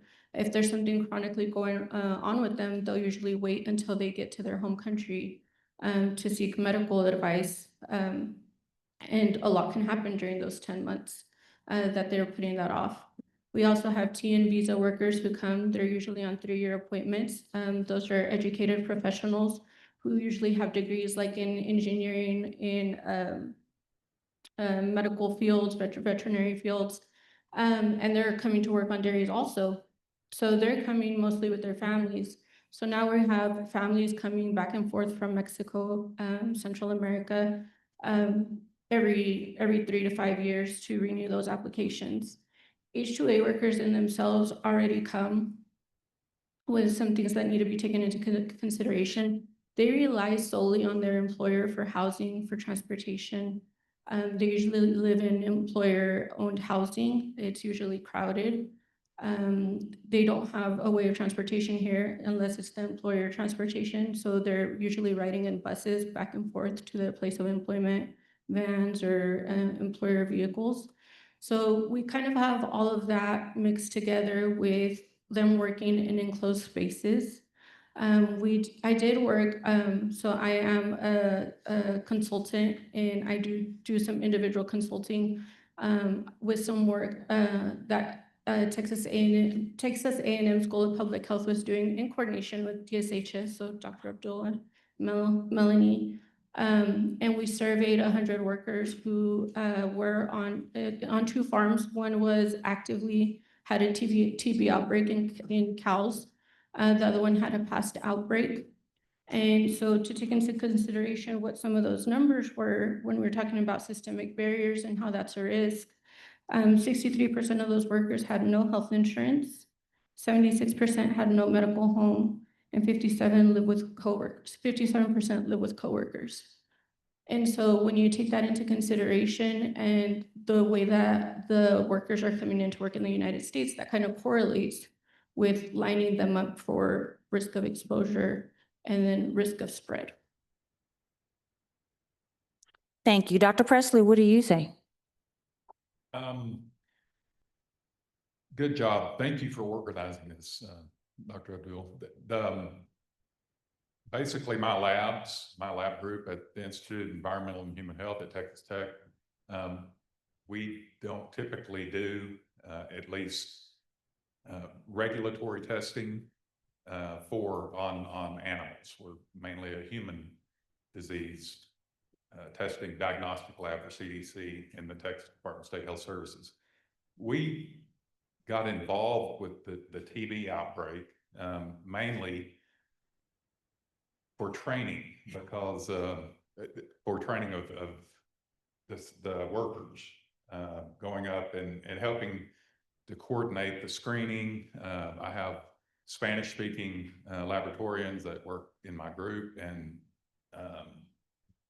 it was really interesting to realize, based on my own experiences growing up in West Texas on a farm, the migratory workers and the challenges they face in getting to treatment or even missing work because they're here for the purpose of trying to make enough money to send back home. And it became very apparent that they didn't want, if they saw a government license tag, somebody said that earlier today, if they saw a government license tag, they didn't want to be seen. So really, I've got a lot of experience working with public health, not just nationally in the U.S., but internationally. And there's always problems associated with well-regulated institutions and some of the reasoning, but why you can and cannot treat or even screen for different diseases. TB being one of the oldest and major ones that can hide for a long time. Thank you. That has to be difficult where the individuals are not being able to be screened due to their living environments or per se, or what they make just because they're not able to do the testing, which that's sad. The next question is, as a follow-up to the first question, further explain how TB transmission pathways connect human, livestock, and community health. Luce, what's your input? So in the same study that we're looking at, we found that 97% of, or I'm sorry, milkers spend 97% of their time in direct contact with cattle. At least 50% of that time is in an enclosed area with an area with poor ventilation.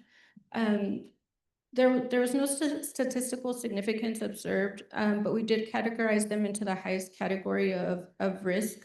Along, I think with that was,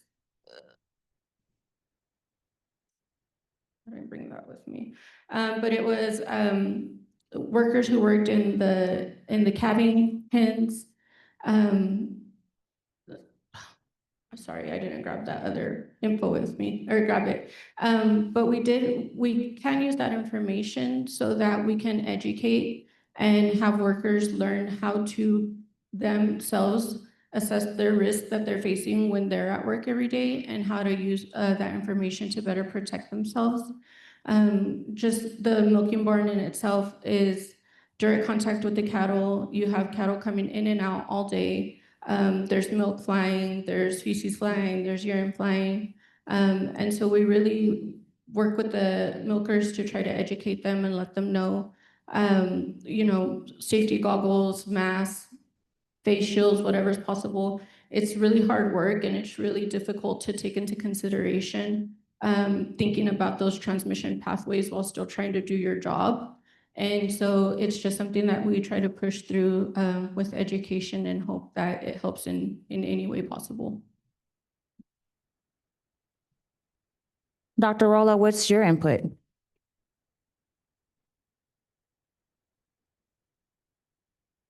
Well, I was going to add that someone asked earlier about the beef herds versus the dairies. And we have had TB in beef herds. And it is a little different because we have, as she's mentioning here, there's very close contact with the humans and the calves and the cattle and the milking parlor and all that kind of stuff. And same with HPAI. So I think there is a difference between dairies and beef herds and maybe the TB risk to humans and potentially back. The beef herds, you're not up in the face of the cow so much. They're grazed out on the land. They may have contact with other wild animals. You may have fence-to-fence contact with, Mexican feeder cattle, those kind of things. So that would be a transmission potential in a beef herd. Also, obviously, cows on wheels that are brought into the herd and that kind of stuff versus a dairy. So I do think there is quite a bit of difference between those two scenarios. And that's pretty much what I wanted to add. Thank you, Dr. Milton. Yeah, I mean, I think it's a fairly complex set of issues. Dr. Lombard's lecture earlier talked about how immunocompromised the birthing cows are, and I think that makes them very susceptible to becoming infected. And when you have individuals who may be shedding bacteria intermittently, and this concept of subclinical disease, I think, comes into play, and so it's going to make it even more difficult, I think, to pick up potentially an infected individual who may be infecting the herd. Thank you. Dr. Presley, what would you like to add? Is it on now? Yeah. So we became primarily involved with that outbreak up in the Panhandle, working with Annabelle and for the training and a lot that Lou said about the just providing or at least making the workers aware of the route of transmission in the milking parlor, but also in the calving pens. That was a big part of it, and being able to gain their trust. I know that was a significant issue, to gain the trust of the workers to take the advice and to actually show up. The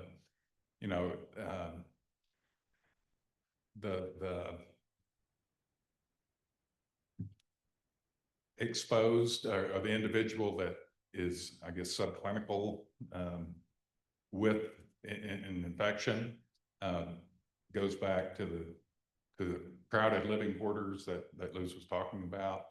So that there's a lot of I don't know, detective work that needs to go into, and it's still lacking. If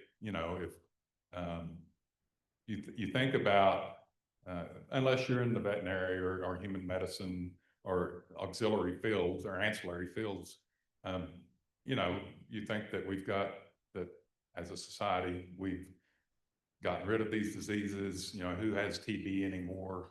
Well, there's certain populations or subpopulations that do, and making people, reaching out to them and making them aware there is a means of prevention and treatment, I think is a big part of what needs to be done. And I will use the term One Health because it gets a lot of use, but I'm not sure how well implemented communication across those lines is right now. Thank you. Next question. Based on your experience, how effective are current public health, veterinary, and occupational safety practice in preventing TB exposures? Dr. Milton? Repeat that. It says, based on your experience, how effective are current public health, veterinary, and occupational safety practice in preventing TB exposures? I think you can see from the statistics that have been presented here that the veterinary side has been very effective over the last 100 years or so in decreasing the transmissions of tuberculosis. In terms of the human side, obviously that's been much more of a challenge for lots of different reasons. But as I mentioned, the workers there many times are not from this country and aren't screened often enough. There's a lot of turnover, and so there's back and forth between their home country and this country where they work. And there's a lot of reluctance to be tested, I think, because they would lose their job many times if they were found to be potentially infected with TB. So a lot of employees that are already infected probably don't say anything. Well, they may not know that, first of all. And secondly, they're going to have difficulties having access to care, as has been mentioned here. And thirdly, there's going to be a reluctance, I think, to see someone from the state of Texas like me, because they'd be fearful they may not be able to keep their job. Understandable.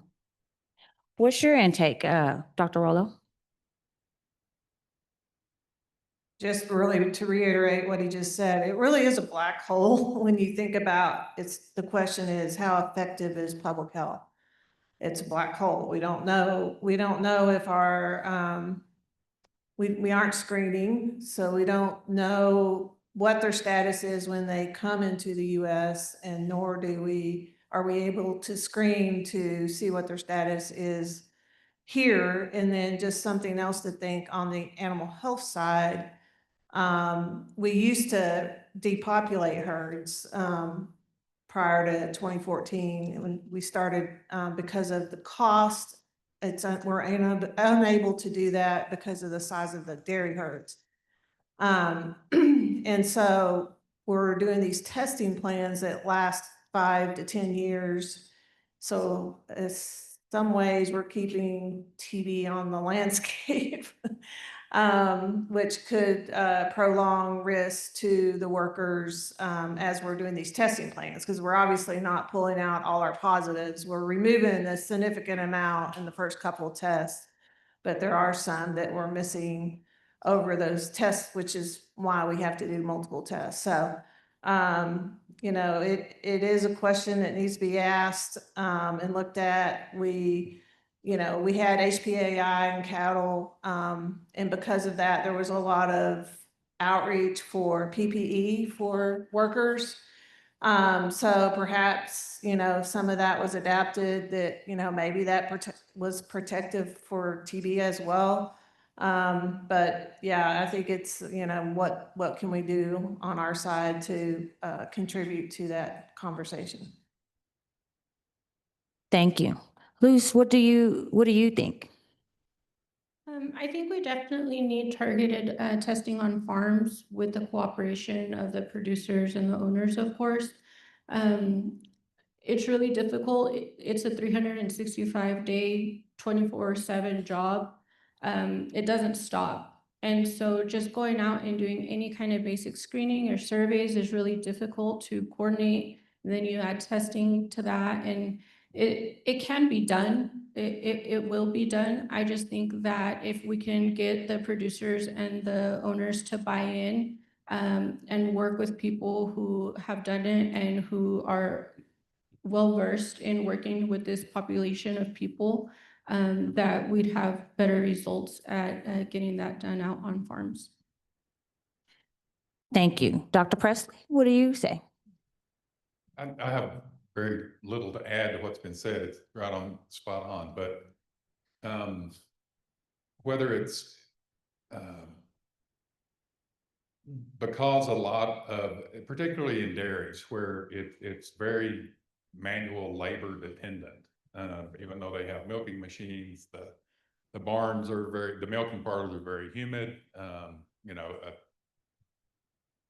Things move around in humid environments, especially with the splashes and all of that. But if to improve or to possibly do what Luz is talking about, to get training, you have to first get trust, kind of the rules of communication, I think, relationships, is you have to first get trust and then work that trust or utilize that trust to convey the information you want to convey to them. So whether the dairymen, the dairy owners are incentivized and educated to understand that, the healthier workforce and ensuring that healthy workforce benefits them, and then also that they're not going to be punished,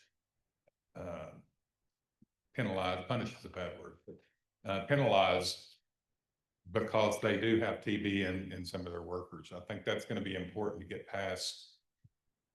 get over that hurdle before a lot of effective training and disease prevention and even screening can occur.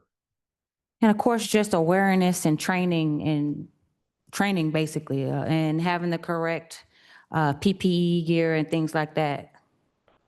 Because it's different communities, a whole different perception on life for a lot of these people that come from Central America and Mexico.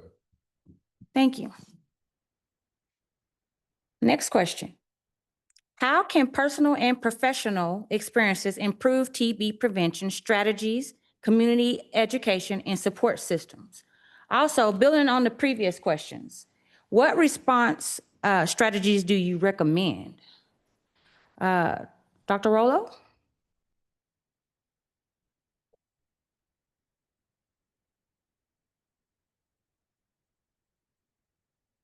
So the question is, how do we improve TB prevention strategies? One thing I wanted to point out is Lily's and y'all's group is, we're we're testing workers on known positive dairies, but we're not testing the workforce. We're not testing on, you know, all the dairies. So, you know, how can we do that? Like, how can we screen these other workers at the other dairies? And you know, I think y'all's group is doing great, but they're able to find ways to communicate with these workers. Some things I've learned from Annabelle with New World Screwworm is, you know, they look at social media educational platforms more so than flyers. So being able to communicate with them and the, you know, the risks and, you know, how they can protect their families and those kind of things is important. Also, I had written down that we need to continue to be able to find a way to share the whole genome sequencing with USDA so that we can have a picture of what's truly going on between workers and the cattle. And if we have more examples like that, then I think it'll help us build our rapport with communicating that to the dairy industry, basically. Dr. Milton, would you like to add? Yeah, I mean, what Dr. Rello mentioned, I remember we had discussions several times about the difficulties of being able to utilize data from the different data banks from both the human side and the animal side. I think that's been discussed here some. And that certainly was a challenge at the time. I'd just like to add, you know, that dealing with the workers here, if you look at it from their point of view, I think really the only leverage they really have is to work for less. And so when you have such little flexibility in order to try to keep your job, I think you can understand many times how they're going to be very elusive and not want to get tested. Absolutely. What do you think, Luce? So how Dr. Presley mentioned, building trust and building those relationships is the core thing. Education is really important, and we have to rethink the way that we're doing education. There's something missing, whether it's a language barrier, whether it's the educational materials or the platforms being used. On the farm where there was, on the 2 farms where there had been a previous outbreak and a current outbreak, 71% of the workers answered that they had heard of TB, where you would expect 100% on a current outbreak or a recent past outbreak. And then when asked, do you know what TB is, only 38% said that they did.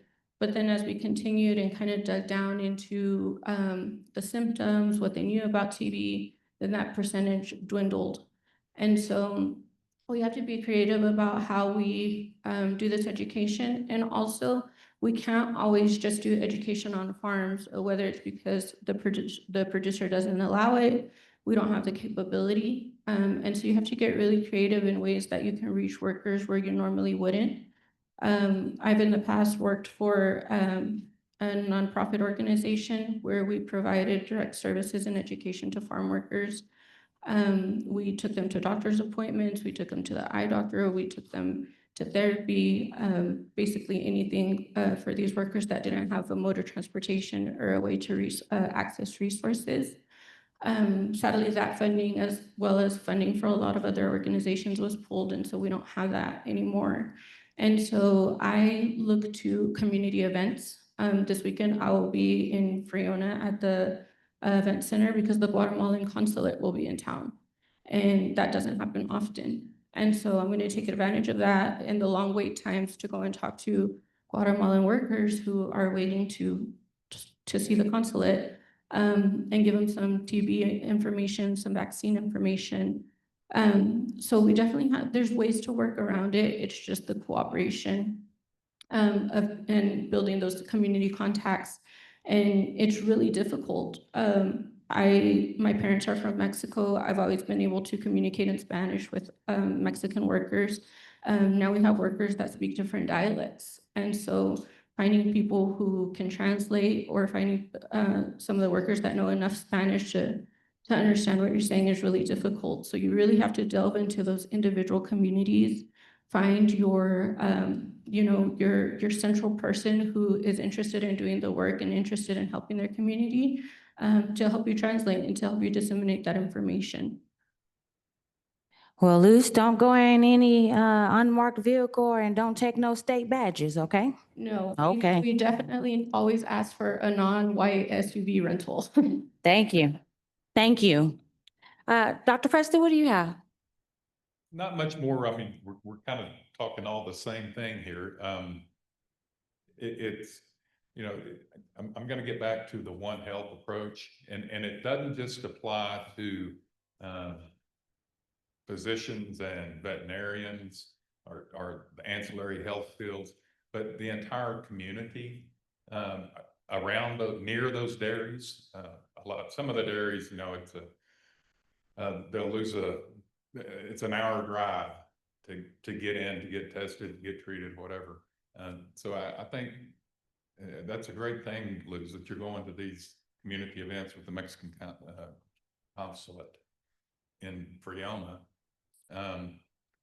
Getting the community acceptance of the dairy and that as the potential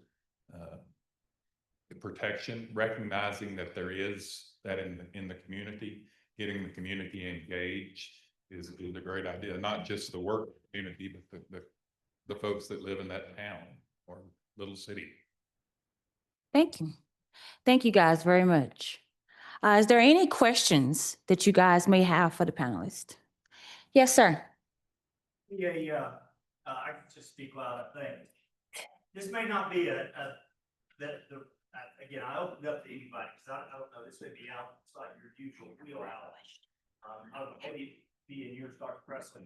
You know, one of the things that, having worked in the dairy when I was a kid, and then also talking with dairy farmers back with when avian flu was first started to circulate, our PPE is not very well received by our dairy workers, right? You know, it's designed to be working in a BSL lab, and got N95, you're in an air-conditioned hospital, and to try to wear that in a milking parlor, you can't do it. Nobody does.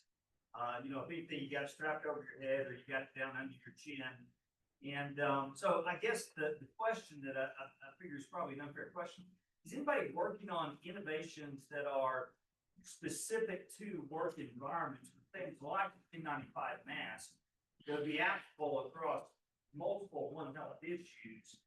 And then the corollary to that is, has anybody that y'all are aware of looked at men in suit testing like we do with BSL PPE, but trying to gear that to specific work environment? So, you know, you design something, you shove them in a room, you spray them with water and turn on a hot oven for a little while and see how they can handle your new innovated N95 mask. That's a great question. That right up my area, and you're absolutely right. So through COVID, measles, I mean, the most recent on our hit parade, in my lab, the BSL-3 lab, where we're either in N95s or in PAPRs, you know, pressurized air. If you worn an N95 very long in a humid environment, before long you're in respiratory distress trying to suck air through a wet piece of paper on your face. You know, PAPRs might be an option, but the Tyvek suit that you have to wear with the PAPR, it's going to be like a sauna suit in a high humidity, hot milking parlor. I don't know. That's an idea I'll work on in my head as far as, you know, SCBA is about the only thing I can think of where you would still have air circulation, but you would be getting some fresh air in. There was a National Academy of Sciences meeting 2 months ago on PPE.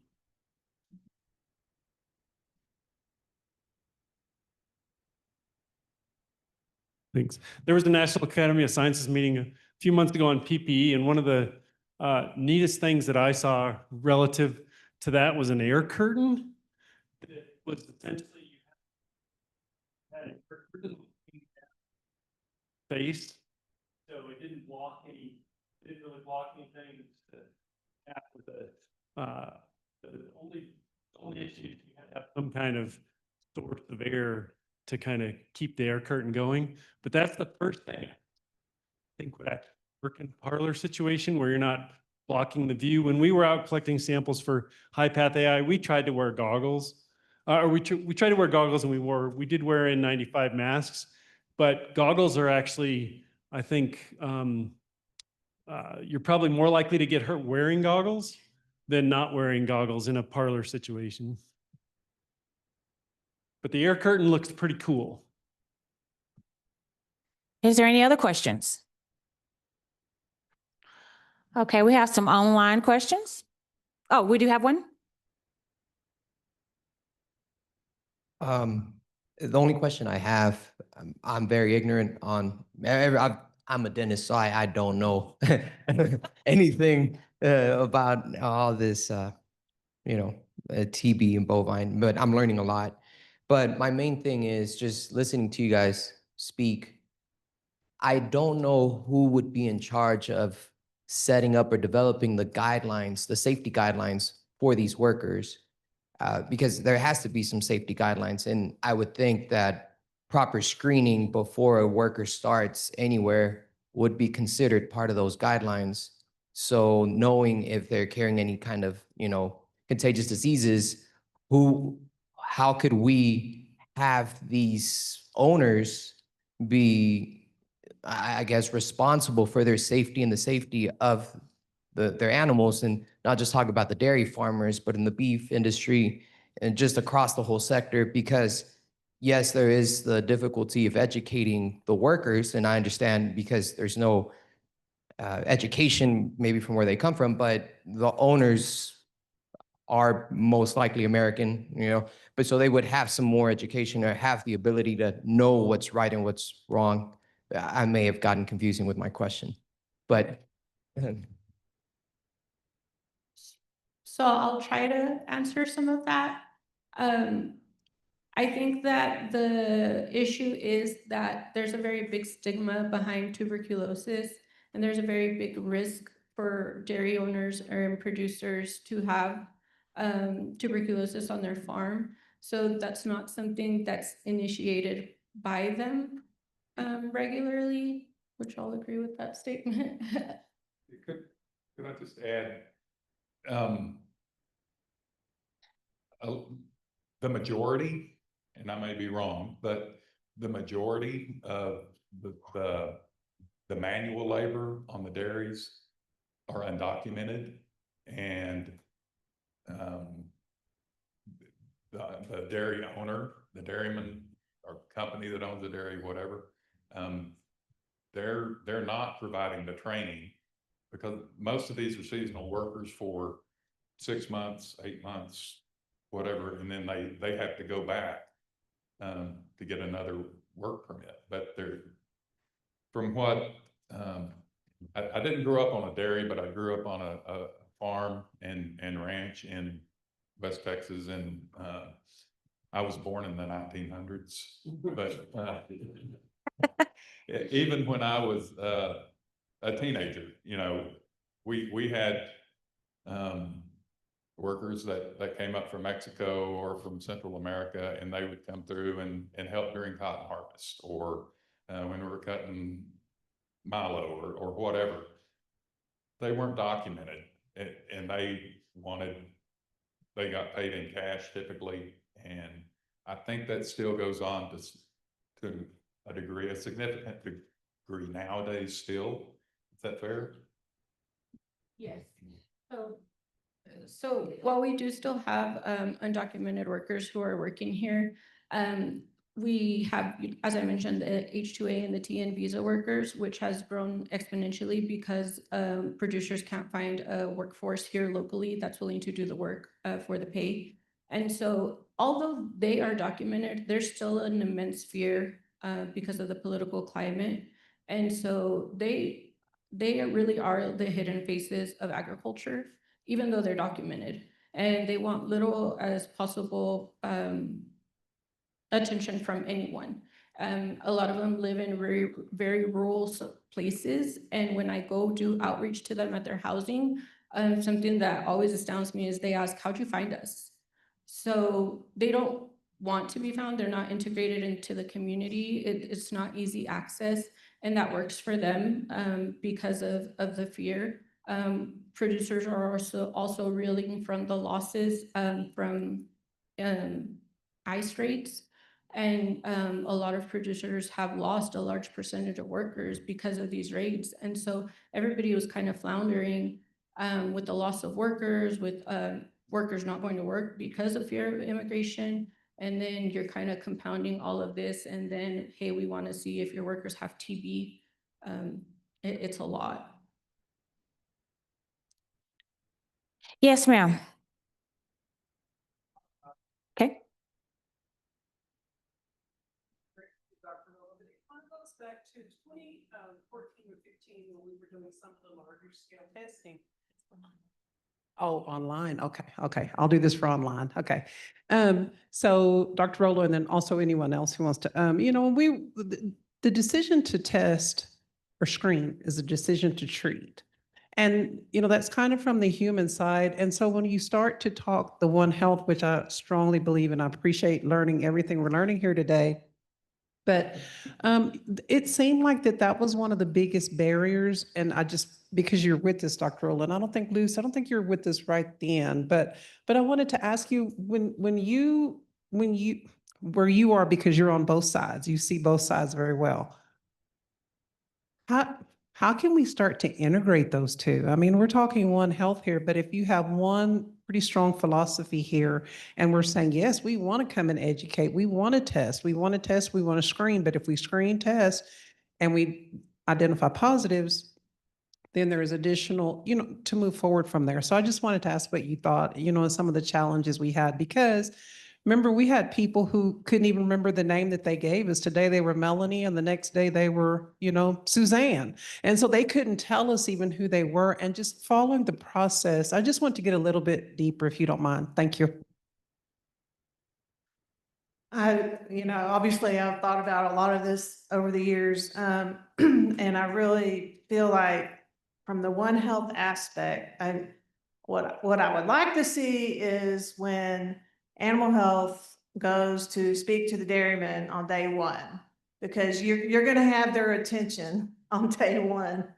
I would like for Public Health to tag along, because I feel like they're going to go, explain to me what TB is. Animal Health has had some really good professionals. One of them is a husband of one of our coworkers, who can really elaborate and explain the whole history of TB. It went away and now we're seeing it again, and explain all that to the dairyman and get him on the same page with, this is going to happen. You have a positive herd. We've got to come in and test. It's going to cost you a lot of money. But Public Health is here. Can we, all work together on this? I kind of wish that could happen. I wish that could have happened with HPAI as well, because we're coming in afterwards, and they're already scared, and they already found out how much it costs and everything, and they're worried that the whole industry, they're worried about being shut down. They're worried about messaging. You mentioned earlier that you're not going to eat beef. Well, beef is safe to eat. I don't know. No. So, I mean, that messaging, that whole part of it, that's what the dairymen in the dairy industry is scared of. So we just need to, let us come to the table. Like I've said that with D-Roll Screwworm and HPAI, thank you for giving me a seat at the table so that we can all work together. And we have made strides in Texas. We have an intercommunication One Health meeting between agencies. And as you saw, Dr. Reed and I talk quite frequently, as well as with Dr. Dinges and Dr. Lansford at Animal Health. So we do work together well, but let us help you help them. And we're there to we can do that.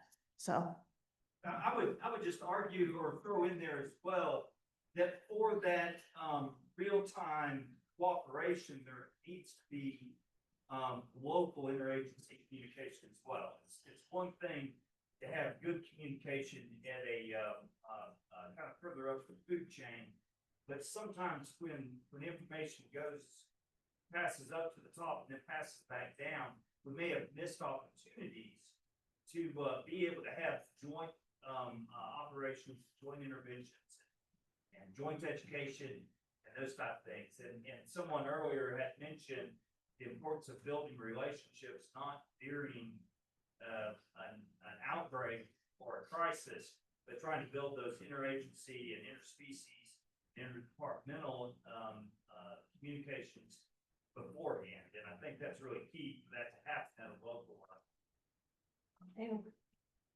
you're all right. We have built it at the state level. But we have local health departments that we have to also work with. And so, our education with our local health departments is important as well. So do you want to add to that, Dr. Milton?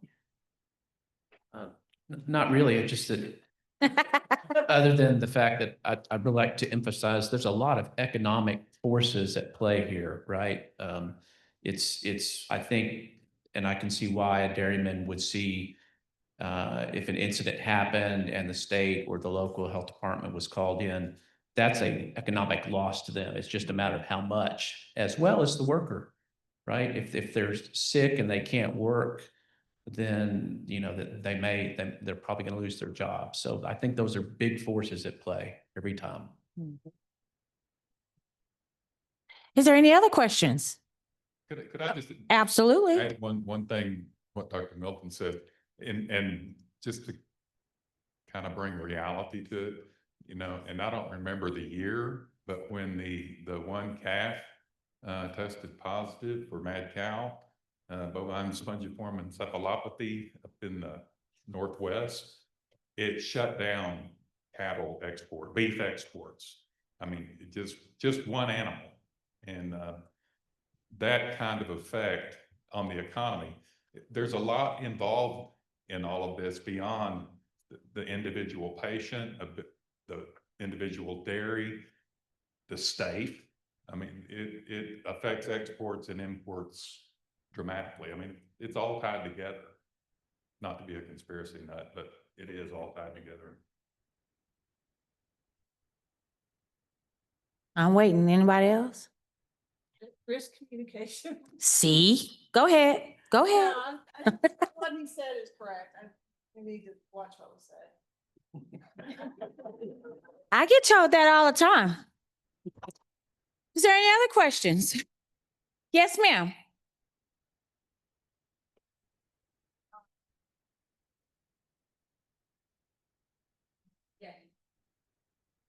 Thank you. I was wondering if any of you could comment or were aware of any discussions at the consular level. I know that H-2As and TN employees are just a part of our workforce, but there is some precedent for screening people who are immigrating to the U.S. for,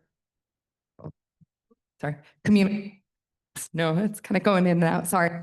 So I just didn't know if any of you were aware if that was part of the discussion. Obviously, you can set it up of your visa programs on your facilities, but I didn't know. Question.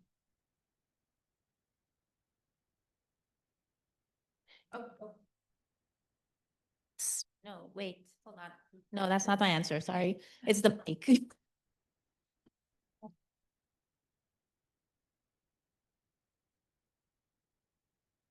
It's dying. So to answer your question, yes, we have talked about that. So for some of us, we know, like you said, with institutions, they can implement TB testing as part of their program, whether it's for employment or even for like institutions like universities, but it's not mandatory. That's the thing. So it has to come from the employer to make it mandatory for their particular practice. It's not by law to make it mandatory. And I have a comment from online, not like I have the mic. We have a comment from Dr. Rodriguez, Annabelle.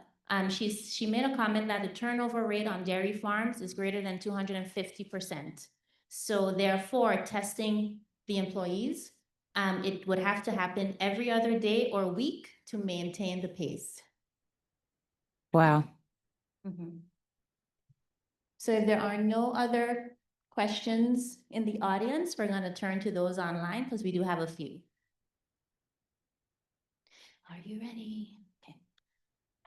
Okay, so the first question is, have any employee or producer surveys been done to gauge employee-producer buy-in when it comes to TB testing of employees?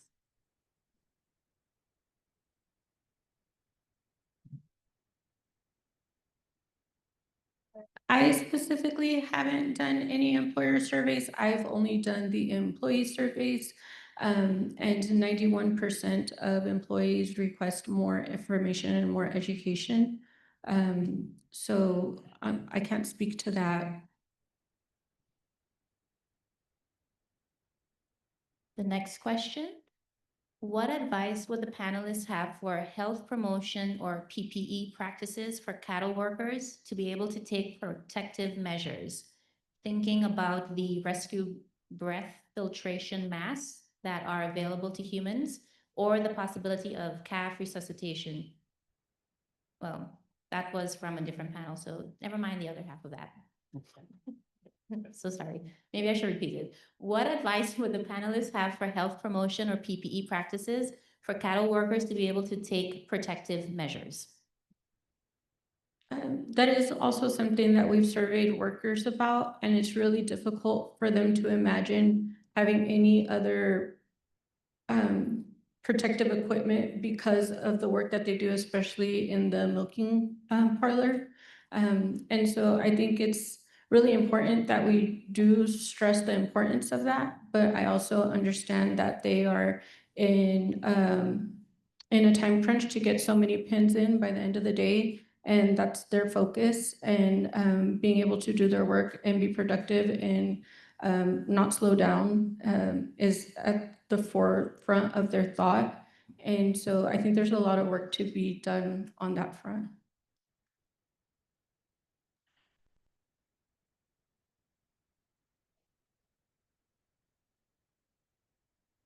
I would just add that if I were to give you advice to a worker, and there were no limitations, I would just say, get a blood test for TB, get screened.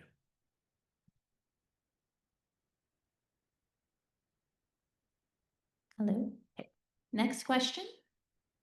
Are there bovine equivalents for BCG? And if so, are there studies that show an effective decrease in bovine TB rates in states or countries that have adopted widespread vaccination efforts?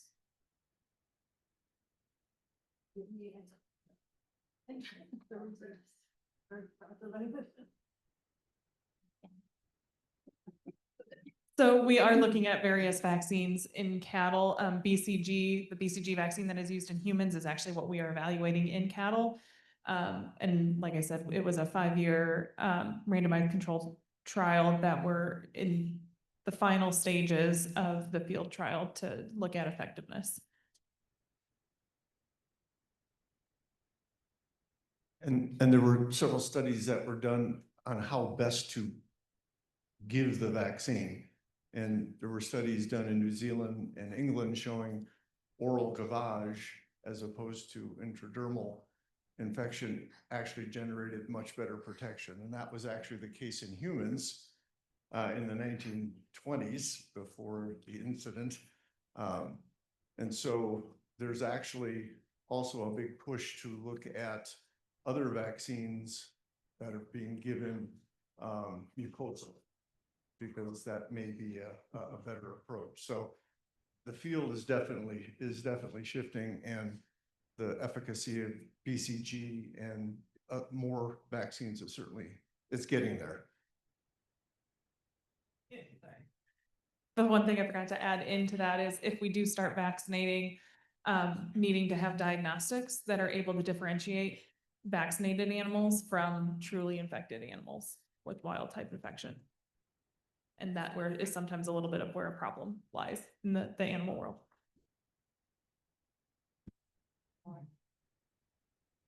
All right, thank you. We're moving along. Next question. So what does the panel think of the potential impact of improving access to healthcare for farm workers and offering or increasing benefits such as paid sick leave on the risk of introducing TB into cattle herds? That's one portion of the question. Have there been efforts to encourage the cattle industries to begin or expand offering these healthcare related measures? One might think that if healthcare services are more available, then cases of TB in workers could be identified earlier and treated, thereby reducing risk of spread to both animals and humans. Example, like families in a household. I can start over. What does the panel think of the potential impact of improving access to healthcare for farm workers and offering or increasing benefits such as paid sick leave on the risk of introducing TB into cattle herds?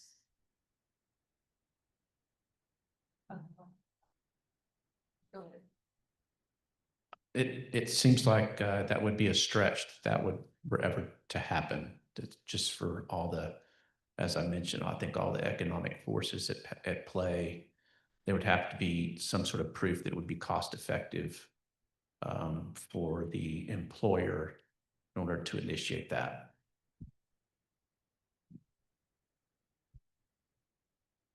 Okay.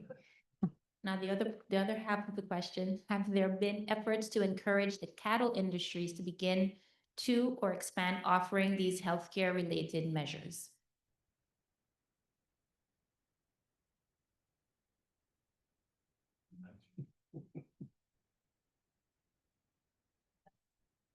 Same answer. Same answer. I don't have anything else to add. Okay.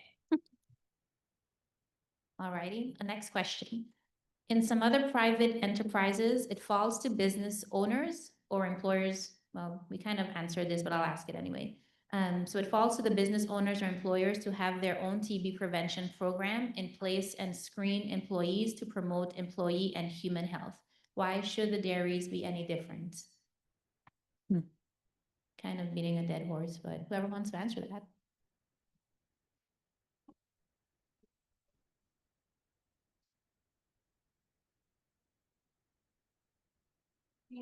Dr. Rodriguez addressed that in her statement earlier in a way.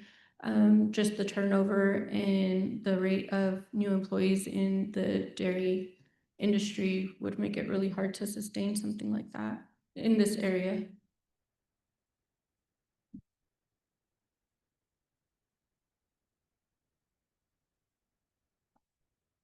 Any other questions?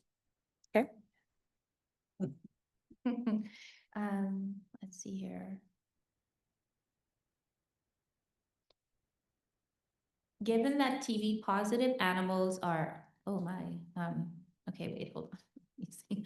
Given that TB positive animals are sacrificed and indemnified by USDA, could establishing an agreement between producers and animal health and public health be incorporated into or made a condition of receiving indemnity to help encourage establishing some degree of cooperation and lines of communication?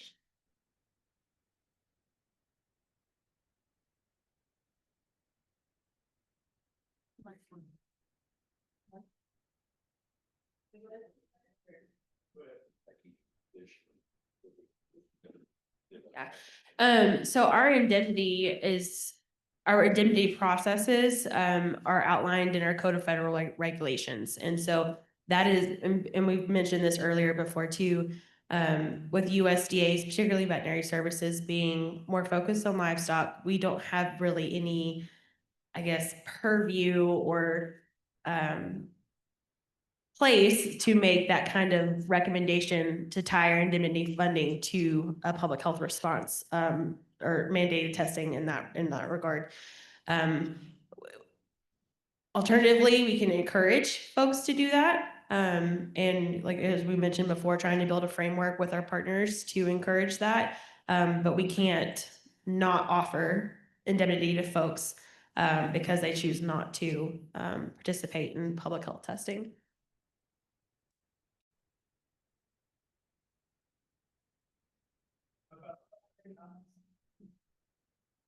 Oh, no. I think about 10 years ago at USDA, we talked about, could we tie biosecurity into identity? The problem with that was that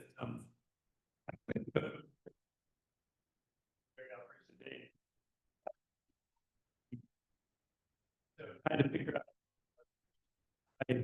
biosecurity to indemnity is really hard if you don't know what biosecurity are needed. Try to prevent it. I have heard that Australia has done something like that, and that there could be some discussions in the future within USDA to start looking at something like maybe employee testing or other biosecurity measures that might help spur that ahead, that would be linked to indemnity. But my experience with the government is that would be a long process in order to get that through. But I think those discussions could be held.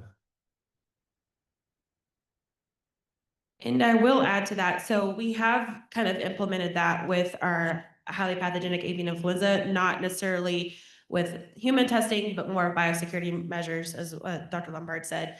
But that has taken quite some time, and we have a lot of data to help support that for recommendations on, how do we tell producers to modify their poultry facilities and things like that. So because we've had repeat infections of flocks and things like that, but tuberculosis is kind of a wild card in that regard.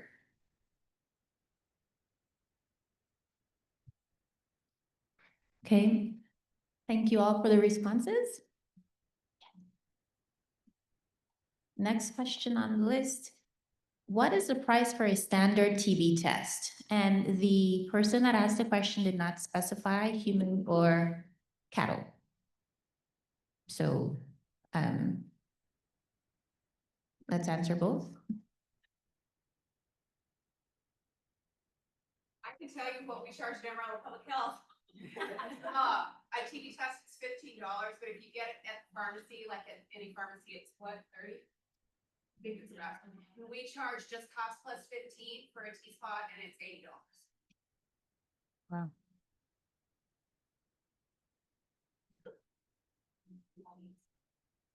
That's very costly. Well, for the dairy people, 80 pop per person, and they're gonna have a turnover. Okay. We're gonna put the response of that in the chat if the virtual audience did not hear that response. Next question. Are there mobile units by the local health department that can go on site for testing and treatment in Texas?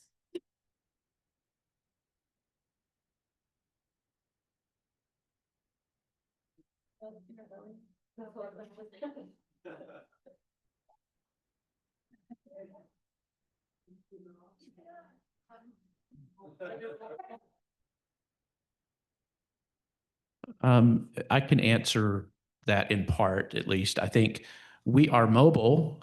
We don't necessarily have a mobile unit, right? I know that the Amarillo Health Department does, and I think it's very useful to them, but we don't have necessarily a mobile unit. Now, we have field clinics and field offices that are mainly in the northern part of the Panhandle, in Dumas, in Hereford, and in Pampa, which are closer to Amarillo than Lubbock. And we also have offices in Amarillo and Lubbock. But we do have teams that go out into the field regularly.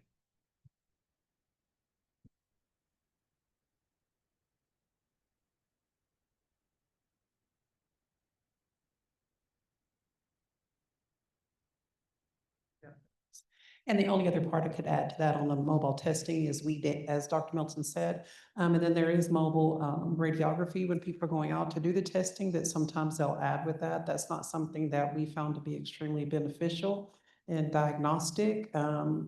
And then I'll hit with Amarillo Health Department. Again, we work with them closely. So in addition to our clinics, we have local health departments like Plainview, South Plains Public Health District that also help get testing. So between all of us, we do a pretty good job of covering our field work.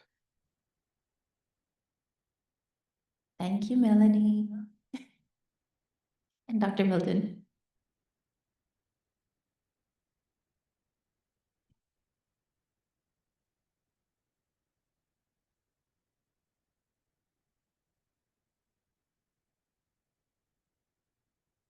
So we have two comments by Dr. Rodriguez and another question. So Dr. Rodriguez says, in our TB study, we found that not being able to take time off from work to attend medical appointments was a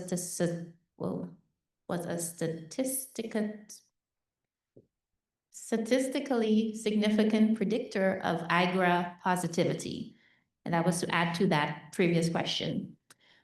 Sick leave on dairy farms is still linked back to Fair Labor Standard Act of 1938. It's almost a 100-year-old policy. And this means no overtime and no sick leave protections. So changes can be done at the business level or state law, as it was done in New York and Michigan. And for this question, what about incorporating efforts to encourage cooperation between producers and animal and public health into herd testing and management plans, which are required to be agreed upon by both USDA and the producer as part of federal TB eradication program?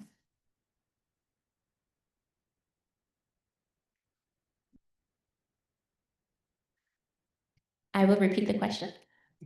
What about incorporating efforts to encourage cooperation between producers and animal and public health into herd testing and management plans, which are required to be agreed upon by both USDA and the producer as part of the federal TB eradication program?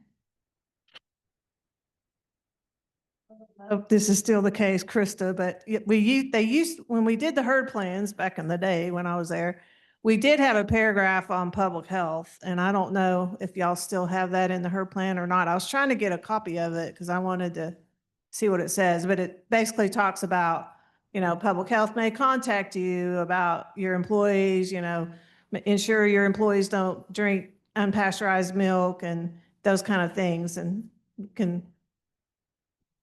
Yeah, so we on all of our herd plans that we do make, we kind of have like a best recommended practices, right? So as Dr. Rollo said, pasteurizing waste milk, pasteurizing colostrum and things like that. We can't require the producers to make those certain actions. From a USDA standpoint, we can't. Texas Animal Health Commission, different in each state, they can maybe force their producers' hands a little bit differently, and so that's. We can recommend best practices. We try to encourage cooperation as much as possible and that communication. So that's why it all has to go back to who has jurisdiction, right? So when you look at all these herd plans across different states, each herd plan is going to look, in each herd plan too, within our different facilities that we're working at, is going to look different. And so it's that language can be very different from state to state, herd to herd.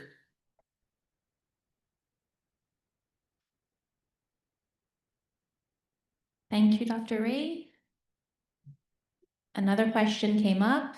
What do you recommend to spread awareness and advocate for these type of issues in more urban areas? I'll repeat the question.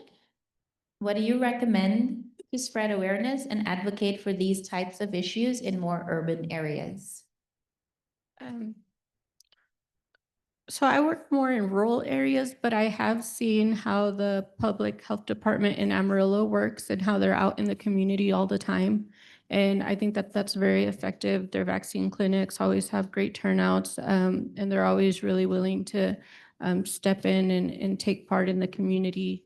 I think where we really need that is actually in the rural areas, because that's where services aren't reaching. That's where communication isn't being sent out to. That's where we have the lack of education. So I think that's more of the trouble spot for me in particular.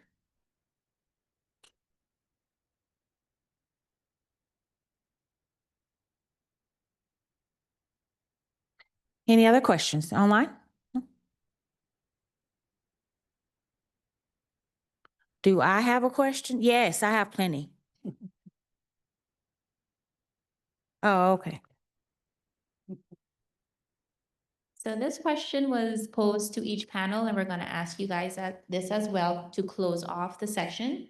And so in the veterinary and Hippocratic oath supporting One Health, human health, why is it that when a dairy farm, heifer yard, or calf ranch has tested positive animals for TB, that there isn't required human testing, and the reverse? When humans test positive and are known to work with animals, why wouldn't they then test the animals that they may work with 6 days a week?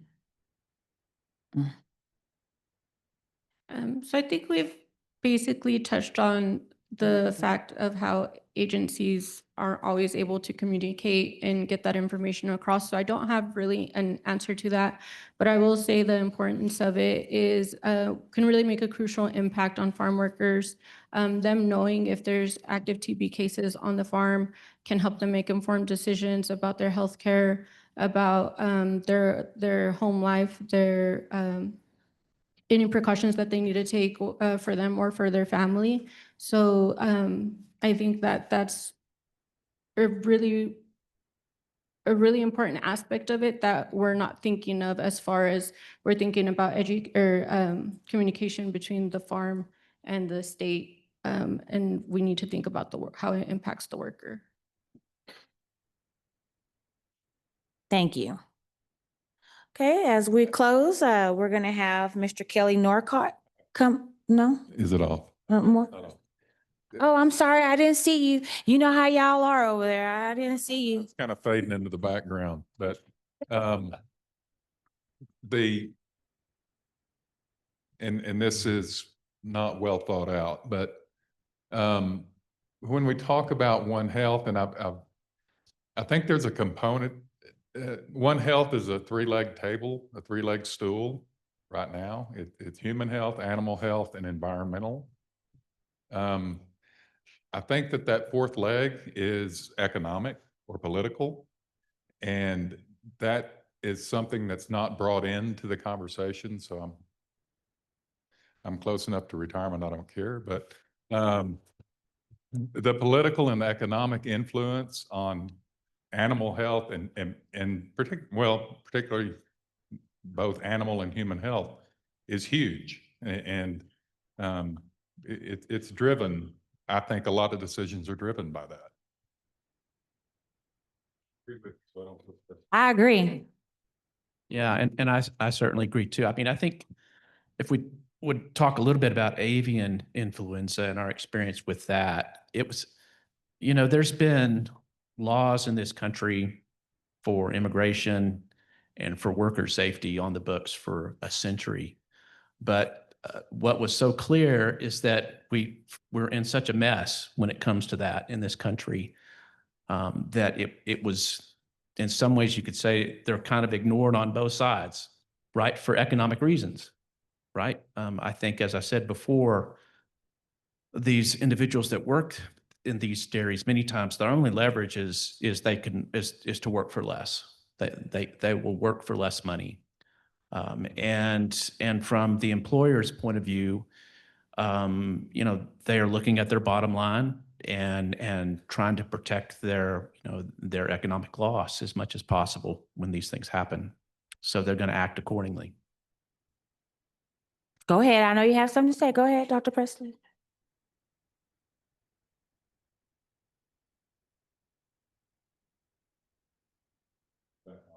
Is it on? Yeah.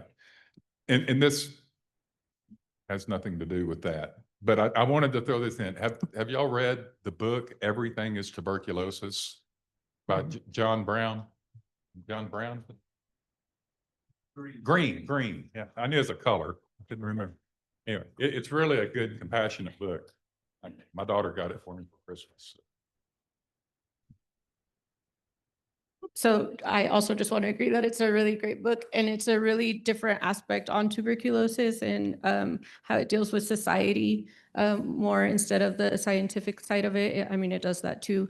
But for people who are more human side and not science side, it really did make a lot of sense, and I encourage everybody to look into it.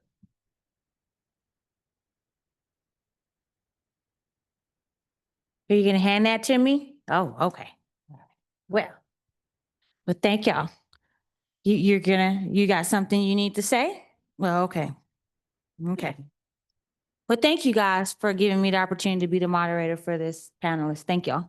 Okay, so before we get the panelists moving, I just want to let everyone know, those who are online as well as in person, if you attended for the amount of time that was assigned for online and in-person attendance, you will receive an email by the end of the week to complete an evaluation, and you must complete the evaluation to receive your CE certificate. I will repeat that. You must complete the evaluation to receive your CE certificate. Thank you. And now I get to say it. Now we're closing with Kelly Northcott. Come on aboard.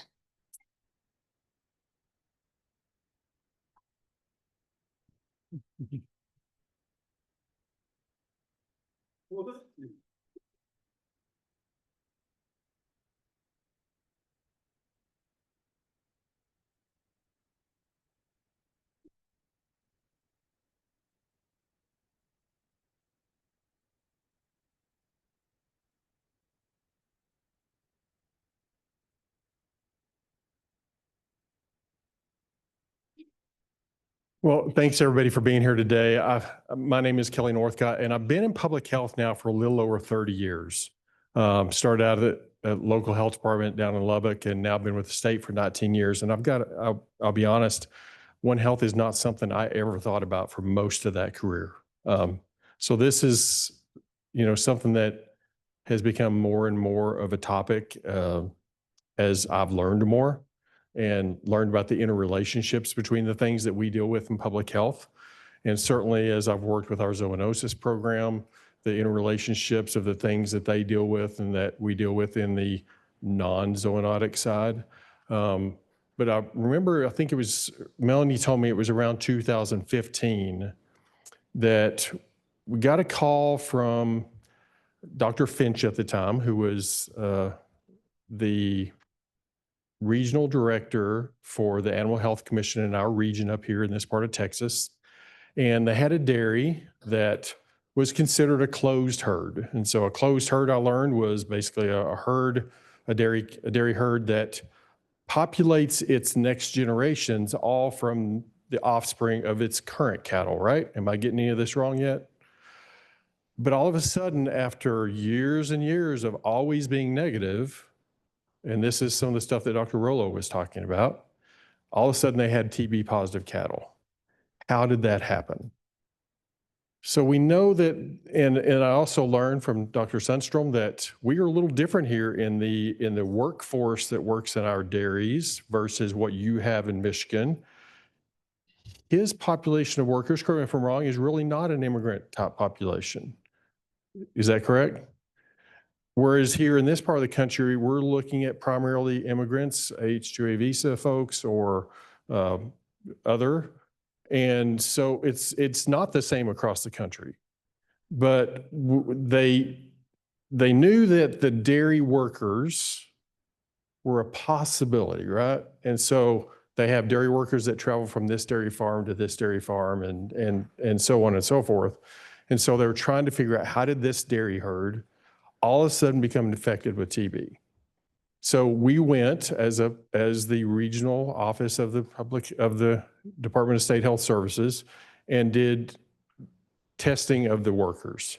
Now, we didn't get all of them, but we got a pretty good chunk of them, I think, in that test. And Dr. Rollo's right. I think I remember being on the road at 4 o'clock in the morning because we were trying to catch shift changes. And we had a staff, and we pulled together about 30 people. We tried to make sure as many of them as possible were bilingual because we knew that this boy ain't going to be able to communicate with most of the folks there, right? So we brought our staff that are so gracious and so good at working with, the immigrant population that we knew we were going to be working with on that day. And we did testing. We did T-spots, I believe, Melanie, right? And we've done that now 3, 4, 5 times at dairies. And yet we've never had an active case. Now, I don't for a second believe that lack of evidence is proof that it doesn't exist. We do also know, one of the reasons, again, that we went there was they know dairy workers move around. And by the time we went and did testing, there's no doubt there were employees that had been there previously that had left and were now at other farms. But it's been a challenge. And to me, it's just raised more and more questions that I keep asking all the time. So where is it coming from? Is it coming from deer that maybe are coming and feeding from the trough of feed that they put out for the cattle? Could be, I don't know. But I think this whole conference in this region, we're certainly not unique in that we're an agricultural focused region, but it's, I think, one of the reasons why we are having this here today. We have a lot of human-animal interactions in the industries that feed the people's, that not just put the actual food on the table, but the money to provide for their families. So I think that's one of the reasons why Dr. Abdul and her team have put in so much work to put this together, because I think it is something that we have a lot of questions and we still need a lot of answers to. So thanks to everybody who's been here today. I wanted to, one other thing, Dr. Presley mentioned about the mad cow case. I want to touch on that economic piece. We had a woman who had passed away in the region. It was suspect prion disease case. So the family agreed to allow her to be tested after she passed.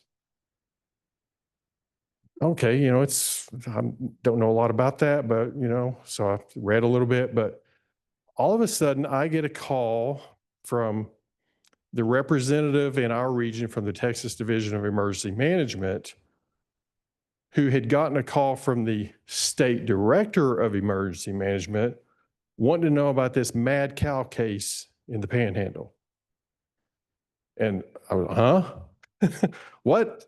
So some rumor had started that this woman who passed away, that she lived in a town that's very cattle centric. Many of you who live in this area will know where I'm talking about. A lot of feed yards. And that she worked at one of those feed yards in that town. None of that was true. But it didn't stop the rumor mill from going crazy, and beef markets started crashing. So that's why this chain of phone calls started. So from that point on, we kind of agreed, me and my counterpart with TDM at the time, said, if we have any more prion disease cases, I'll give you a heads up just so you'll kind of not be caught off guard when all the rumors and lies start.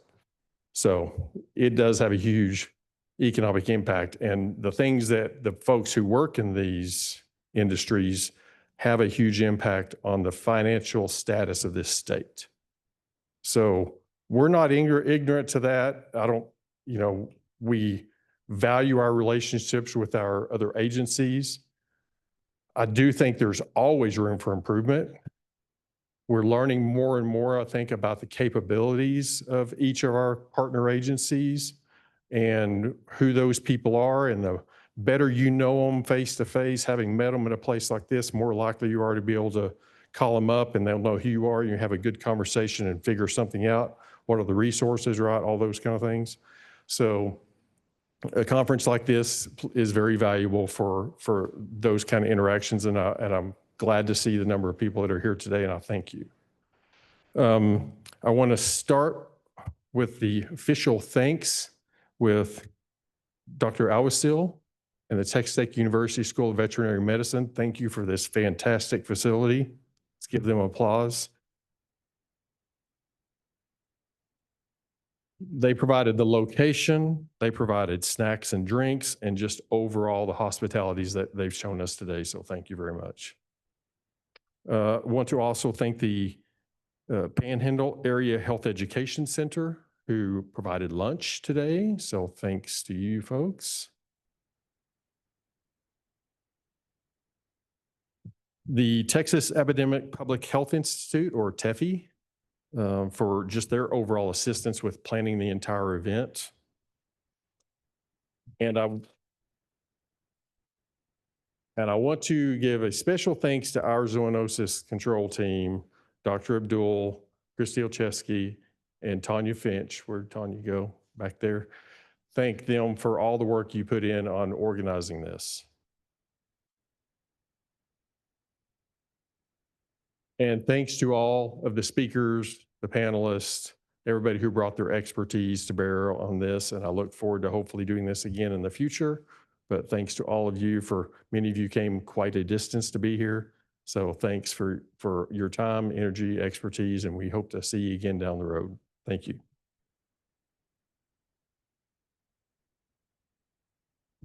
Dr. Abdul, anything else? Yep. Safe travels, everybody. Thanks again, and we'll see you down the road.